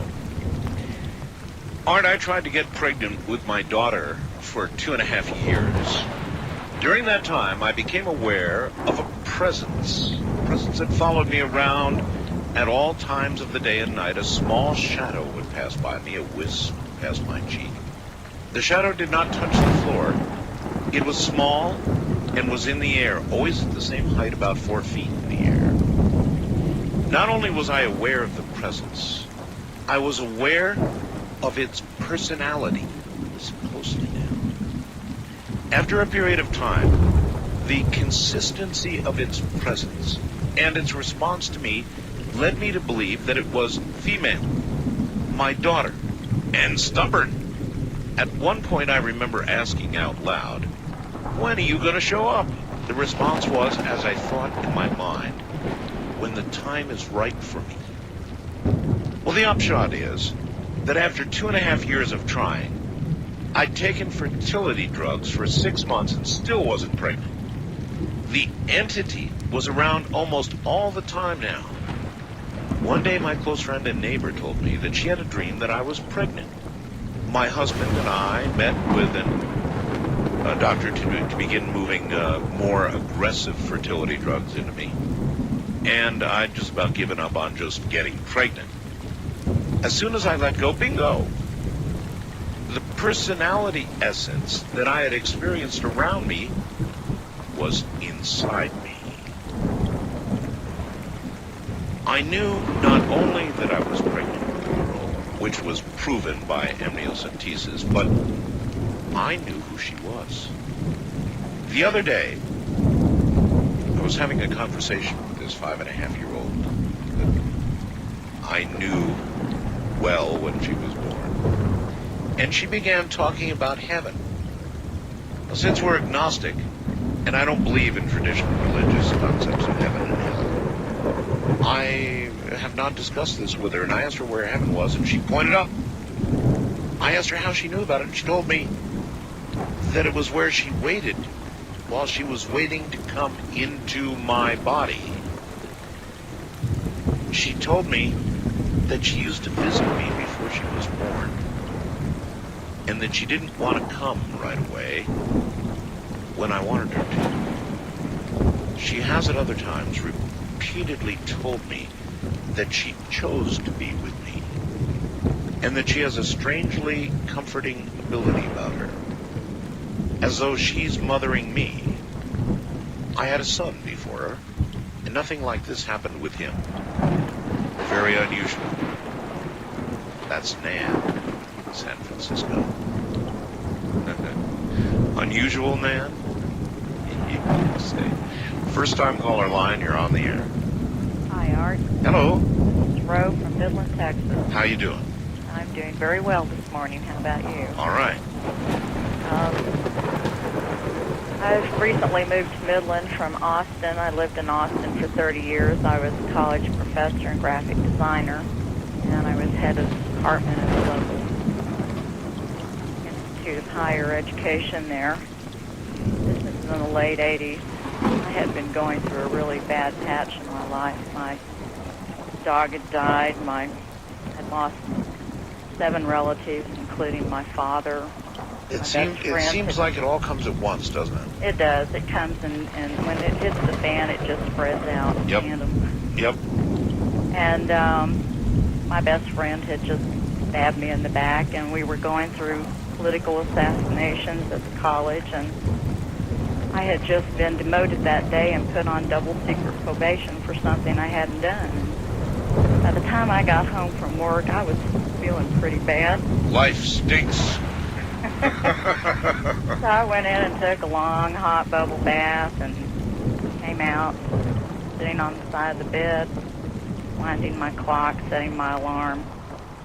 And I was going, my father had been a World War II veteran and in really bad fighting, and an aerospace engineer, and worked on the Apollo moonshot. Oh, and really? Gone into the oil business, and he was a pretty tough old bird, and he'd been ill for a long time, dead on the arrival at the hospital 5 times, and revived out of it, Wow. miraculously.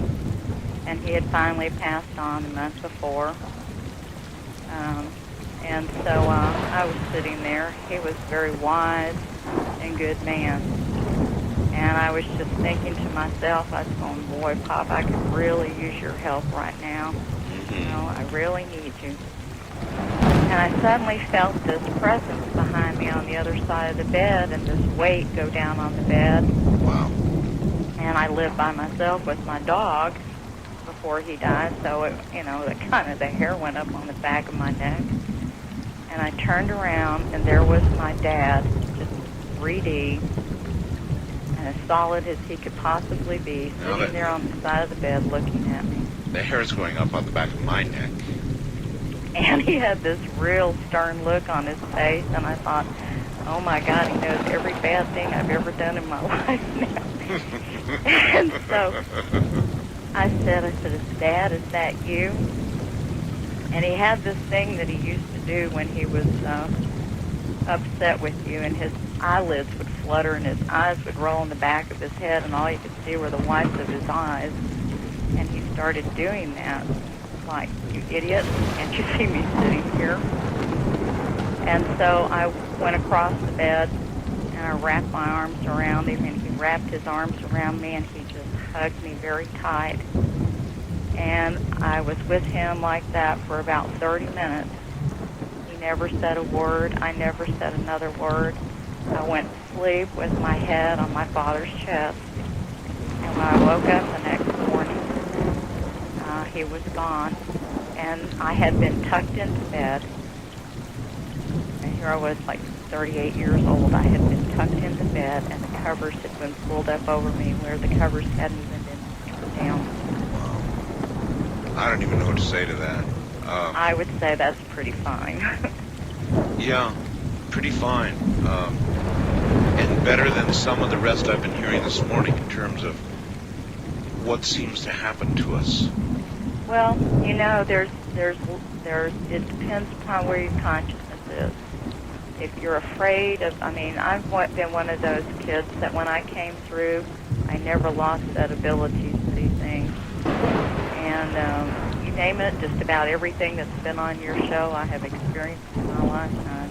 Well, that's a lot, but that one, we're going to have a hard time beating that. Thank you, dear. You have a good one. Take care. Oh, brother. Feel the bed depress, and you turn around, and there's your father. In full physical form. Asleep.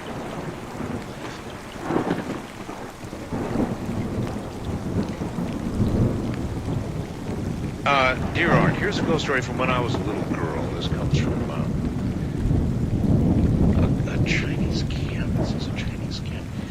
When I was 7 years old, I went to stay overnight with my aunt in her small house in Chinese Camp, California. Okay, Chinese Camp, California. The town is where all of the Chinese miners were sequestered during the gold rush near Table Mountain. I'd never been there before, and as I was young, I didn't really know about the history of the house. According to my aunt, the guest bedroom was very haunted. On one occasion, a guest of hers woke crying uncontrollably in the room. When my aunt asked her what was the matter, she replied she couldn't sleep because there was a woman standing over her and wouldn't go away. My aunt saw nothing. This was the room I was to sleep in. After tucking me into bed, my aunt and uncle retired to their bedroom to sleep. Later in the night, I awoke in the room feeling somewhat uneasy. Suddenly, without warning, I was shoved very roughly from the bed onto the floor. I was startled and disoriented. I headed toward the area where I thought the door would be, but I couldn't find it. I became even more frightened as I couldn't find the way out and didn't want to look back at what had shoved me out of bed. Don't blame me a bit. I became so scared that I started crying and threw myself against the wall. My aunt heard my cries and found me, a scared, crumpled little girl, trying to claw through the wall. Needless to say, I slept in her bed for the rest of that night. It was not until I was older that I learned the original owner of the house, an unhappy old woman, had hung herself in the attic. The steps to the attic had been walled off. Naturally, the guest bedroom was where the door to the attic used to be. That's Amy S. in Santa Cruz. Wildcard Line, you're on the air. Hi, Eric. This is Trevor from Saskatoon. How you doing? I'm in the Haunted Hotel. The Haunted Hotel? Haunted Hotel. This thing is the building's it was built in the 1900s when this city was just a town at the time. It took probably like 10 minutes to cross, but it was one of the best ones at the time. What kind of haunting? You name it. I got thumps, I've had, I'll give you an example of the history of the place first. It'd be the best way to describe it. Going about from the 40s all the way to almost present day, except for about 6 years ago when the company that I work with took over the place. This building sat like dead for 5 years. But before that, in the pool area and the old theater area, which is about 3 stories high, like huge pool area, it holds a big water slide. That used to be a double-layer bar. And that place had hippies, bikers, natives, every class. So you can just imagine the fights. I guess the police used to keep the paddy wagon back there, toss the drunks and those who were fighting into the back, drive it over to the police station and come back. Sure. It was one of the roughest ones in the province. And, well, anyway, to this day, like, you could be walking through the pool area or into what is now the TV area, or where an old lounge used to be. Yes. and you can hear music. You can hear like a giant party. And How do you feel about living in a place like that? I work here. Or working in a place like that? I don't mind it. It's actually not too bad, considering some of the other stuff that goes on here. Like, you go through every once in a while, you hear music, and TV's off, there's no radios on, and it's just, all of a sudden, you just cock your head a bit, and you can hear it real faint. And you try and find it, you'll never find it. People have come in, and where's the bar? There's no bar. There is, though, I can hear the music. Well, there is no music, bud, and this is when I only had 3 people living here at the time. Do you tell them what it is? Every once in a while, depending on who they are. If they're really flam-nice, I'm always just a ghost, and oh, yeah, sure, and they leave. But I told one person once, my boss got mad at me. Yeah, I can understand that. Yeah, but this is where it gets really weird. Downstairs used to be an old pool hall, and that's where the security guards would go down there, and we'd have our smoke break. My one partner, he never believed me. He'd seen the elevator, it goes up to the 4th floor and comes down, and the doors open up by themselves and close. Open and close. And sit there, and they open and close maybe 2-3 times an hour. And it's still on the main floor, and there's no... I heard a story just like that earlier. And it gets better. So, my partner, Ken, goes down the stairs, and he's having a cigarette, and he never believes me. Well, he's sitting there, and he's just having a cigarette and his coffee, and all of a sudden he feels this hand reach out and grab him on the shoulder and start and squeeze it like, good job.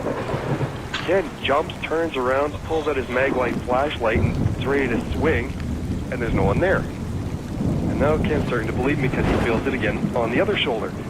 Whips around, and it's the wall. Ken just sits there, I'm just finishing my smoke, and I'm going to get out of here, and he finishes his cigarette and runs upstairs, and he tells me. Oh, I start laughing at him, and the next night... I wouldn't have to be told twice that way. Oh, yeah, they're actually quite... The ones that we got are all nice ghosts. Like, there's one in the kitchen. You go down there, about 3 o'clock in the morning to about 4 o'clock in the morning, you can smell fresh baked bread. The kitchen doesn't make that anymore. They haven't made it for a long time, and you can smell it. And fresh brewed coffee, and the cafe has been closed for...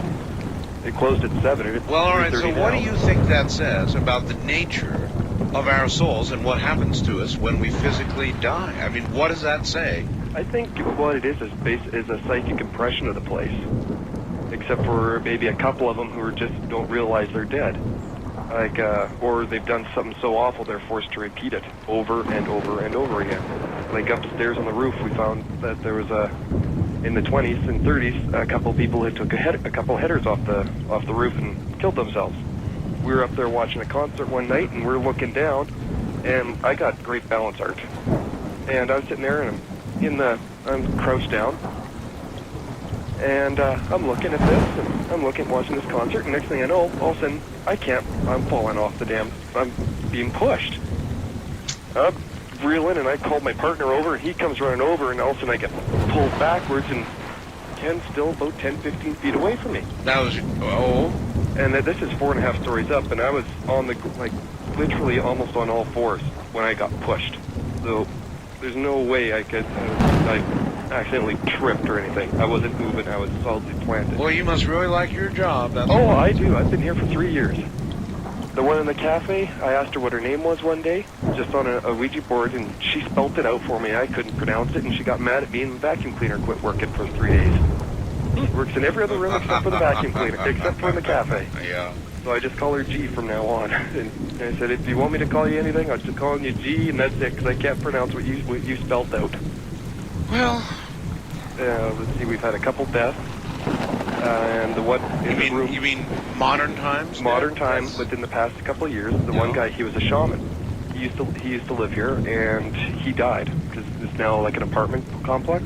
Yes. He died in one of the rooms. 2 weeks later, this one girl moved in, also a young native girl who was having lots of problems and stuff, and she moved right into the room, less than 2 weeks after he died. And? She spent the next 3 months sleeping downstairs in the lobby. I don't blame her a bit. She's my girl. No, she had no idea. That's the thing, Art. No Listen, one told her. I gotta run. We're out All of... right. Oh, I'll tell you, this computer, it's really doing weird stuff tonight. And I'm not surprised. I'm really not surprised at all. When we talk of the things that we have talked of this night, strange things happen. It's like an invitation. Every time. Never fails. First time caller line, you're on the air. Hi. Yes, hello, Art. Hello. Yeah, I'm former Navy, and this is a story that happened to me when we were stationed in the Tonkin Gulf. You were on a ship in the Tonkin Gulf. Right. It was in 1973. My ship was the USS Savannah AOR-4. Savannah, all right. And we had been on station in the Tonkin for 7 months. By now, we were used to the routine. Destroyers, light cruisers, aircraft carriers, and some radio platforms would come alongside almost every day. Morning. I'm trying to read my notes here. Morning and afternoon. We were constantly moving fuel, ordnance, and food. I normally worked in the fire room, but my underway replenishment station was number 9. I was the valve man. At those hours, I would sit on my 18-inch fuel pipe with a set of sound-powered phones waiting for orders to open or close my fuel valve. And I did so thousands of times, never moving from my station during an evolution. This day was a little different. We completed refueling a destroyer. The fuel hoses were retracted, purged, and hung from the stanchions over our heads. About 500 feet of 10-inch high-pressure rubber hose and aluminum saddles swung gently as the crew of station number 9 cleaned up and stowed our gear to return to normal modified cruising conditions. I waited on my fuel pipe with my back to the bulkhead listening to the sound-powered phone. Then, someone placed their hand firmly on my right shoulder and pressed. Quickly I glanced to the right, and there was nothing. The hand disappeared. Of course, there would be nothing because there was a bulkhead there, too. I thought of my shipmates. I thought one of my shipmates was choosing this slack time to horseplay. A minute passed, then again the hand pressed firmly. This time I quickly glanced to the left, expecting to catch the culprit. Nothing, no one there. The hand again disappeared. 2 more minutes passed. I thought to myself that this was a mighty strange thing. If it happened again, I decided just to clear my mind and try to sense whoever it was or whatever it meant by this odd behavior. Just like clockwork, it happened again. Firmly, the hand pressed on my right shoulder, and there was no one there, but I felt a pleasant sensation. Accompanying the sensation was the idea, why not move? Just move over there, just about 8 feet away. As if talking to someone, I said, okay, why not? I got up from my position moved to the spot. I turned and looked at my station and said to myself, okay, so what now? 3 seconds later, one of the hose saddles cracked, one length of hose fell, then another and another. A saddle snapped until all the hose had fallen on station number 9. If I had been sitting in my position at that second, I would have been crushed into my helmet under a 1,000-pound pile of hose and aluminum saddles. Amazingly enough, not a man was injured in that accident. All the hoses, cabling, and saddles fell near, but not on anyone. We were there for 4 months. We had a few other accidents, but we had no casualties on my ship. And that's my ghost story. That's a good one. All right, my friend, I thank you, and I'm glad you weren't crushed. Yeah. You take care. That's an on-station story. Well, I don't know. What do you rack that one up to? An angel? Maybe a relative that's passed on. Somebody who's watching over you. Wildcard line, you're on the air. Hi. Wildcard line? Yep. All right. Hey, we were up at on the other side of Pahrump, up there on that Highway 375. Yes. And a bunch of guys that come into town and stuff that used to work up at the test site and down in New Mexico. Are you in Pahrump? No, I'm in Vegas. You're in Vegas, all right. And we go up there on the other side of Pahrump and go fishing up there at Hay Meadows and Cold. Sure, we got a lot of test site workers, Area 51 workers. They live here. Yeah, all up in that little area and stuff. And we always go over to the little alien and stuff. It's great listening to their stories. But a bunch of those guys that come in, and some of them that work down by the Trinity site where they track the satellites up in orbit and stuff. Yes. They got those big cameras on the telescopes and everything. Yes. And we're sitting up there, and we've been camping. It was the second night, and the first night on the weekend, the radio stations that we listen to out of Utah, they don't do the replays of the Art Bell show.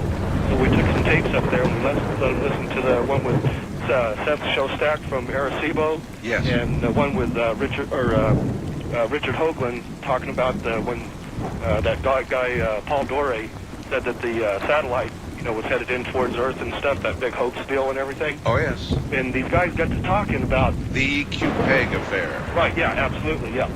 And we were letting them listen to those tapes and stuff, and they were kind of laughing. We had heard stuff before that they track stuff and that you don't hear about and stuff. Right. And as the night went on and stuff, up there they got a lot of warm springs, and the valley will be like the fog rolling in off of the San Francisco Bay. Sure.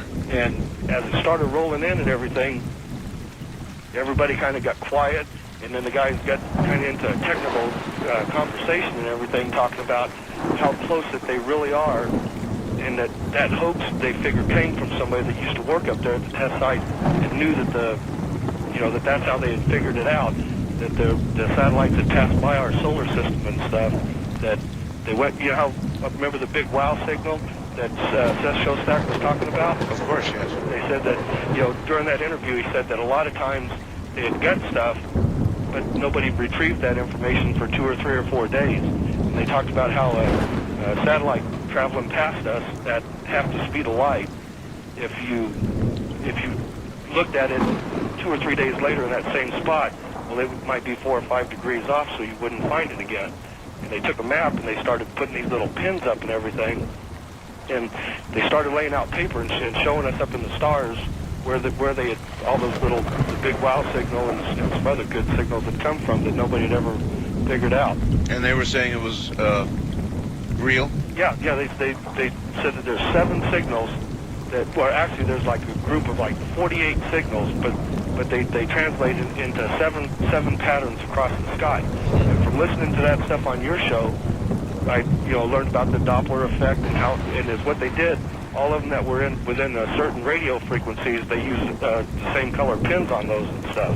I've got you. All right. Well, thank you very much for the story. We definitely live in a strange area here, where strange things, of course, go on. Just over the mountain range to the north and west of this here.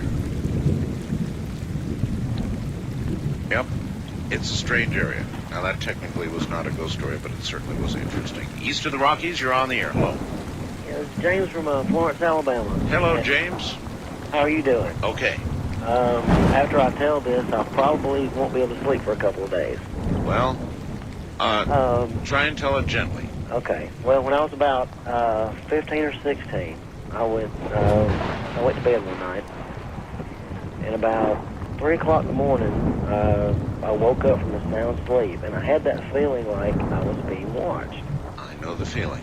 And trying to take myself out of sleep and everything, I just kind of glanced down at the foot of my bed, and I saw a pair of red eyes. Red eyes. They were about 1.5 feet above the end of the end of your bed? The end of my bed. And as I first thought I was dreaming or hallucinating, whatever, and I glanced over at my alarm clock, and of course it said like 3 o'clock in the morning. Well, then I thought, okay, I'm awake. Okay, this is really happening. And I tried to scream, and of course nothing came out. Oh, listen, that'd be the equivalent of about 10 cups of coffee all at once. Exactly, I tried to move, and I couldn't move. And I kept thinking, okay, now what am I going to do? Right. So, and there's a formation with the eyes. The black entity itself looks kind of like the best way I can describe it would be like a miniature funnel cloud.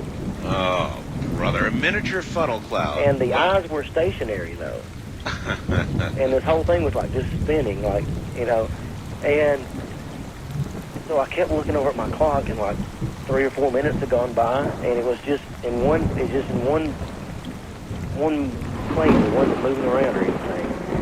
And then I finally thought, okay, I know this is real. Now what do I do? Well, you know you've got a good heart. Well, yeah, really. And so it was I had about 5 feet between my bed and my bedroom door. I was thinking, okay, I got to get off this bed before this thing gets me, because I thought, I just had this feeling that I was in trouble. And, Yeah, you were in trouble, all right. And so, as a matter of fact, I looked over at my clock again. It was at 10 after 3. And it started to come around the corner of the bed. Aye, aye, aye. And as soon as it did, I hit the floor running. I went straight to my mom's room, got her out of bed, and said, I was frantic, I was panicking and everything, and she was like, what? And I was trying to tell her what was going on. I just said, come on. We got back in the room, she turned on the light. Well, nothing was there. I mean, you were going to take your mom into this black swirling entity with red glowing eyes? Exactly. Come on, Mom, you got to see this. Yeah, I wanted to make sure that it wasn't just in my head. I knew it wasn't, but I wanted somebody to verify this. Yeah, but what if your mom had turned into mangled little pieces of... But anyway, that is, what happened to you?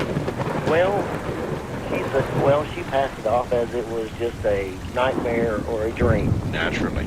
And, of course, to this day, I swear that it happened, that it was real, and for days I could not sleep.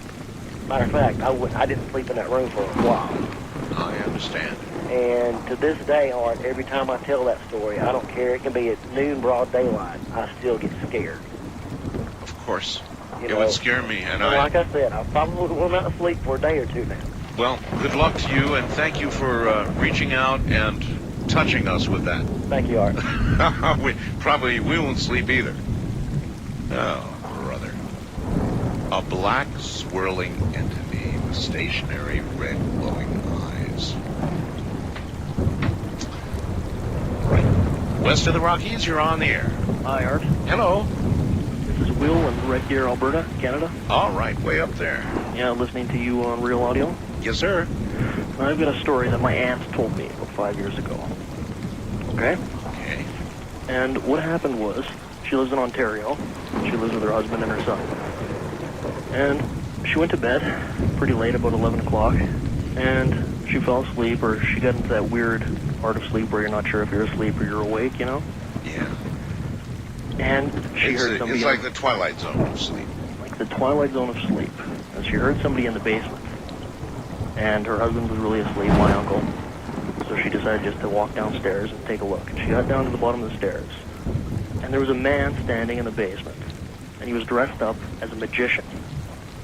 Really? Really. With top hat, tuxedo, whole 9 yards, wand, okay? Yeah, that's what I said. And the magician said, they're both asleep, meaning her son and her husband, and I'm going to kill you. Oh, my God. And he pulled out this huge butcher knife.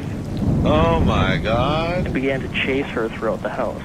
And as soon as she got back to her bed, she woke up, and he wasn't there. And she yelled at her husband to go and check this out or whatever, and he went downstairs and looked all around and searched the whole house, and there was no sign of anybody, okay? Okay.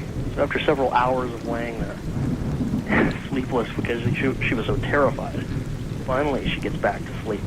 And as soon as she gets to sleep, she hears the same noise. And this time the magician is in her room right next to the bed. The magician says to her, when Brian went and looked downstairs, he didn't check by the furnace. And I was hiding in the heating vent. Now I'm going to kill you. The exact same thing again.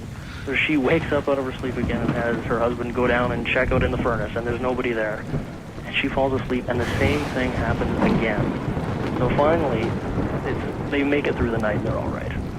She goes to work the next day, and she works making bulletproof vests here in Canada. Yes. And her best friend works with her. She got to work, and she saw that her best friend was extremely tired looking. She said, well, what's wrong with you? You look like you haven't got any sleep. She said, oh, my husband couldn't sleep at all last night. kept waking up every 5 minutes. He kept having this dream that he was in your basement dressed up as a magician and he was trying to kill you. You lie. I don't lie. That's really the truth? That is the honest to God's truth, Art. It's the freakiest story I've ever heard. Oh, my Lord. And maybe it doesn't qualify as a ghost story. Oh, yes, it qualifies just fine, yes. Okay, great. Now, that's one... I wonder if that was a projection from him to her, or if it was simply a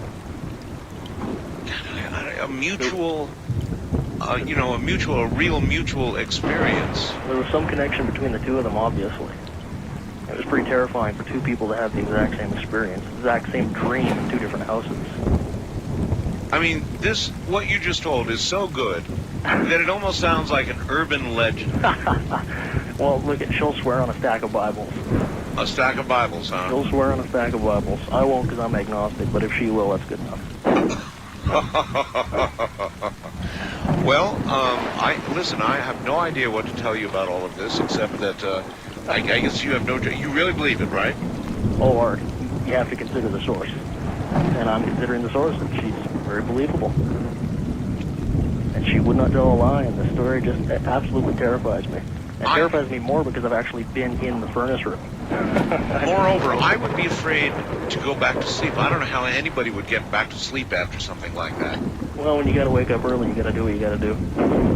Yeah, I guess life goes on, huh? Has to. All right, listen, my friend, my program is over. And so you get the honors from Canada. Well, as the last caller ever on Ghost to Ghost AM from Canada, it's true. Good night. That's the way to do it. Thank you. Eh? Hey. Later. All right, indeed, the last caller ever on my version of Ghost to Ghost AM.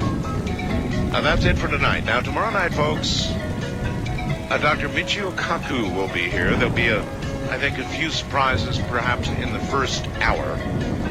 And then comes probably one of the best guests I've ever had on the radio, Dr. Michio Kaku. From the high desert, I'm Art Bell.